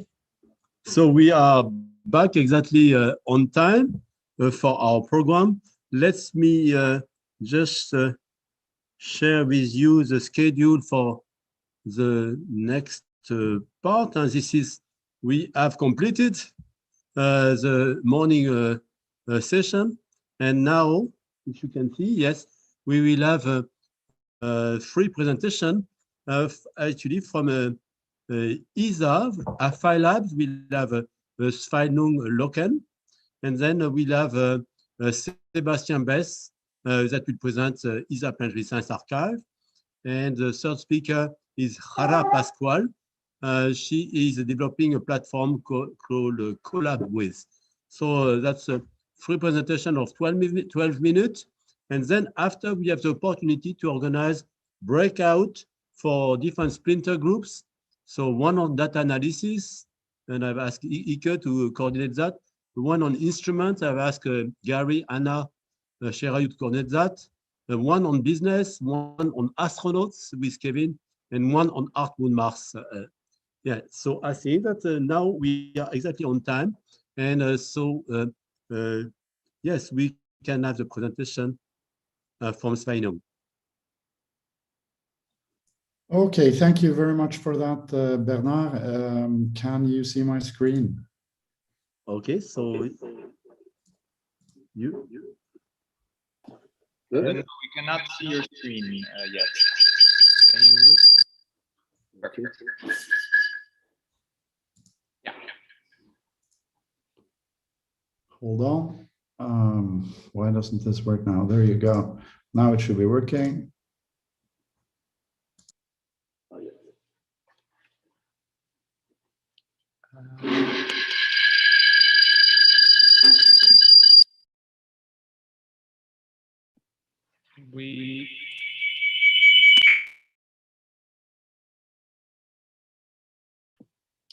Let me try again. Okay. We have some echo. Oh, yes. Yeah. So the echo is gone, but we lost the screen and the presenter.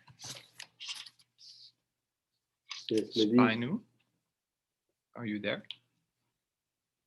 Yes, he's back. Yeah. Okay. So let's try again. Yeah, we see your screen now. We don't hear you yet.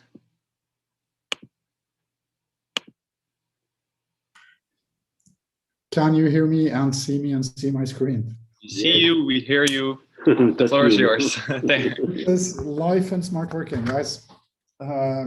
Okay, so very quickly, I am screen sharing. Let me see if I can get this going. So my name is Sveinung Løkken. I work in the Phi Lab. And I was told to talk to you, to give you actually an institutional presentation of the Phi Lab, and I'm not going to inflict that on you. I've been following the morning session off and on with enormous interest. I found it extraordinarily inspiring for several reasons. First of all, because the theme, the topics have been associated with actually what used to be the vision of space, of exploration beyond low Earth orbit, which is where we live in Earth observation. And second of all, because I find enormous correlations between interest or methodological and scientific basis, obviously, for what we are doing. And I think it would be very interesting to take this further in a different context to see how we can collaborate. So I'm going to talk about what I think is most relevant to what I've seen today, which is artificial intelligence, and in that case, obviously, in the context of where I work, which is in Earth observation in ESA. So first, just very briefly, the Phi Lab, and I'm going to try to do this in a couple of minutes, so I'm not to waste any time. So the Phi Lab is an innovation laboratory that is aimed at accelerating the future of Earth observation by transformational innovation. Okay.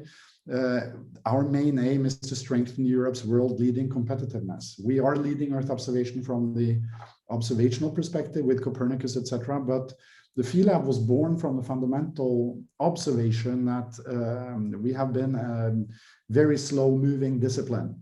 From we sent up Earth Up Now ERS-1 in '91. It's been institutional missions, it's been slow developments, etc. And we needed this to accelerate. And Europe in particular, even though we were building the best satellites in the world and we had the best observing system, we were lagging in the rapid technology development. So we actually founded ourselves. I'm one of 3 founders to deal with that, to get speed into the development of the Earth observation discipline and related technology disciplines and scientific disciplines in Europe. So we work from discovery, so blue sky, transformative ideas, all the way through the development cycle of technologies, of capabilities, and even of business models up until something that is commercial. And I work in the far left corner, so in the discovery part. So we have few restrictions. We work on many things that we find interesting before it maybe necessarily becomes so. We're organized in 2 offices. So one is the Explore office where I work, which is innovation, and the second is Invest, which is on the other end of the spectrum, which actually commercializes things. We were established in 2017. We're based in Frascati. We're about 25 members now. Between ESA staff, we're 3 or 4 ESA staff, and the rest are research fellows, visiting professors, visiting researchers, etc. We have a bunch of external collaborations, both with commercial companies, with the research institutions, with parts of industry, and also parts of administration in Europe, for example. Planet, by the way, is one of them. We work in 3 fundamental axes of technology development, and the first one is artificial intelligence and machine learning. And there we're focusing on things like an AI for EO actually was something that was kind of born in ESA in Esrin 3 years ago. We called in 20 or so researchers when we discovered something I'll show you earlier, that lots of things were going on. That was actually, from a methodological perspective, revolutionizing Earth observation, and that is what AI is doing right now. We're working technically on detection and classification. We're working hard on physics-aware AI. We're working on data fusion, prediction, super resolution, quality control, calibration, inversion, and virtual reality, and all in the context of machine learning. And I think that many of these terms, buzzwords as they are, we have pragmatic activities on them, and I think they resonate with many of the things that I've heard you talk about today. We work on quantum computing. This is a relatively new initiative. We've been doing that for the last 3 months or so, and we're partnering with CERN, with other institutions, because we think this is also going to have a huge impact. We're still at the point where we're actually defining the use cases that we can address as examples of how quantum computing can be used in Earth observation contexts. The third axis is Internet of Things, blockchain, and cognitive space. I think Internet of Things and blockchain are self-explanatory. Cognitive space for us is a matter of the intelligent, integrated observing system, or where the observing system is going. And that is what the first thing I want to share with you, because it's the context of where we are. And in order to understand where we are, you need to know where we're coming from. And this is what's been happening in Earth observation over the last few years. Okay, so Earth observation has matured and it's found a new childhood. So we started off on institutional Earth observation. So first the R&D missions, so ERS-1, EMMESI, and all of these, which were not made for operational use. And we went into things like, Copernicus, which is operational, where we're actually being used operationally, and this was a huge step ahead. Then what happened was Space 4.0. So we got the new space players in, like ICEYE, Cosine, EarthEye, Planet, and others that were launching cheaper, smaller commercial Earth observation missions that were basically, typically in larger number with higher,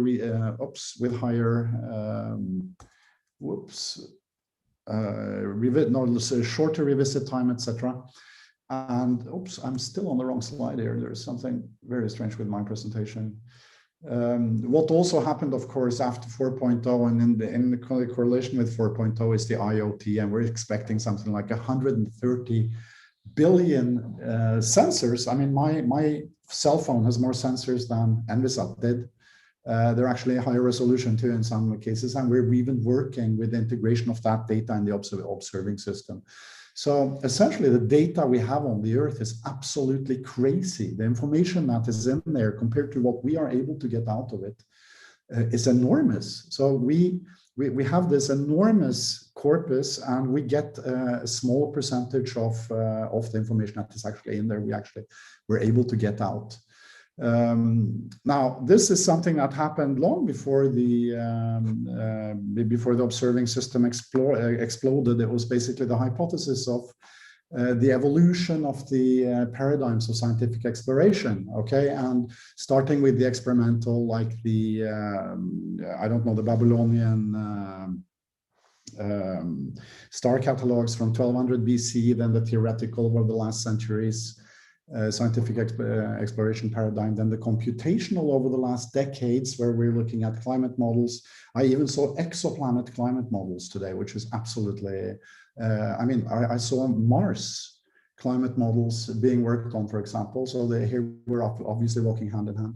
And now the hypothesis is that, or in 2009, was that of the data-intensive paradigm of scientific exploration, where you go from experimental, theoretical, and computational into the unification of theory, experiment, and simulation with data-driven approaches. Okay, and in this one, AI plays a fundamental role. When the fourth paradigm was hypothesized, AI was still in the AI winter, so machine learning hadn't happened yet. Now it has, and we realize that that is the technology where mathematics was the technology, or was the scientific basis for the theoretical paradigm, for example. Machine learning to a very large extent, it's mathematics, of course, but machine learning to a very large extent is what underlies the data-intensive scientific exploration paradigm.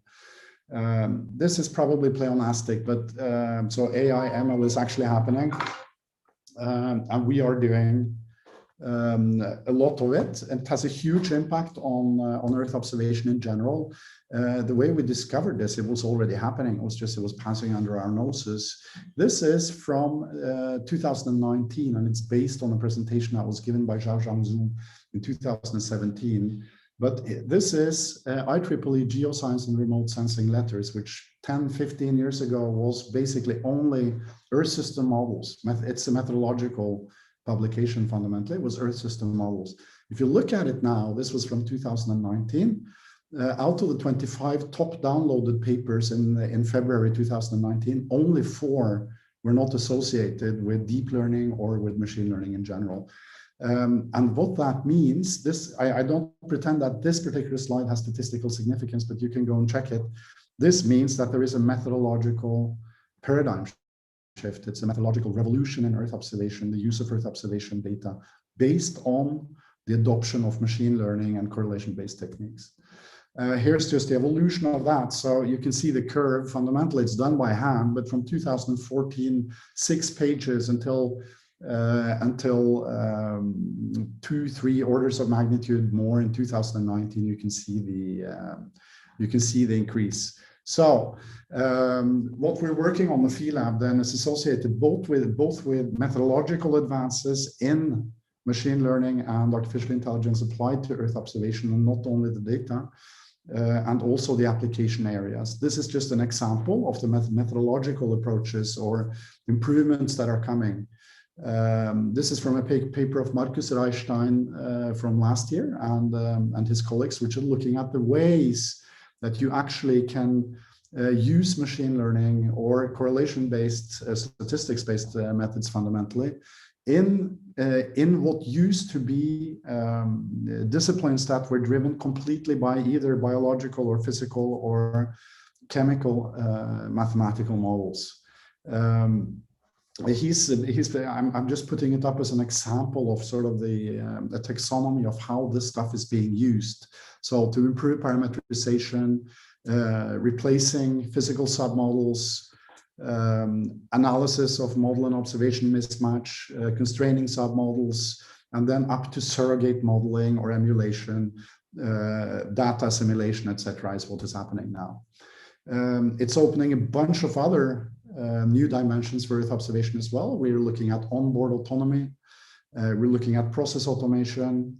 We're looking at detection and classification, super resolution, data science, and big data analytics. So that means the lab that I'm working in, I would say that 80% of the activity we have now is going into artificial intelligence for Earth observation in all of these areas, even though my area is big data analytics and is getting information out of the data.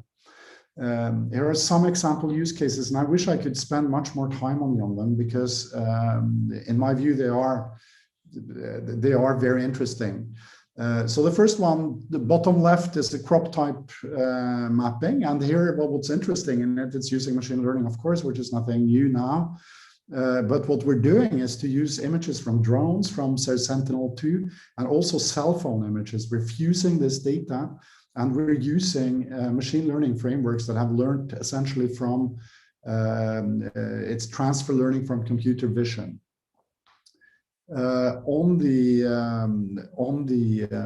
top right corner, we're talking about the physics-aware machine learning, and we're talking about emulation of radiative transfer models for Copernicus Sentinel-5P methane retrieval. So essentially what we're doing is have the machine learning model learn the physics that go into the atmospheric, into the retrieval of methane from troponin.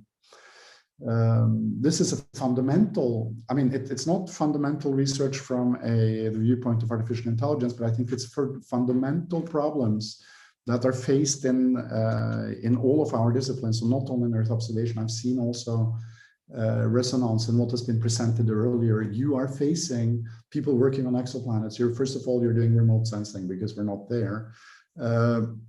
Second of all, you are working on correlation-based methods when you use youth mathematics, and you have to get into explainable AI, you have to get into physics-aware AI, etc. Furthermore, we're doing infrastructure monitoring in desert regions. It's a different activity that we're doing with UNICEF and with can't remember what other entities. Sorry, I can't see my notes. With ISI, we're using AI for onboard object detection and classification. This is to get high information content out of huge amounts of data that are on board without having to send stuff down. This is also a fundamental canonical problem that many people, especially in hyperspectral, are working with right now, and especially the small sats. I know Planet has been working on the same kind of thing. Here's another use case, and we have many more, and I'm not even sure that this is a representative set, but this is my favorite because I've been working on it for so long. And it's associated with the Green Deal, and it's associated with the Destination Earth Initiative, and it's associated with sustainable policy in Europe. The basic Destination Earth Initiative objective is to build a very high precision digital twin of the Earth that can be used for predictive or used as a prognostic decision support system for sustainable development. Okay, so this is what we're trying to do, and this is an enormously complex task. I mean, the vision we discussed 4 or 5 years ago when this first came on the table was, and you have to start from a vision that is not feasible immediately, otherwise it's not a vision, it's just a plan. The vision was essentially a twin of the Earth, implementing the processes to the point of the photosynthesis and in a single strand of or grass of straw of grass. This is obviously not going to be feasible in the short term, but what we can do is to address policy issues in Europe, integrate our climate models, integrate our Earth system models, etc. And we can see if we can run prognosis on policy decisions. What is the impact on food security in Europe in the next 30 years if we take this particular policy decision? In this case, we have to integrate a bunch of models we already have. We have to integrate observations. We have to integrate, very interestingly, the Earth system, where we have in our kind of incestuous communities a big understanding, even though, I mean, there are lots of work still to be done, with the human system. So we have to integrate socioeconomic information. We have to integrate models and data, both from the Earth system and from the socioeconomic, from the human system, in order to give decision support to people that make policy. And this is a huge initiative that is happening right now. And this is one too many. And the Phi Lab is involved in terms of developing the artificial intelligence for digital twin Earth, because this is an objective that you can no way near address on the status of physics and biology and chemistry, and even on social sciences right now. I mean, think of the complexity of integrating Earth system models with socioeconomic models, for example, it's staggering. The uncertainty you have already in the Earth system model have to be dealt with somehow, et cetera, et cetera. So we're developing the AI for DTE in the Phi Lab, and that means research and development, and also some things that go into operation. It's without any doubt, at least in my mind, it is the most ambitious objective of an Earth observation applied project that we've had in Europe so far. Okay, here's just another thing that is happening right now. We are flying. We have sent up our own satellite, or we're actually piggybacking on another, but we're flying a brain in space, we call it, and it's an AI chip that is flying on VSAT-1. We've put some neural networks on a chip up there that allows us to get rid of data that we cannot use and extract information without sending the data down to Earth. We also see this as one of the domains where things go and move pretty quickly. Here's an example. Stuff is working really well. This is relatively recent. So we computed the cloud mask you can see on the left on board. This, you can see the second image is a superimposition on the hyperspectral image that has been sensed by VSAT. And what goes down, obviously, is only the stuff that you need. So that, I think that gave you a little bit of a flavor of what we're doing. I mean, I only had 12 minutes and I've already gone over time. But one reflection, I think we've had huge issues over the last couple of years getting mathematicians and computer scientists or experts in AI working with us because they find it easier to work with Facebook and financial institutions and stuff like that. It's hard to attract them. I think the same issues are also in space sciences, all right? And I think it would be a good idea if we find a way to collaborate. So now you know what we're doing more or less, and it would be great if we could continue a dialogue. I won't go through all of this, but there are several ways that you can work with us. And it would be really interesting if we could, because I mean, I repeat, I think it's the third time, what I heard from those of you who are working in other disciplines, but working on the same kind of topics, we're looking at exactly the same kind of problematics, the same kind of fundamental questions, and the same kind of methodological development, etc. We have difference in application, but the fundamentals we have completely in common. So what I would, if I can get anything out of this, it would be really nice that we could have a follow-up where we figure out how to work together on things.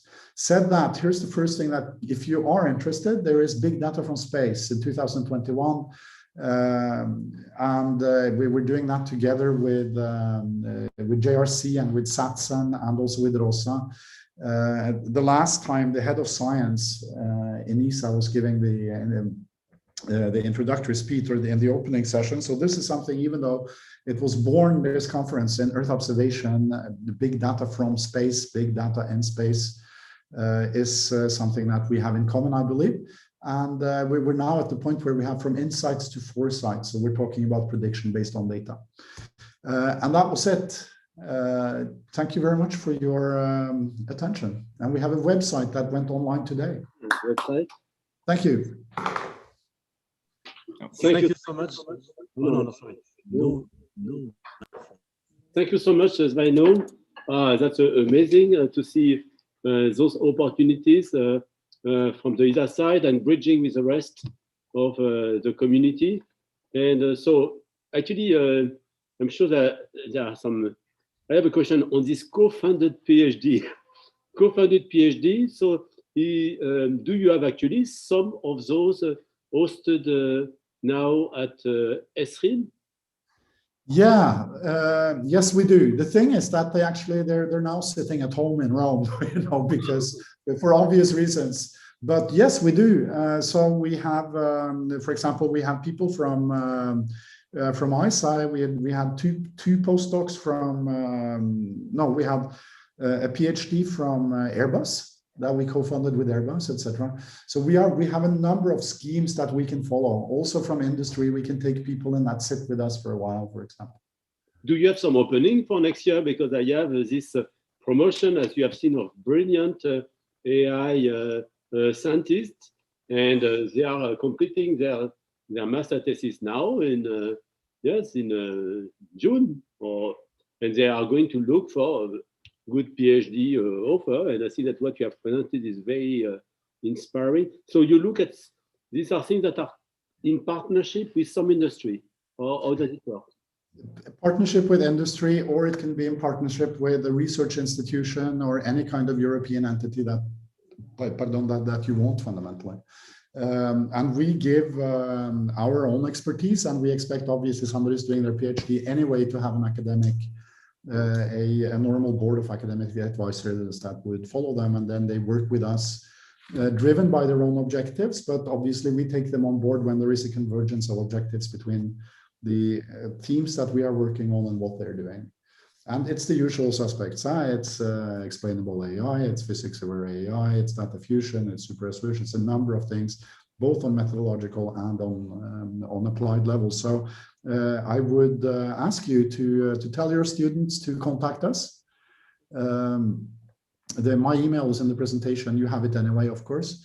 But if you tell your students to contact us, we can have a talk. And we're always looking for people. And in the first couple of years, it was so hard to get hold of guys. Okay, there was a postdoc who was coming to us. He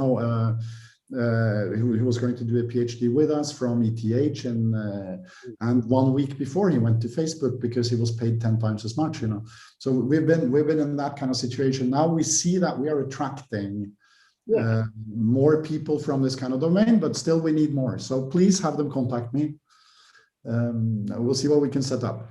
Yeah, excellent. I mean, my chair here, Ike, that is okay, completing his AI master, and a few others will be certainly interested. So we have the link with you, and we will also look at other opportunities to discuss possible topics.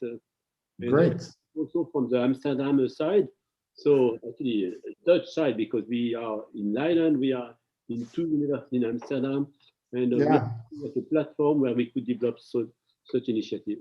So thank you very much, Sveinung. Thank you very much. All the best.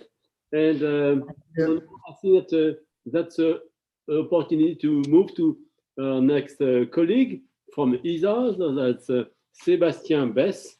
So Sébastien Bess, which I've been knowing also from the time he was a student, but quite some time ago, and he started working on the Smart One camera, but then he moved to work on many other targets than the moon, small bodies, comet, and so on. And now he is the lead of our ESA Planetary Science Archive, the science lead.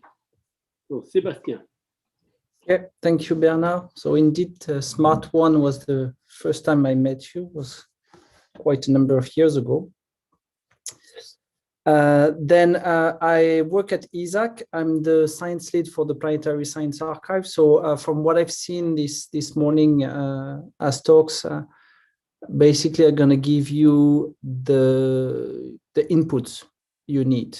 So those are basically the database of terabytes of images that we have that need analysis, and then you can probably find what you want, what you need, and have fun with all the techniques that you guys are developing. So this is the one slide summary of the Planetary Science Archive. So what we do, we have various services to serve mostly the science community, but not only, you'll see that in a minute. And we mostly support ESA missions, from the oldest one, Giotto, to the latest one in orbit, Bepi Colombo, and also we have already JUICE, which is in the pipeline. You've heard about that mission this morning. We have one address, psa.esa.int, which will be the place to start to get observations from those missions. We have various services, graphical user interface, product list, image results. We have developed just a new views, a 67P orbital view and a Mars orbital view. I'll show that to you in a minute. Our FTP client is the most easy access to the product, but you'll get everything. We provide some support to the community in various trainings, tutorial, workshops, and we also have some standards that we use internationally. I will get to that in a minute.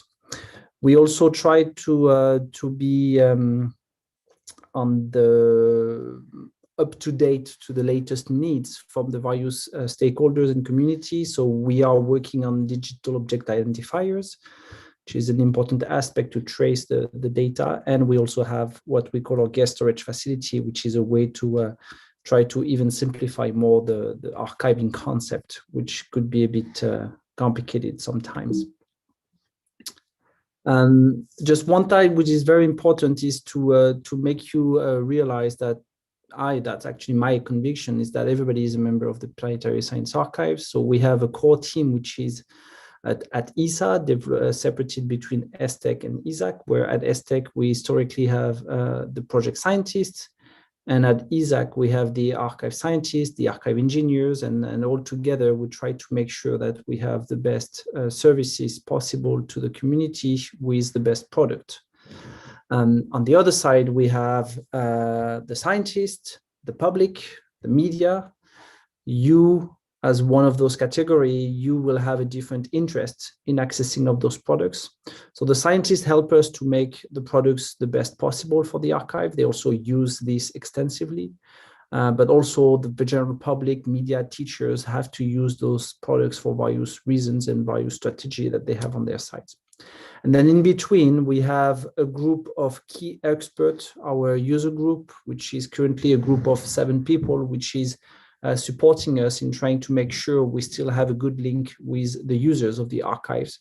We believe we still have through myself and the various people, but they are helping us by advising us on the key strategic development that we need to do to improve the PS infrastructures and make sure the users are still really happy with what we do. So I'm just gonna go and skim rapidly through the various services that we provide.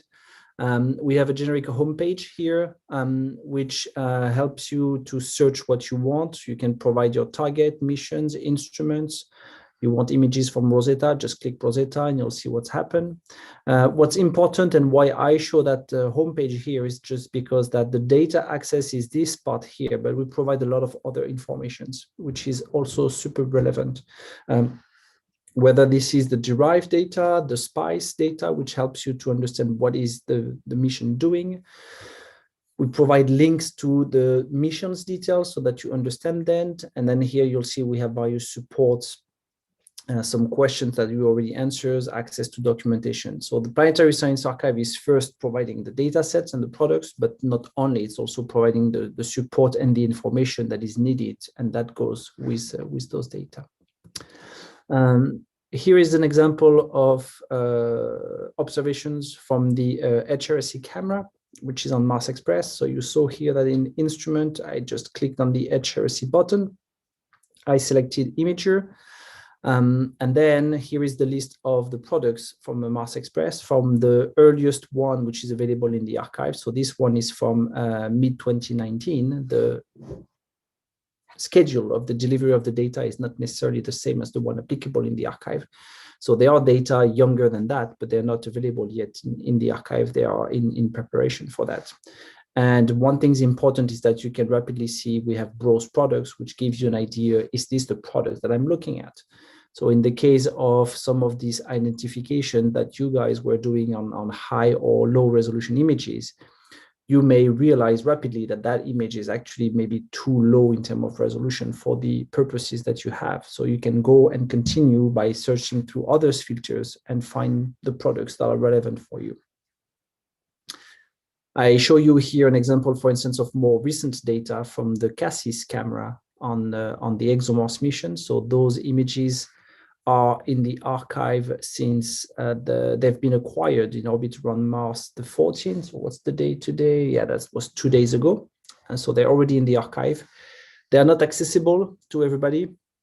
So here I'm logged in and I have some super credentials. So I have access to all the products. And you could see here that maybe you can try to apply some artificial intelligence on creator detections, for instance, and you will see that this product is actually relevant for this kind of studies. We have another ways of showing the products in the archive is what we call the image gallery, where we will highlight the browse products, which gives you a snapshot of your scientific products, which is in the archive. It is often images, but not only. It could be plots. The heliophysics community, for instance, is very knowledgeable and very good at providing graph products which describe the content of the scientific observations. Myself, I'm a remote sensing person, so I'm more familiar with images. And here you can see some of the images of Phobos, the moon of Mars, and then rapidly you can appreciate the difference in resolution between different images. And maybe that will be one way to help you to select the images that you want for the various research you're interested in. As I said, we have our FTP client where you can browse and get access to all the data which are in the archives. And so, for instance, this folder, the Rosetta from the Rosetta missions, will by itself contain quite a lot of terabytes of data. So you're going to have to be ready to get all of this if you want to download. But if you don't want to search and you just want to get all the data from one instrument, then you go to the FTP, you grab the folder, and you will get terabytes of observations of this instrument on the objects that he did observed, or in some cases, multiple objects that they observed. Recently, we developed some new technology, new services using state-of-the-art technologies, which are sort of very standard for you, for instance, in terms of geographical information system. Here, I show you an example as a use case that I want to have an idea of the products from the Mars Express camera, HRSC, around the Oxyaplanum landing site, which is the future landing site of the ExoMars 2020 missions. I'm going to draw a box. I'm going to query the HRSC camera. The box is defined by a series of latitude and longitude, and then the service will return to me all the products that belongs to that area.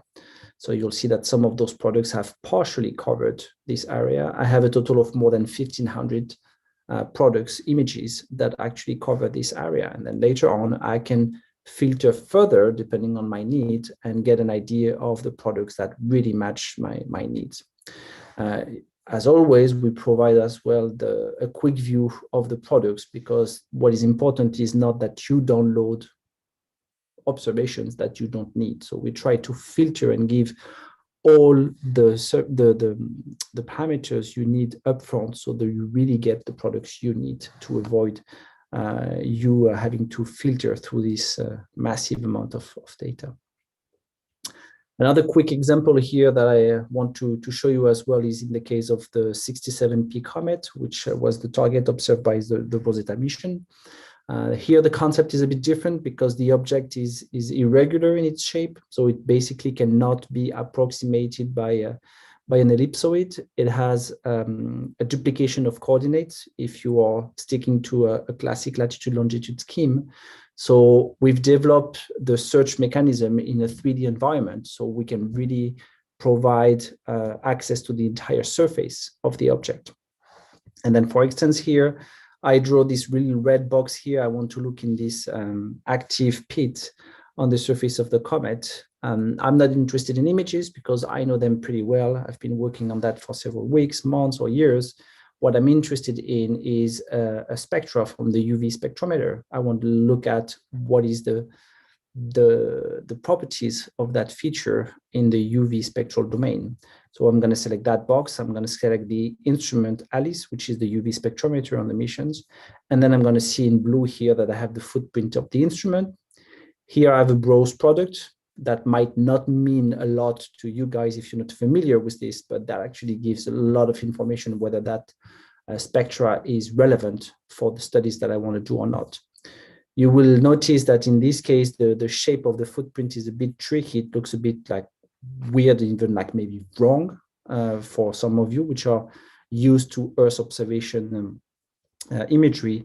The fact is that the observation was not taken really at nadir positions, had a specific phase angle. And you see here, if I orientate the shape model in the right way, then now I have a rectangle, which is the slit of the instrument. But it really tells me that if the sun was here, my instrument was looking from the side. And in fact, you can find this in the phase angle here, where I have a phase angle of 40 degrees, which really correspond a bit to the orientation of the shape model that I made here. So we try to provide services which are as much as possible descriptive of what is in the archive, and based on the needs of the various users, And those are very numerous, so we try to really cover it as much as we can. A few additional points which are of interest for probably many of you is that we use various standards for the archive, and that's very important. And we use the same, which means that whatever you learn to do with images from the ExoMars 16 mission, you will be able to apply very similar approaches for BepiColombo, for JUICE, for the ExoMars rover, because we use the same standard in the background, which is the PDS version 4. We provide products in raw and calibrated, which means that you will very likely not have to take care of image distortions, for instance. That's something that you don't really want to do at a master or PhD thesis level. That's very something that you hope the science team will take care of before. We review the products. We do similarly to scientific publications. We invite experts to verify if the data are in a great shape. And everything is accessible for free. And there is just absolutely zero charge. You go, you download it. If you want to download it 100 times, you download it 100 times. Currently, from the last months, the volume is about 105 terabytes of data, which comes out of 9 missions and more than 80 instruments. So you might easily be overwhelmed by the volume of things in the archive. So don't go with your mind totally empty on what you want to do. Try to get a bit of idea before. And we are really involved internationally. Something that you guys are facing as well with this project is that we work together with our American colleagues, Japanese, Russian, with all the colleagues of the world. We interact with all of them together. And we use various standards which are state-of-the-art in terms of planetary science, PDS, which is used for archiving by all the agencies, SPICE, which is the way you reference geometry for the instrument. It's also used by all the agencies themselves. So really don't hesitate to go there. There are observations from various missions. I show you here some examples. We have some Huygens images on Titan. We have some observations from the Chandrayaan-1 mission that was also observing the moon. We have SMART-1 here, for which I contributed a bit, and then there is some improvement coming very soon for SMART-1. We also have observations for radio science on Venus. You can do mass spectroscopy on Giotto. And one of the latest very interesting observations that we got were those observations from Venus, from the monitoring camera on BepiColombo in the last fall, where those data are actually accessible for free. You can go grab them and do whatever approach and techniques and observations you want to do on those. So just go to the psa.esa.int and have fun, guys. Thank you very much for your time. Very good. Excellent. Any question for Sébastien? Well, I could ask a question. So you said for the Mars observations, I think you were logged in and only then you could see the data? Or Yep. So is that also available to everyone, or is that kind of a different part of the data that is only accessible to some? Yeah, this is one aspect of scientific missions, is that data are protected, and national agencies together with ESA provide a property period to the principal investigators in the science team. It's basically sort of a reward of saying, hey, you spent so much years developing your instrument, we're going to grant you 6 months to a year of privacy where you could be the first one to look at the data and publish from those images. And so here, those data are protected to a certain number of people. And that mostly, if not entirely, is the science team of the instrument. Now, if you were, and I saw that you were discussing this morning a bit, if you were to start to work during your thesis with one person that have access to those data, then you may have access to the data to work with them as well. Now, in the case of Cassis, for instance, on ExoMars, and it's the same for the NOMAD instrument, which is the spectrometer, now the data are made automatically public after 6 months. So the data from 6 months ago from today, they are public. And the one from 6 months and 1 day, they'll be public tomorrow. So this is something which is to try to get access to the data to as vast majority of people as soon as possible. But still with protecting the interest of the scientists that have spent decades developing those instruments. I think that is fair. Thank you. So yeah, very impressive. Bernard? Yes, and so also you are developing some tools for advanced visualization of the data, or even producing virtual reality data that from, for example, for Mars or the Moon. So how far are you with this type of advanced product? Well, we are so far developing, well, I guess one could call that advanced reality in this GIS environment we're doing. Some of those are a bit basic for the moment in 2D. We started in the case of Rosetta, as I showed you. I could not give you a live demo, but this is in 3D, so this is getting much better. And the one things we provide that not a lot of other services provide is that everything is in the same box. So you're going to have all the instruments from the mission. So you could start to combine from different instruments and from different entities, different missions in some cases, and try to actually embed yourself on these volcanoes that you're super interested in and explore what is available to get as much as you want. Now we are developing an infrastructure which is solid, robust, so that we're going to rapidly start to do sort of a plug and play where we're going to develop the same infrastructure for the Moon, for Venus, and for Mercury in support to our missions. And our resources are very limited for now. We are providing, I hope, much better and great services.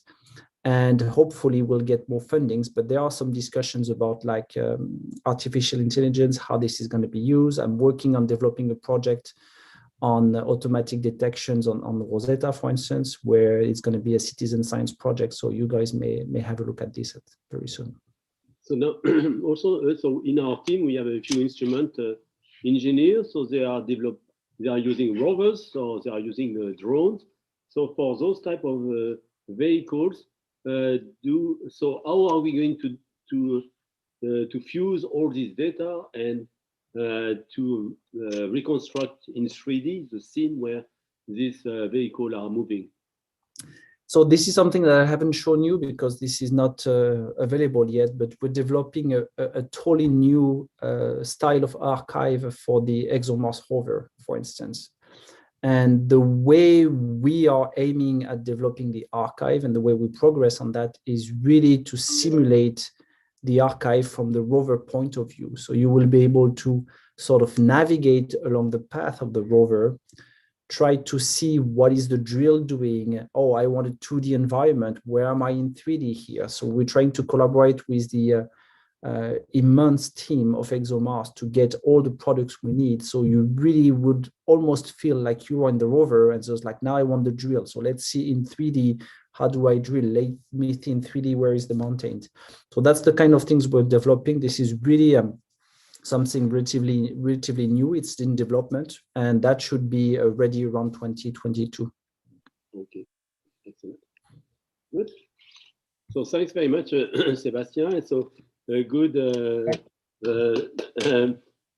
Thank you for you and your team and all your friends from Isaac.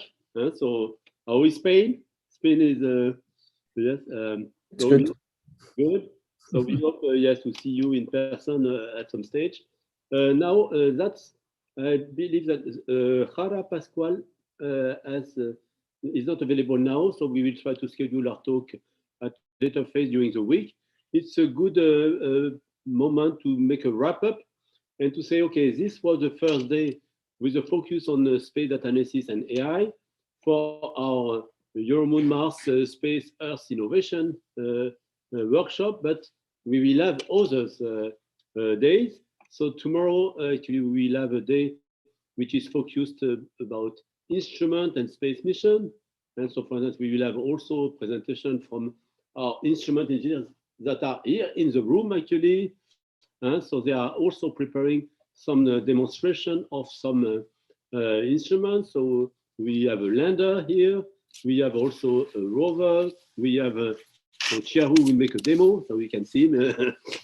We have also some analysis, sample analysis. So Anna will make a demo tomorrow with a spectrometer and with some real samples from Earth, and we bring also some little moon sample to analyze and a meteorite. We have also Gary developing some radio antenna to observe the sun and Jupiter and to test what we do on the moon. So Gary is here. And we have Kevin. So Kevin is our astronaut on duty. And so he's looking at protocol for astronauts. He's also solving a lot of our logistics as he has delivered us the food today. So that's a great for logistics. And of course, we have Ike that was sharing. So that's tomorrow instrument and the space mission. And on the Thursday, we'll have a big day about astronaut Mars, Moon Mars simulation bases, and also we will share some tips for those of you that are applying for the ESA call for astronaut. We have some nice tips to give you some good credits to make it far into the selection. And on Friday, we'll have a day on art, Moon, Mars, and society. And so that's will be quite a busy program for this week. And so now we have the opportunity to work separately on some of our topics, prepare what we do for the next day. So for the instruments, data. So are there some of you that from the audience that have also some questions and or some comments before we close up, and also from the room, if you want to make any comments? Hans, did we answer your questions? What are the latest discoveries?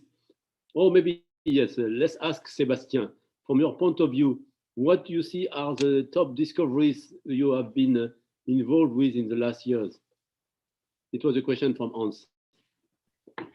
Earlier. Wow, that's kind of a big question. Because on Rosetta, you have been involved in a number of analysis. Well, it's always a bit the same, that you at the end you get more questions than answers, probably. There was some one of the things that I've really find interesting with Rosetta is the fact that, okay, those things are very low density. There is no doubt on that. But basically, even if you're very far away from the sun, you sort of are gonna build sort of a crust on top of the comet, which is something that was maybe not fully unexpected, but was much harder than we thought. And that change a bit of view of how comets are maybe pristine as much, they're maybe not as much pristine as we think. And if you manage to get through that crust, which I did some studies with my colleagues on that, then you really start to believe you see the really pristine part of the comet. That part was something very interesting in the last years. I remember when Sébastien joined ESTEC, it was like maybe about 15 years ago or so, he came with a recipe to cook a comet. And he made us a demo where he put some water with some dirty stuff in liquid nitrogen. Yeah. And you made up a kind of a comet nucleus, and you saw it's fuming away and so on. It was very popular. Anything more advanced in this simulation? Because we have Anna, she would love to analyze such samples. Well, that's actually very efficient, very easy to do, and then in terms of outreach, it's very useful. It's a long time I haven't done anything like this, so I should probably try to redo one. But that was quite funny. At ESTEC Open Day, it was very make your own comment. Excellent. Yes, Amanda, any highlight from your side or anybody else?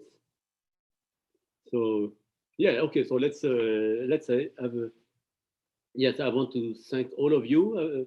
So I want to thank the technical team here that made everything work well. Thanks, Sébastien, the presenters, our public worldwide on the Zoom, but also on our Euromoon Mars YouTube channel. So this will be, in any case, this has been recorded, and we will make it available, maybe with some editing. But I think that yes, everything was continuous and works smoothly. I want to thank the ICE for helping with the technical problem, but also sharing the session with a good timing. And so all of my technical teams here that are helping. And so we are looking forward to see you tomorrow.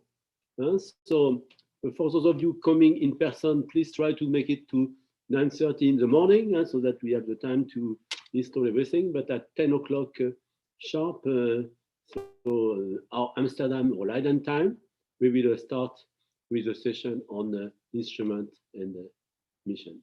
So all the best to you, and see you tomorrow. Thank you. Bye.